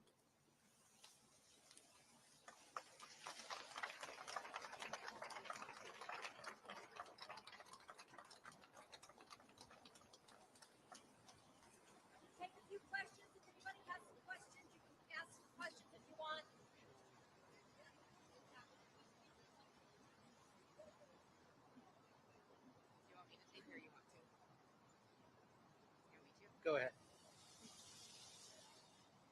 I think every attorney handles it a little bit different, and probably every investigator. I think a lot of times there's things that go on behind the scenes that nobody ever gets to see. Everyone compartmentalizes it different or comes up with some form of therapy or stress relief to deal with it. But I think I can speak for everyone that obviously there is an impact. You get to know the victims. You learn so much about their history and their lives that it's like you knew them in life sometimes. And when you hear their families and friends talk about them and they really bring them to life for you, absolutely there's an impact. But I also think that impact then just spurs you on to fight even harder to make sure that we secure justice.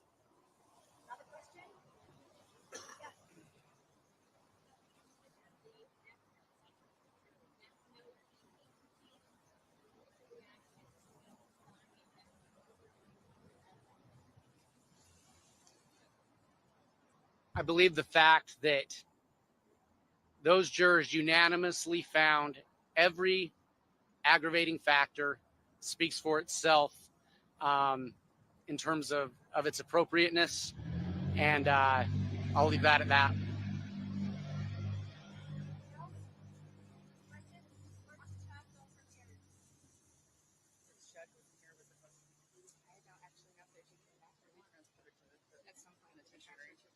I don't think we're going to talk about that. We're not going to talk about that today.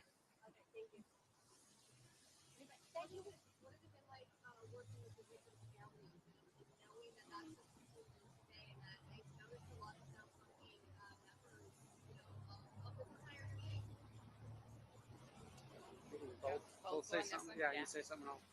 So I think Rob and I will both answer this one.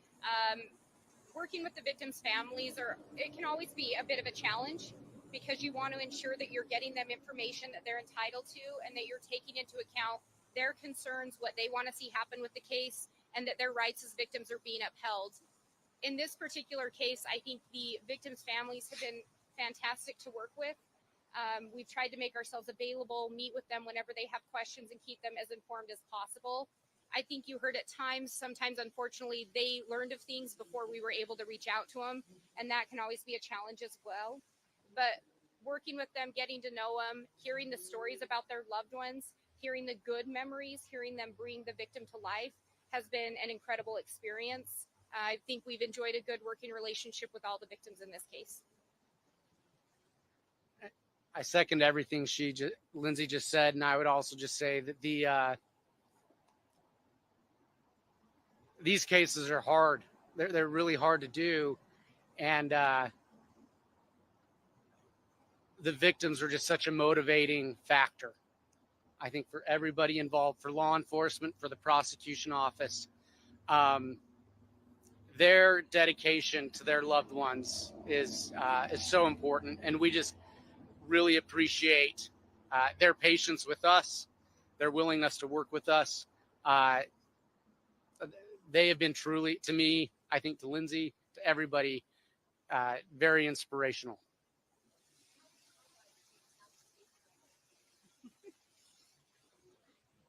Ask that in a couple of years and we'll see.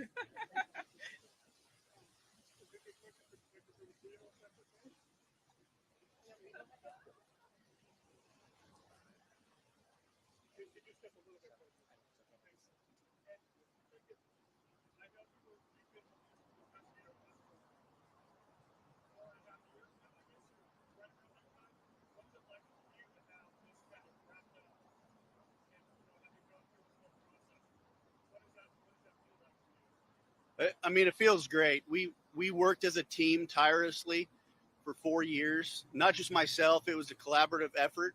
I have a great team. We worked with several different agencies, so it's a team effort. But I think we're all feeling the exact same thing, which is just relief. We're glad it's done. We got justice for JJ, Tammy, and Tylee, so that's what counts.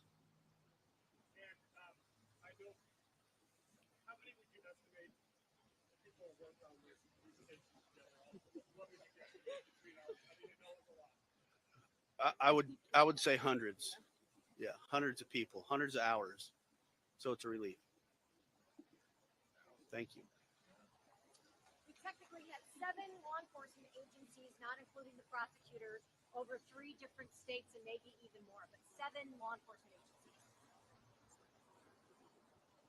All right, anybody else? All right, thank you all so much. We really appreciate it. Thank you all for everything.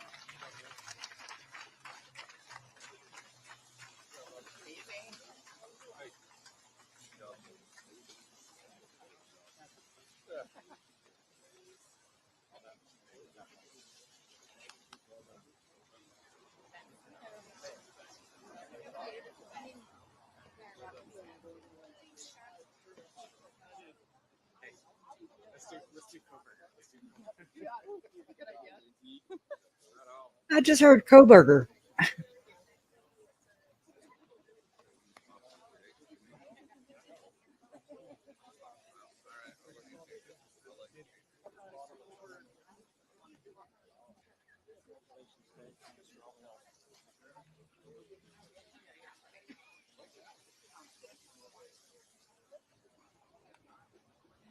I feel for those little girls' justice right there. Good God. Talk about cover up there too.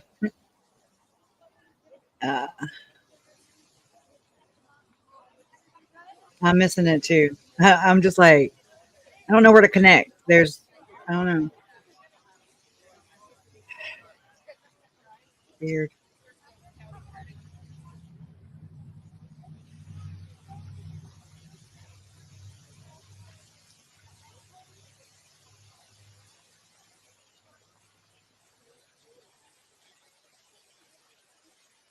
Yeah, I cuss. It's my family. That's why. I'm not a host. Cindy.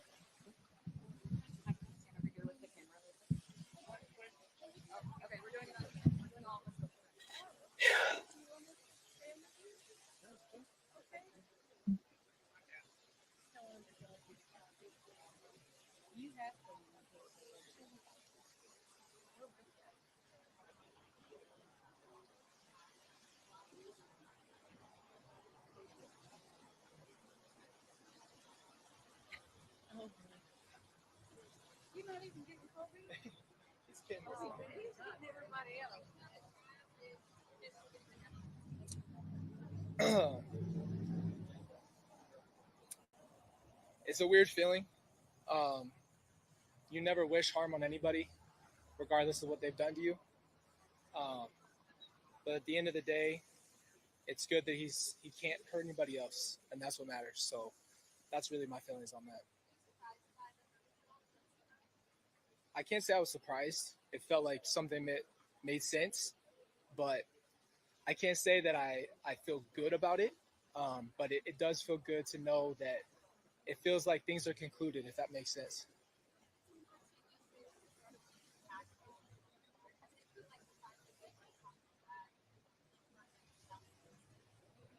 It was hard. I didn't expect to have the reaction I did. I tried to just read through it. But when you're there and you're sitting there and he's right there, it just brought everything out that I've been feeling. It was really hard to say what I needed to, but a part of me feels a lot more healed, and spending time with everybody here, it feels like a healing I couldn't have imagined. If that makes any sense, but yeah.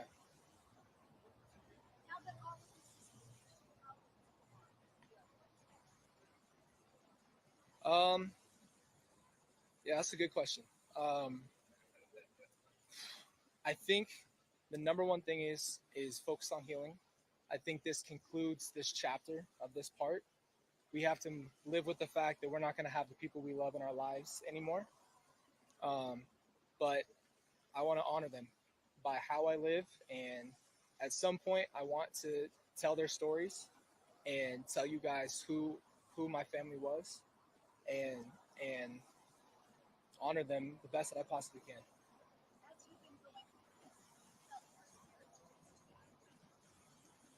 I feel like through this whole process, it's hard because you're so up and down emotionally. I feel like I wanted to make them proud, and I feel like that I made them smile a couple times. I would hope so. Thank you.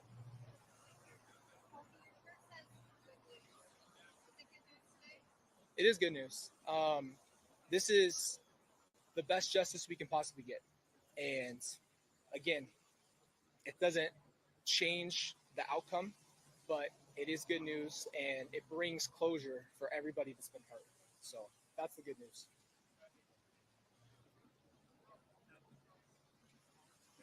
Yeah, thank you guys.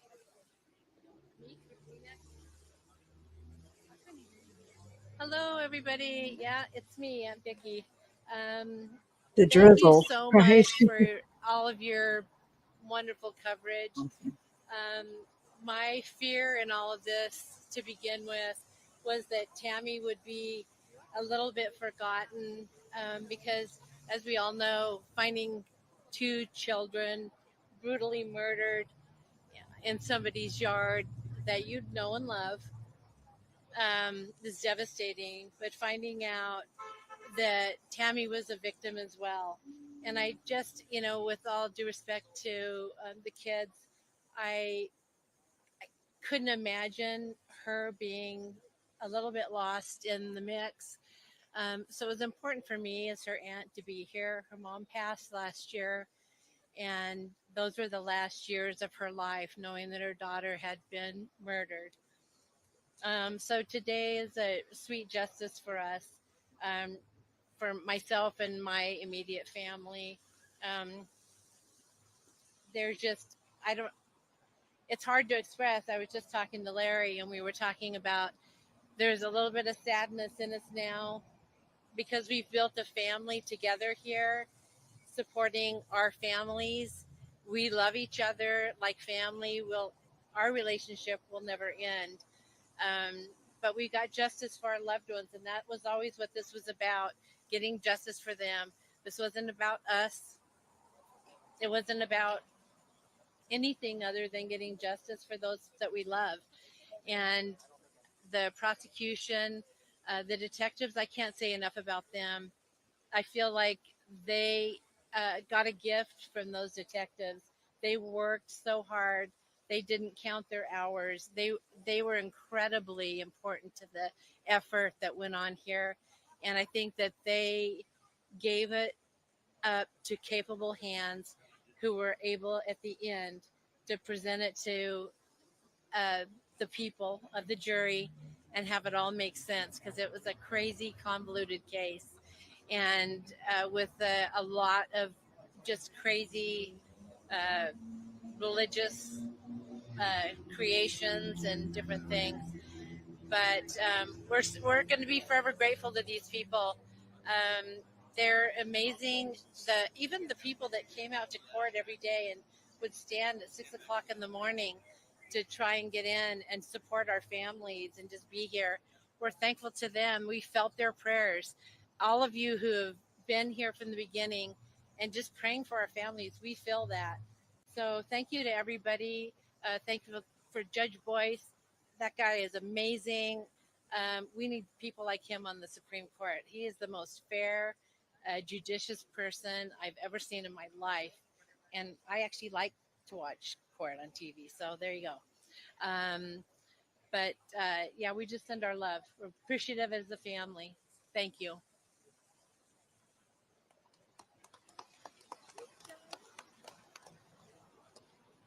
Hi, good afternoon. My name is Jason Gwilliam. I am Tammy Daybell's brother-in-law.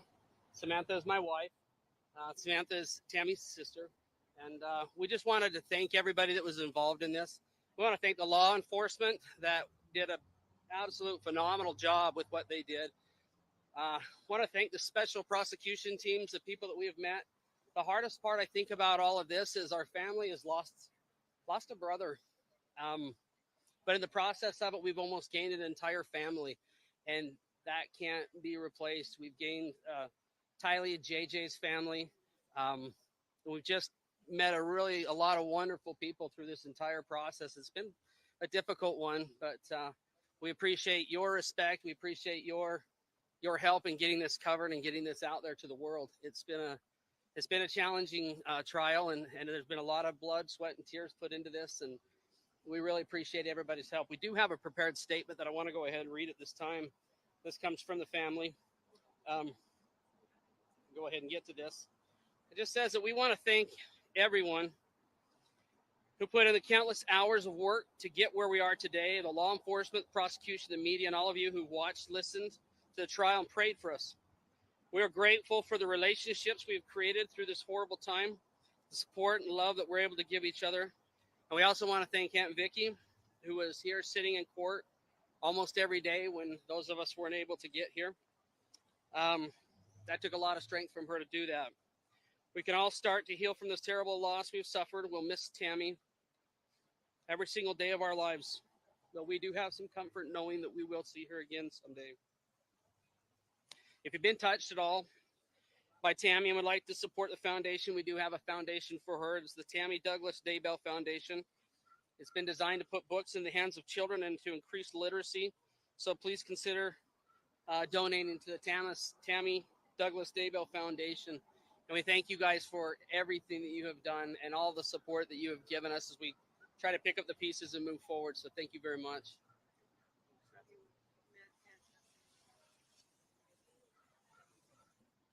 I did want to personally just take a moment and thank everybody that was involved. First off, the prosecution team, who from the very beginning has just been incredible to work with and supporting our family.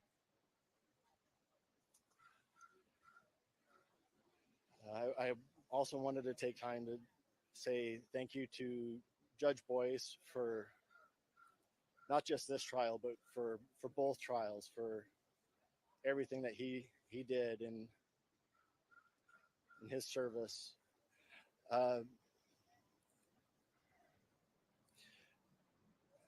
As a victim, we were given a chance to write our statements, and as we did so, we were limited by specific statutes, understandably so. But it makes it very difficult as a victim sometimes then for us to actually say the things that we wanted to say. I wanted to take a moment. There was some things that, as I was going back and forth with a part of our team, our wonderful victim impact coordinator, Paula, she helped me refine the statement, but ultimately I had to take this out because of, obviously, like I was saying, the statutes, but I wanted to take a moment and read this. It was a statement that was directed directly to the jury itself.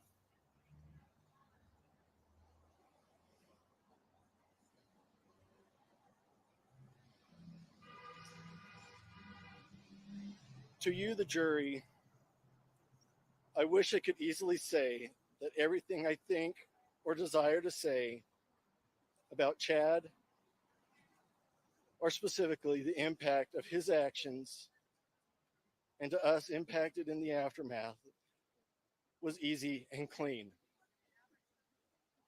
It's not. I'm not here to pontificate on who he was or may not be.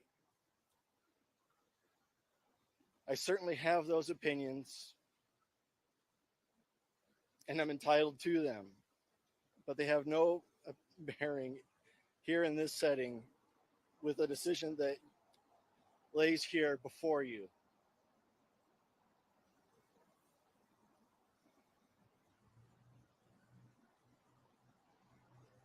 If I was still the man of God that I was even a few years ago,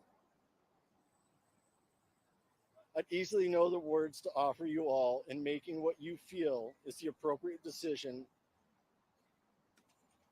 Instead, standing here,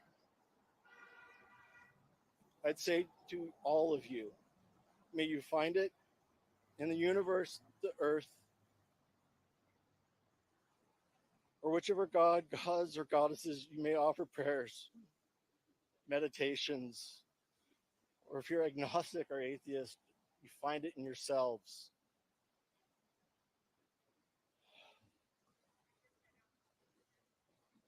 To be true to yourselves and do what is right or just.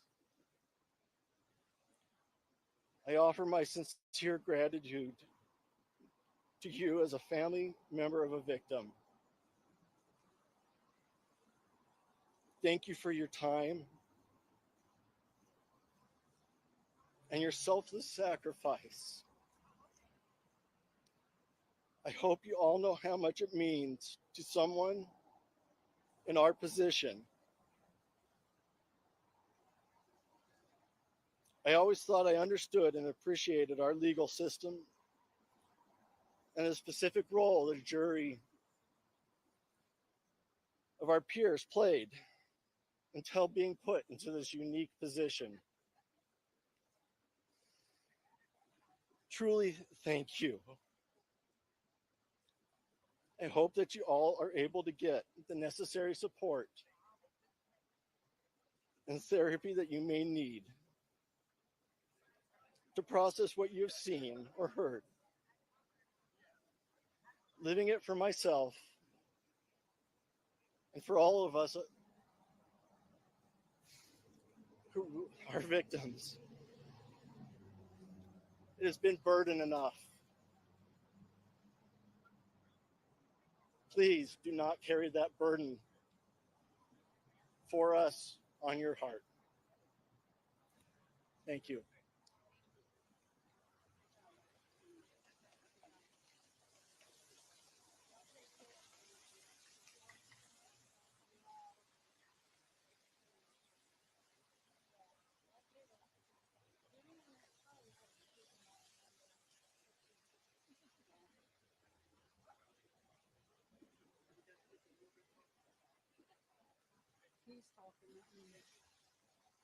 Okay, can everybody hear me?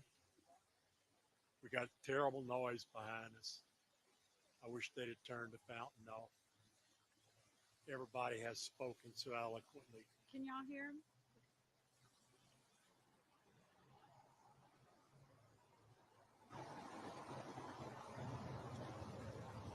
He has a whole parrot coming out of his pocket.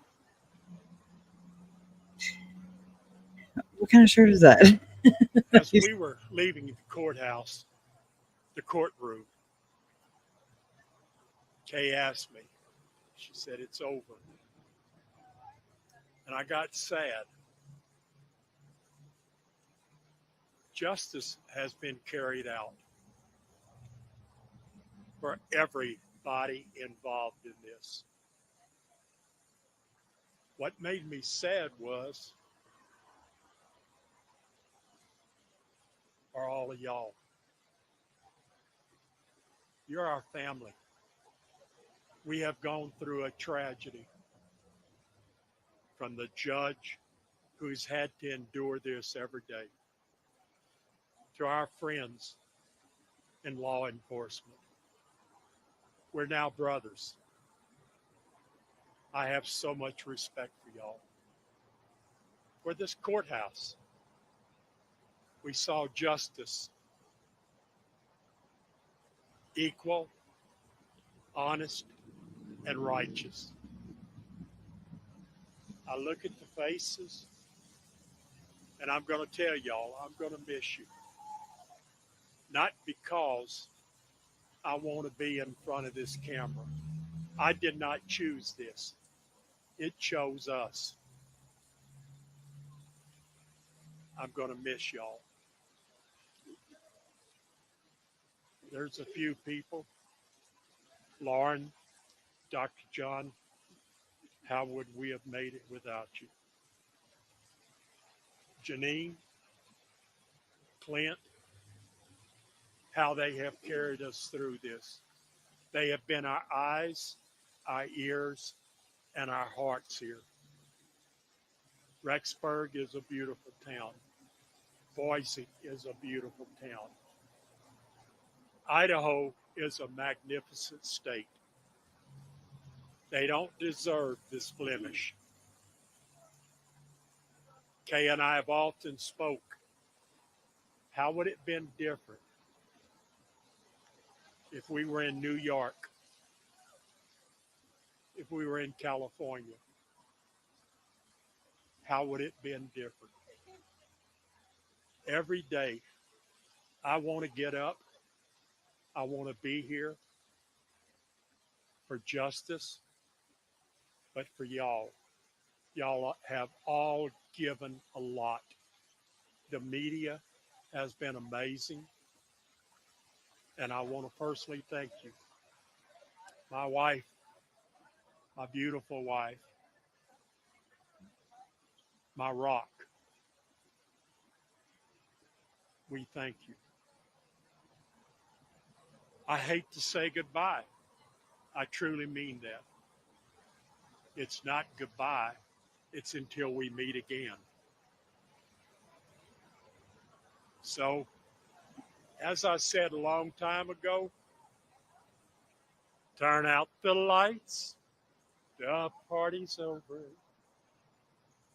They say that all good things must end. Let's just call it a night. Thank y'all. I'm going to say a few things. Go ahead. Now y'all will get a real speech. No, just this will be short and sweet, I promise. I want to thank everyone here, everybody that's watching, all the support, the emails, the texts, the messages, all these things we get, social media.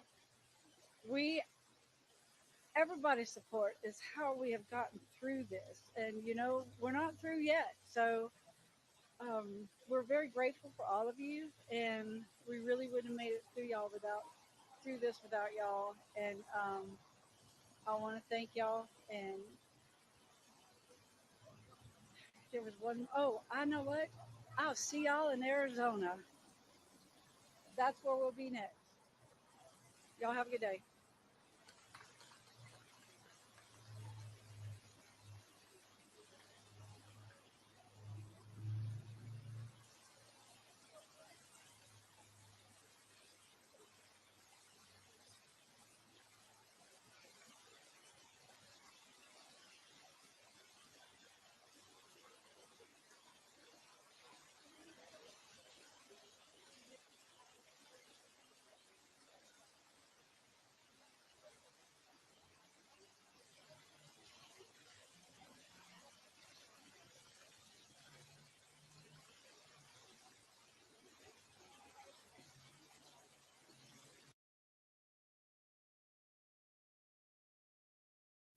Alrighty.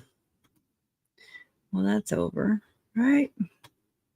It is pouring its ass off right now. Oh, earmuffs. I'm sorry. Oh man, y'all, it's been a long day and I'm pretty tired. I know And it's time. But Ah, hey, turn my death speaker down. penalty. Death penalty. Death penalty. Sorry. No, I have a huge speaker right here, so that's kind of my bad. I'm sorry if I screamed in my ear, though. I can't help how it's just an instant. I Anyway, do it too. Jason keeps he like used to kind of not pick on me, but he never really got it, you know, about the just, you know, and I have to like come back too, right? And so, but after he had his strokes, he suffers from PTSD also, and yeah, it's not fun anymore. So I'm like, no, I'm not gonna get over it. You know, it's not like, okay, I'm cured today. Anyway, so yeah, I know it's not on purpose. It's just how I react. Sorry, I'm embarrassed. But yeah, death penalty today. Death penalty today. I mean, he's gone. So there's that, you know. Yeah. I don't know the whole chapters over thing. You know, I don't I don't feel that yet. So again, I'm always late to the party. I gotta just go lay and just kind of do whatever on my phone. I have to just go be in my mind, you know, where I can sort things, because it's been quite a few big days in a row, or very clustered together, where this is a lot of fields and a lot of things to have to file. Plus, I'm not good at filing anyway, as we can see. All my notes, man. Okay. I'm so glad that y'all were here, though, and have been here. And even if you haven't been here the whole time, I'm glad you found us. I'm glad to have you, and you know, among us. Again, yeah, I'm so glad to see the comments too, where something like, you know, it's not over. And I mean, that's how I've been kind of like, oh my God, you know, it's like the change thing. I don't know what's going to happen once this is adjudicated and the public interest goes away. But I know that those that are here for the right reasons, you know, and I don't know. There's no other way, in my opinion. I can't go up against anybody by myself. Not like that. We have to work smarter, not harder, you know, and there's power in numbers. And I really think that we can do a lot of changes in the law, changes in procedure, policy, thinking, feeling. Okay. These are, I mean, I'm not saying what I share here is truth. Okay. I'm not like, okay, you have to buy what I'm selling right here, or what I'm putting down, or what I really I love that I can come here and kind of share these ideas, share what I've found, share, and just kind of as a whole community, we collaborate, and we're like, yeah, you know, and just we discuss it, and we discuss it amicably and respectfully and lovingly. And I'm never want you guys to go away. You know, I feel so blessed and fulfilled, and just like I'm being spoiled in a way, you know, and it makes me feel like God just really loves me, you know, because there's no way anybody can do this alone. It's way too hard. And it's way too overwhelming, you know. There's so many things attached to this, and it's crazy. And so, you know, there's been plenty of victims that have followed Tylee and JJ's demise, you know, and it's terrible. It's tragic when children, you know, for sure children are killed, murdered, abused, it bothers me, and I know it bothers y'all too. So this is the only way I think that we can do it, is just teamwork makes the dream work, you know? So I really love and appreciate every one of you. I have the highest respect for every one of you here. You have no idea what value, what joy you bring to my life, to Jason's life, to our lives. You make them full, more full, you know. And they say that you are the company that you keep. So I feel really blessed and thankful, and just thank you for treating my family the way that you have, and just for treating the victims the way that you have. Whew. Love always wins. If we're going to damn Arizona, right? We are going to freaking Arizona. Buckle up. So, all right. Well, I'm gonna go cry in there. I didn't even know I needed to cry, but here I am. It's how it works, you know. Justice for Tylee, Charles, Tammy, JJ, and Joe, and as they've always been in my mind, in my heart, they've always been together every time, all the time. I don't know what heaven looks like. I don't know what goes on after this life, okay? I just really try not to be a shitty person. A moral compass is the same thing as having love in your heart and all those kind of things. And we just need to be more kind, more understanding, and more patient with other people. We really do, myself included. We need to heal. This world needs to heal. And I can't imagine doing that with anybody else on this planet than every one of you here right now. I swear. I love you guys. All right. So probably gonna do a damn live stream tomorrow night. So get ready. All right. Justice for Tylee, Charles, Tammy, JJ, and Joe. Love always wins. And you guys are phenomenal and are proof of that. Thank you.